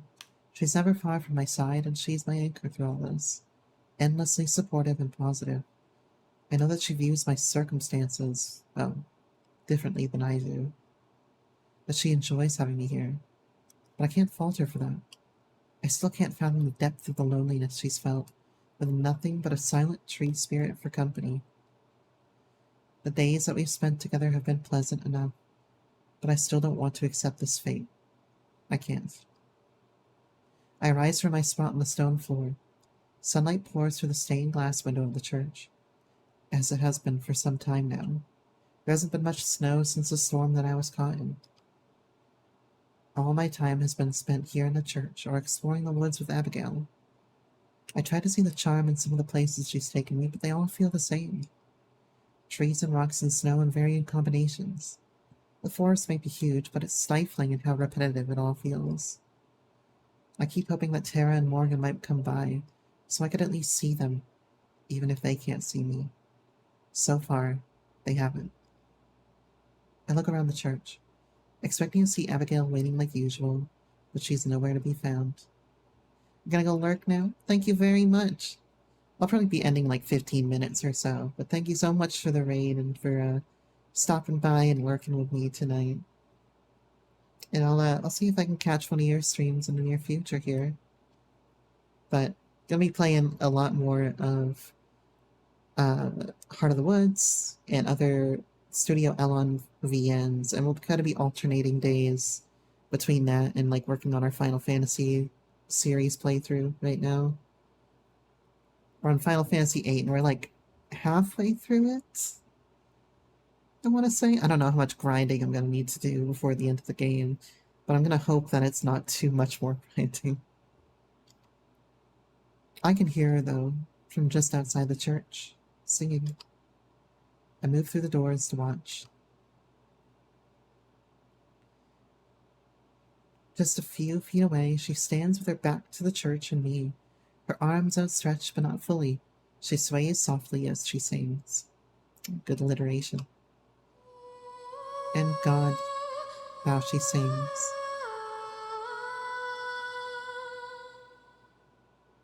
Sounds like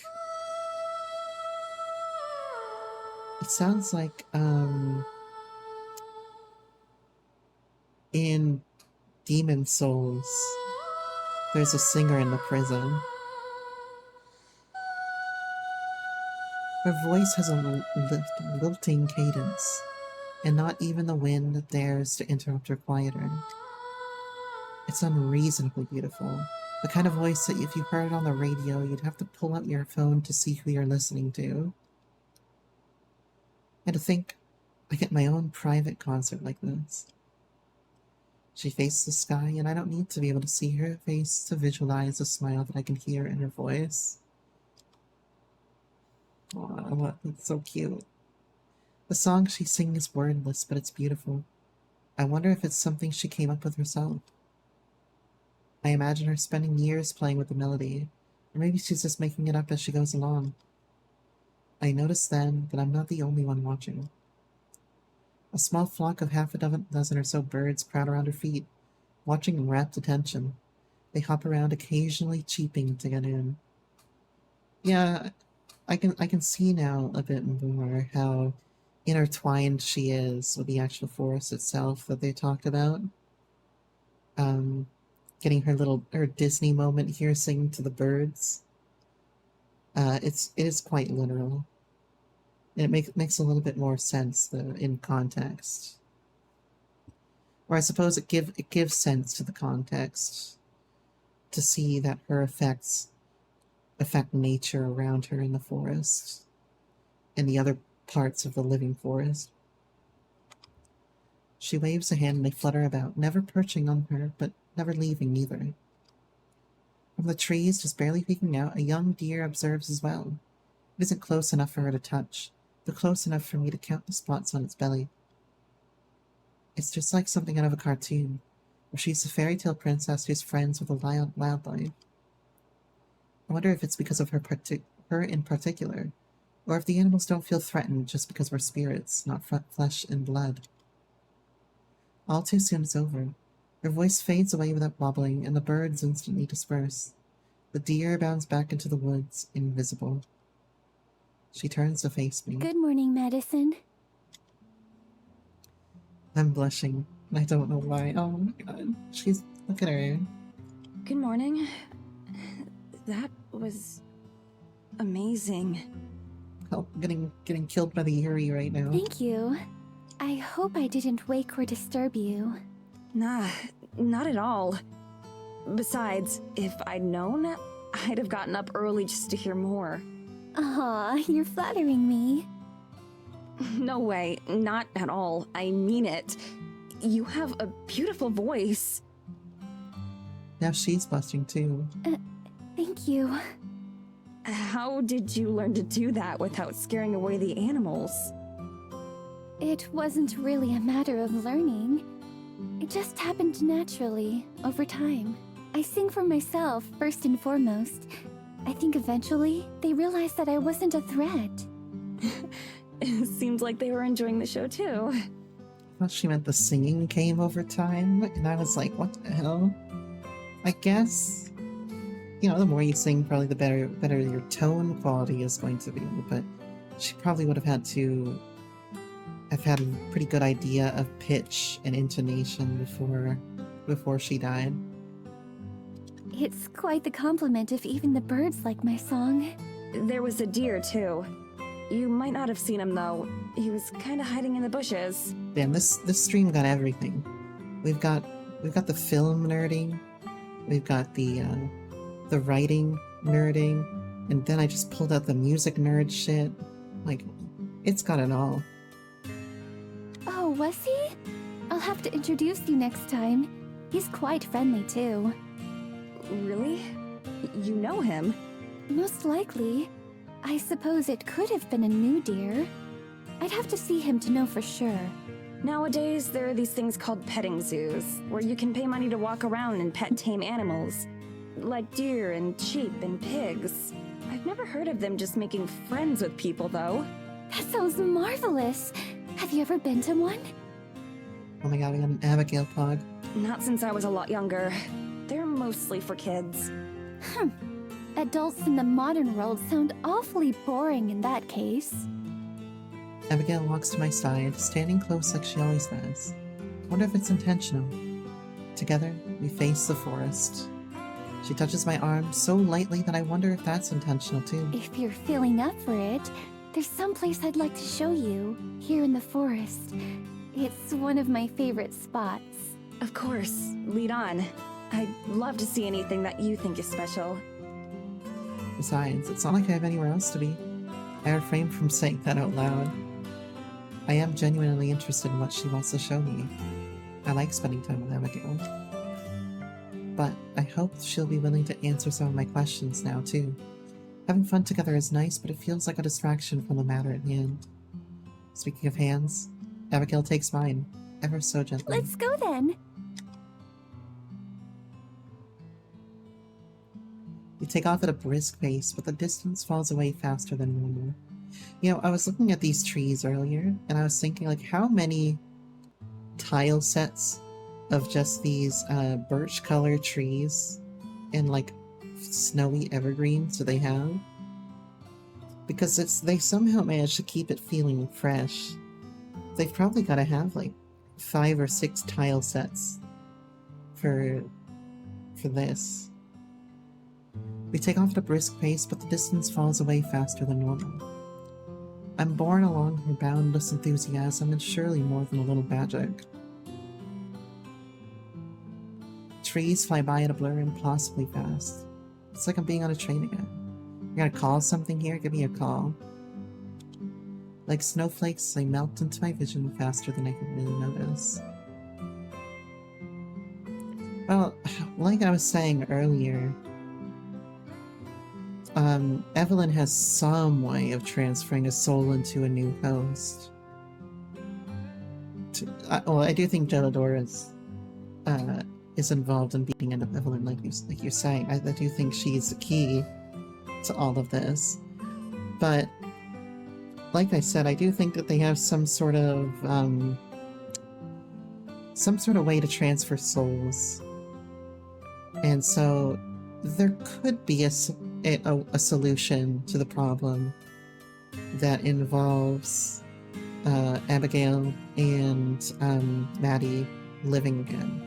I don't know if that's going to be the case though. Tara and Morgan dating, I think that's pretty obvious at this point. Like, that seems to be what they're leading up towards, but it's going to involve Morgan accepting Tara more emotionally into things. And it seems pretty obvious that Tara really wants it. But yeah, she's going to have to become more emotionally available for that to happen. But that might be the case. Kind of like Juliet needs to become more emotionally available.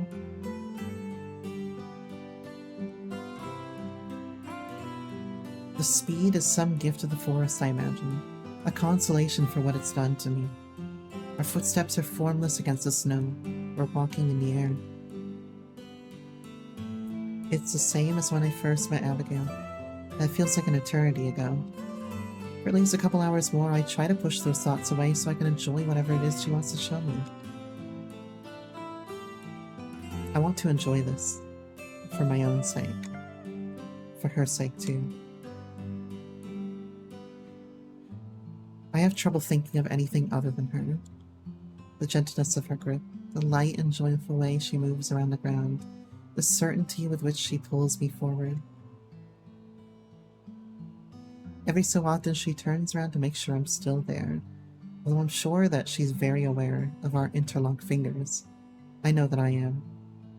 I appreciate the way that, I don't know if it's Josh or Sion or Adarosa who wrote this one, but the way that they've always described the attraction in the 3 games that I've played so far has been very creative. Like Amber, for example, you can see, like, they talk about her attraction, her eyes following down like Marina's like collarbone and stuff. But they also talk about stuff like this in here where they're like, essentially the way that the person moves, the way that somebody carries themselves, the lightness of which they touch, the reverence in it and stuff. It's really well done. They're not just saying the kinds of things that you would probably read in like a very like B tier novel kind of thing, where it would be all physical or all emotional kind of thing. It's they describe like attraction in ways that intersect physicality and emotion and expression, and I think that's exceptionally well done. I didn't talk about it in Highway Blossoms, but I was thinking it as you had the moment where like Amber is like looking down Marina's collarbone, and like the way she's put together. Yeah, they talk. Yeah, they do a very excellent job with that. You know, I think it's something that other writers can learn from, is how to describe these things in a fresh and interesting way, a unique way, because attraction is different for everybody in how you feel attracted to somebody. Like I can think of examples where I've been attracted to somebody, and what I compliment is their eyebrows. And it may be like, yeah, maybe I saw you naked, but I'm talking about your eyebrows right now. And how they elicit a very specific emotional response out of me. So, I think that it's very different for everybody, and even between different people, you may find different things attractive. And they do it really well here, where it feels like Maddie has an attraction to the presence that Abigail gives off as well. You get that? It's so nice. Every so often, she turns around to make sure I'm still there, though I'm sure that she's very aware of our interlocked fingers. I know I am. I guess I can add that to the ever-growing list of feelings to sort through. The forest shifts even faster than it did a few days ago, when we went to visit the spirit. Oops. I kind of made that into two sentences. It changes too fast for me to keep track of any reference points.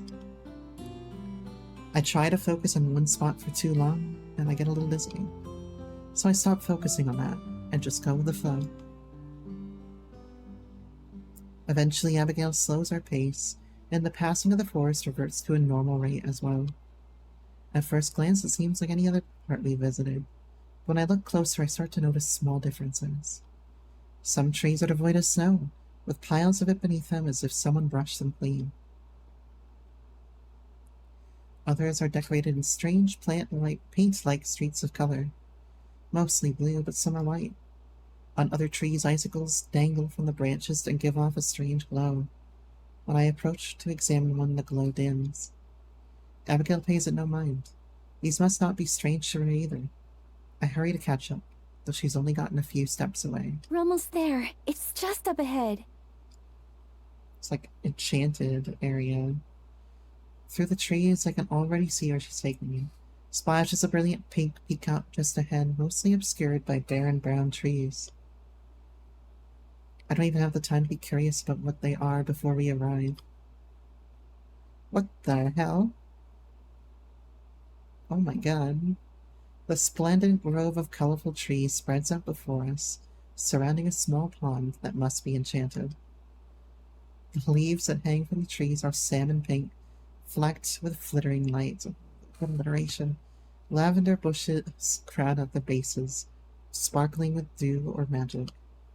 While snow covers the ground all the way up to the shores of the pond, the trees themselves are devoid of it, much like the forest spirit's home.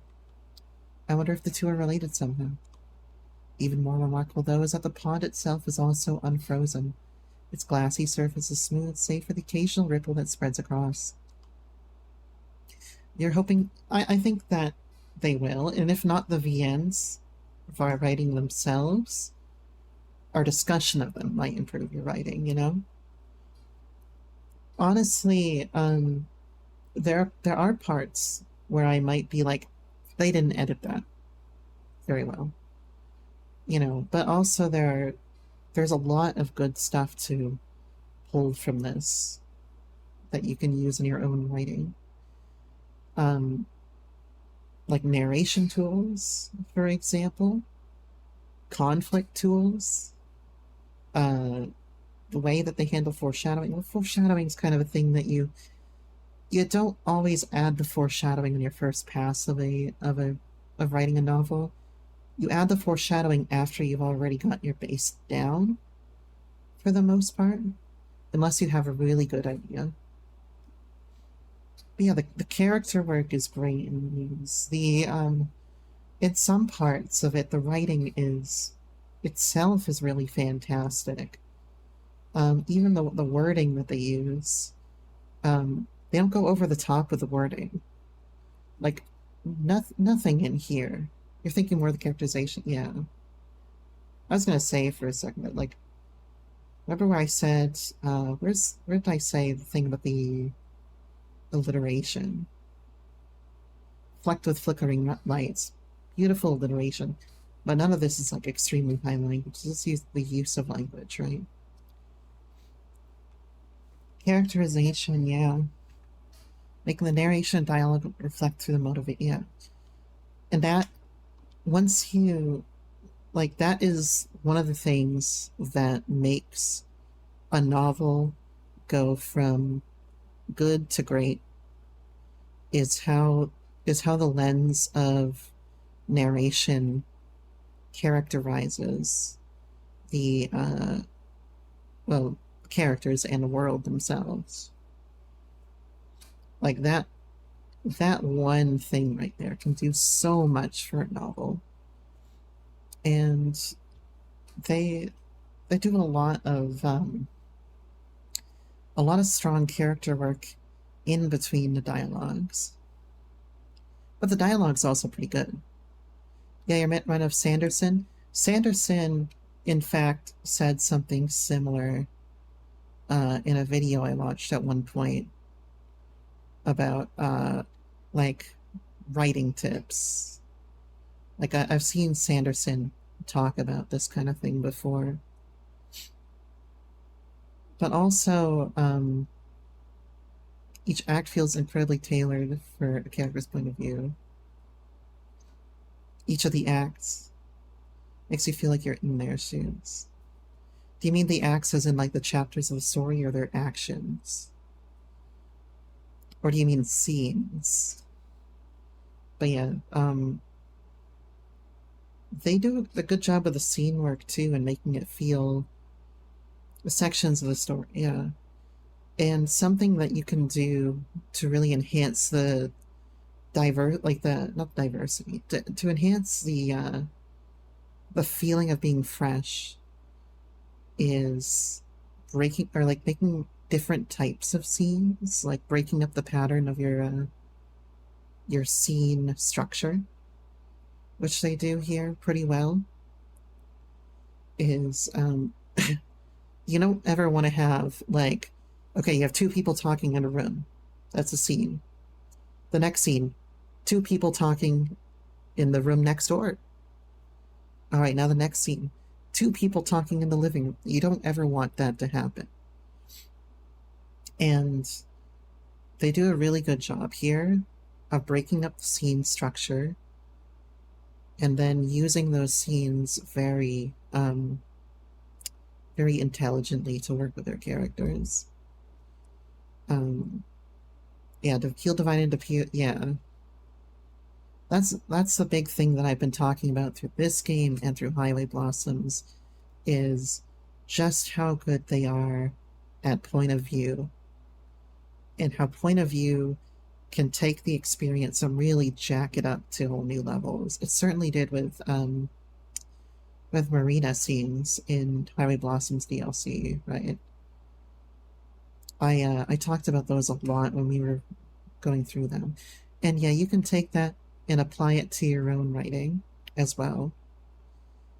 I know that you write a lot of third person limited, and even third person limited, you can still do some of this with.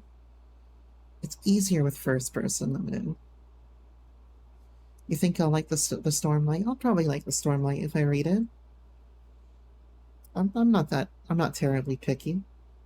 I'm a little bit pickier with books than I am with games, but like I'm not that picky, so I think I'll enjoy it.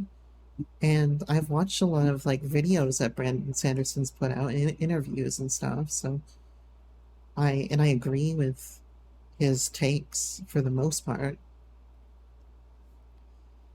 And it helps me a lot to watch stuff from Sanderson and other authors.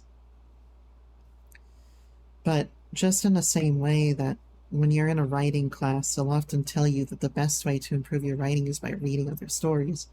You're doing that right now.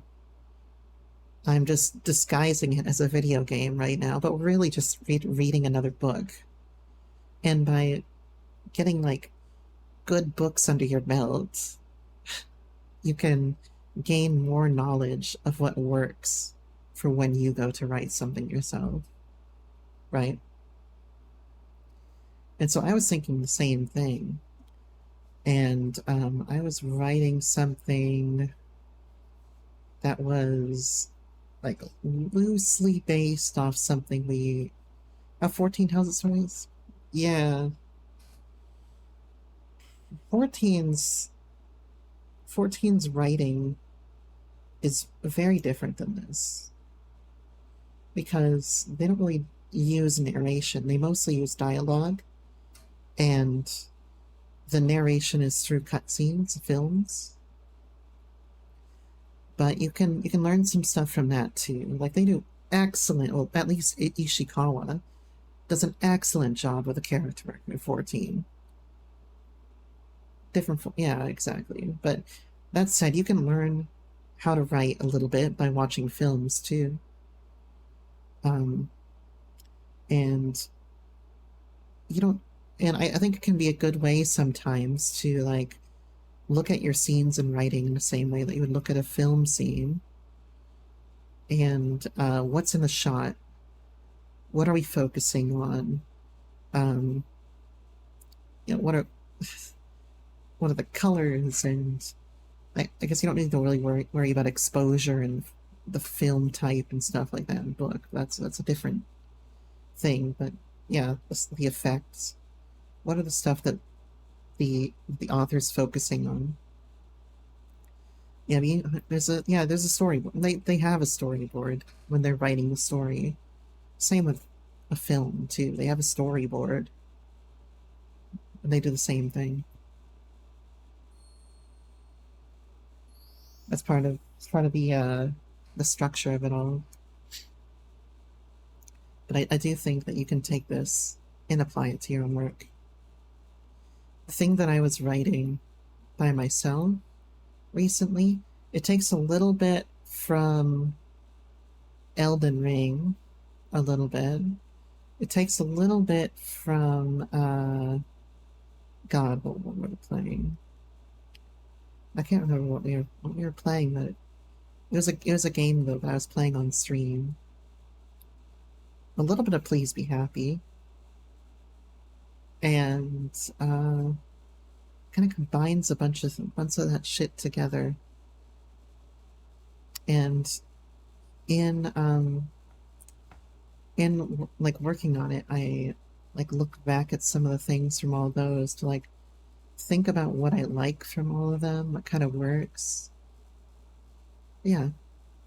And also, as you guys know, I like have my Call of Cthulhu Mythos on my desk here for when I DM for D&D, because this is like this book inspires a lot of the stuff that goes into my current D&D campaign. It's like the book is on my desk ready to go at any time if I need to open it up and get inspiration for something. It's small enough that I can see clear across to the other side. It makes this place feel even more secret and hidden. You could wander the forest for years and never stumble across it. I move slowly across the water. This place deserves calmness. Oh, Abigail. It's beautiful. The water laps at my feet but remains undisturbed. Like a vampire, I have no reflection. A fact that I pointedly try to ignore. Where are we? What makes this place so special? This is one of my favorite places. Isn't it lovely? Oh my god, Spicy with the raid. How you doing?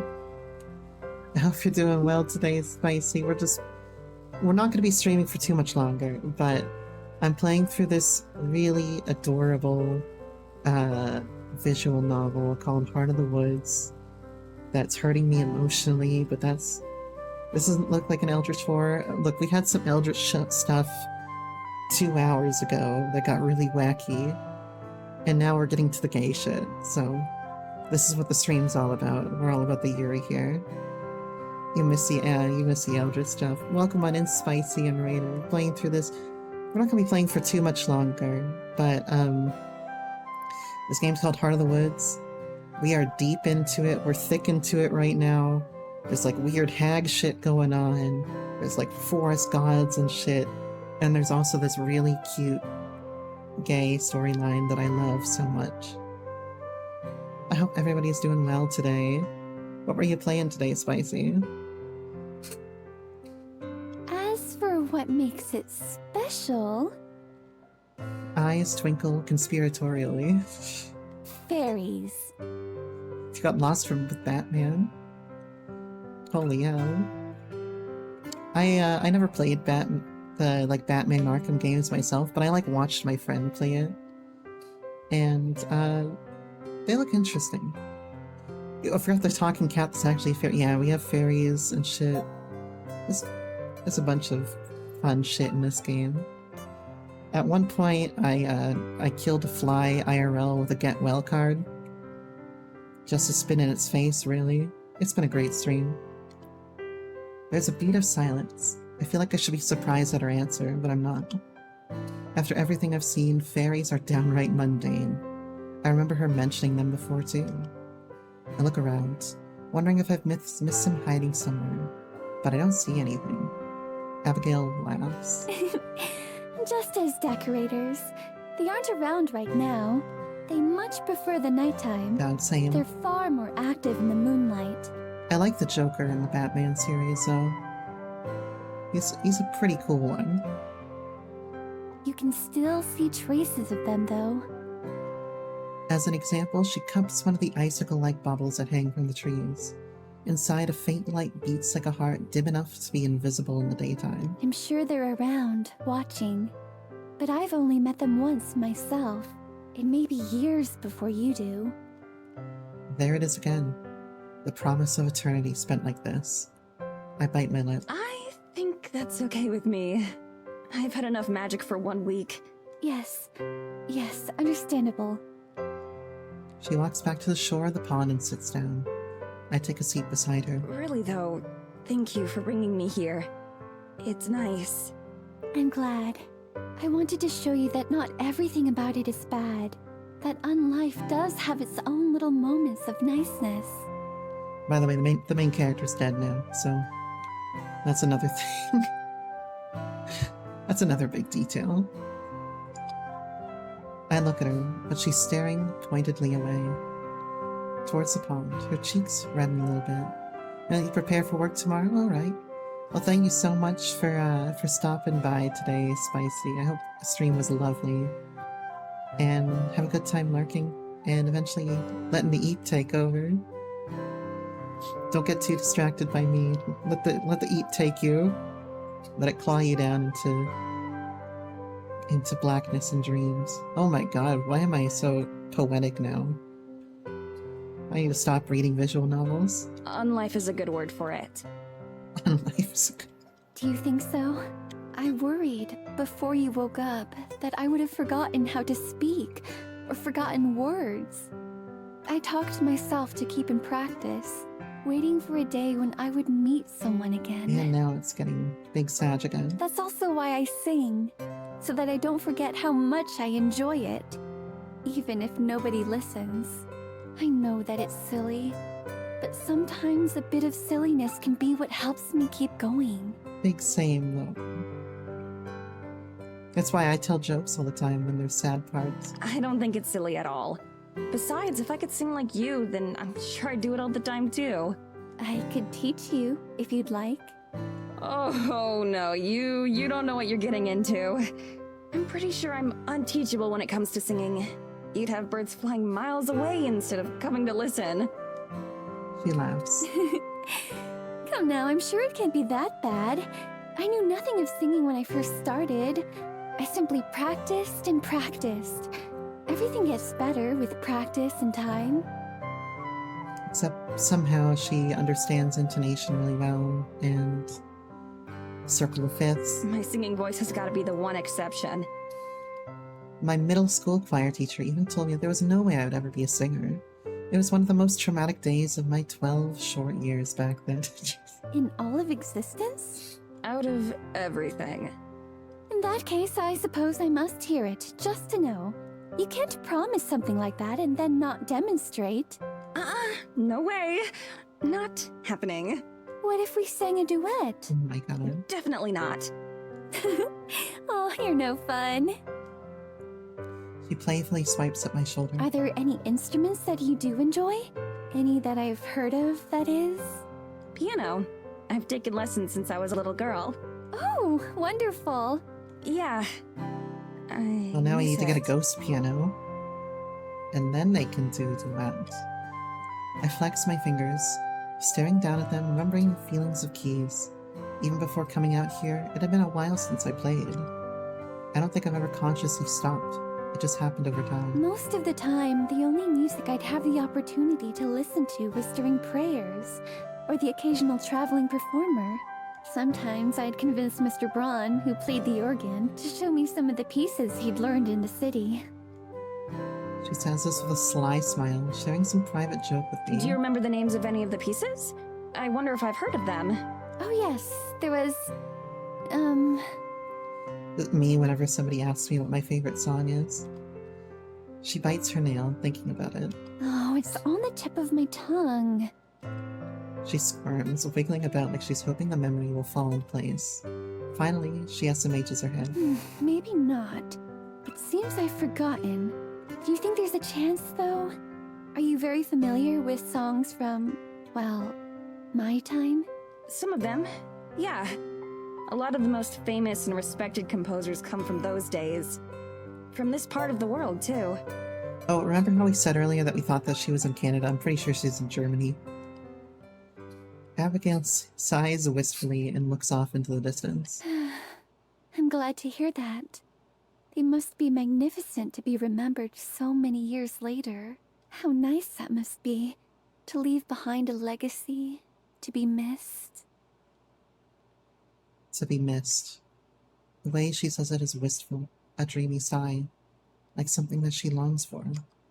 I glance over, half expecting her to be crying, but her face is steady and calm. She catches me looking and smiles. I'm sorry. I'm just feeling a little nostalgic. You don't need to apologize. I like hearing what's on your mind. I'm glad. It would be rather unfortunate if, after everything, we didn't get along. I know it probably struck quite a lot of pain in Maddie's heart to hear something like "to be missed," because now she knows, like, she's gonna be missed terribly, and she has to watch it. We both laugh at the idea. I do have another question, though. A personal one. I know you said I can ask you anything, but... I meant it. Please, go ahead. Well, before, you said that you've never even tried to... go back. Escape. Whatever the right word for it would be. Why is that?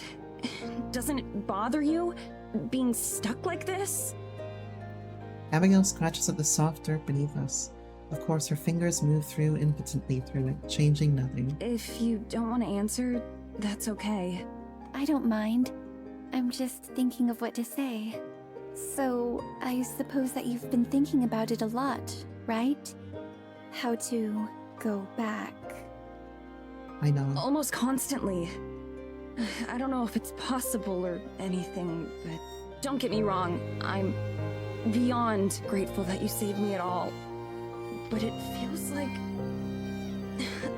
we're so close to being alive, but not. Everything's changed, but at the same time, it's like nothing has. I don't feel much different, but everything's different. I have a whole life out there.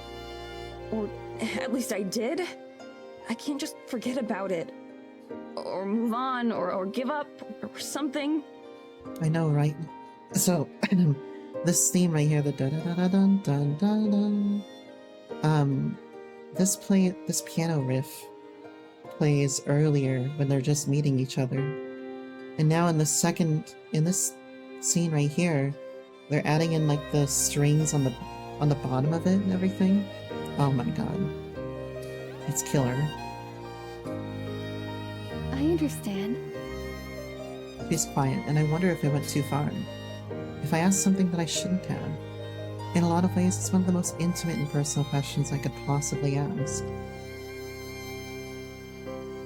Then she shifts around to face me better. I didn't have much left once I moved on. My family and those I care about. I had no desire to return to them. And then time started to pass. At first, the days felt slow. Torturously slow. I did nothing but sit around and mope, never straying far from the forest spirit who had saved me. But then I started to explore more, to get to know the forest, find moments of happiness. I was still terribly lonely, of course. It has been, until you got here. But I can honestly say that I didn't hate it. I sang, I watched, I found my own joy where I could. Eventually, time left me behind. The people I had known grew old and died. I'm sure many forgot about me, long before I forgot about them. At some point, there was nothing for me to want to go back to. The rest of the world outside this forest is just a maze that I don't know how to navigate. Here in the forest, I know nearly all there is to know. There's no grief or loss or pain. There's just peace. That's not true. There is pain. Before I can respond, she stands up, brushing away imaginary dirt from her gown. Would you fill up for another walk through the woods? Perhaps this time I can show you where the wisest, most handsome-looking owl nests. It's been so long since I've said hello to him. She offers me a hand. I take it, and the obvious subject change, and she helps me to my feet. Sure. Let's go. With a smile, she leads me back towards the trees. So many of the conversations that I have with Abigail are painful reminders, either of the years of solitude she's endured, or of what I can look forward to in my own future. Both make me very certain of one thing. I'm glad she's here with me. We are going to... Oh, we're going back to Morgan. Well, this is probably where I'm going to save here. Let's see. Not history. I want to save. We are in... Oh god, this part of chapter 3 is called Worst Case Scenario. Oh god, it's going to get much worse, isn't it? Well, I'm ready for the pain. But thanks everybody for stopping by and watching today. This is a lot of fun. Let's see. Let's see who is streaming today. I'm going, yeah. They might find fucking Maddie's body or something. And again, that would be the worst. I don't know how Tara would continue on after that, you know? But we'll just have to see what happens. Be playing this again on Monday and tomorrow. Final Fantasy VIII. For hopefully some more soul-crushing story. Let's see who, nobody really wants following early today. Let me check to see if anyone's playing Heart of the Woods right now. There isn't usually anyone playing any, Studio L on visual novel. Nope. Let's try Please Be Happy. There isn't usually anyone playing these, but we can give it a check at least. But no, don't Please Be Happy. What about Highway Blossoms? Maybe, or even Valhalla might do us some good. Yeah, let's try it. Let's try Cyberpunk Bartending.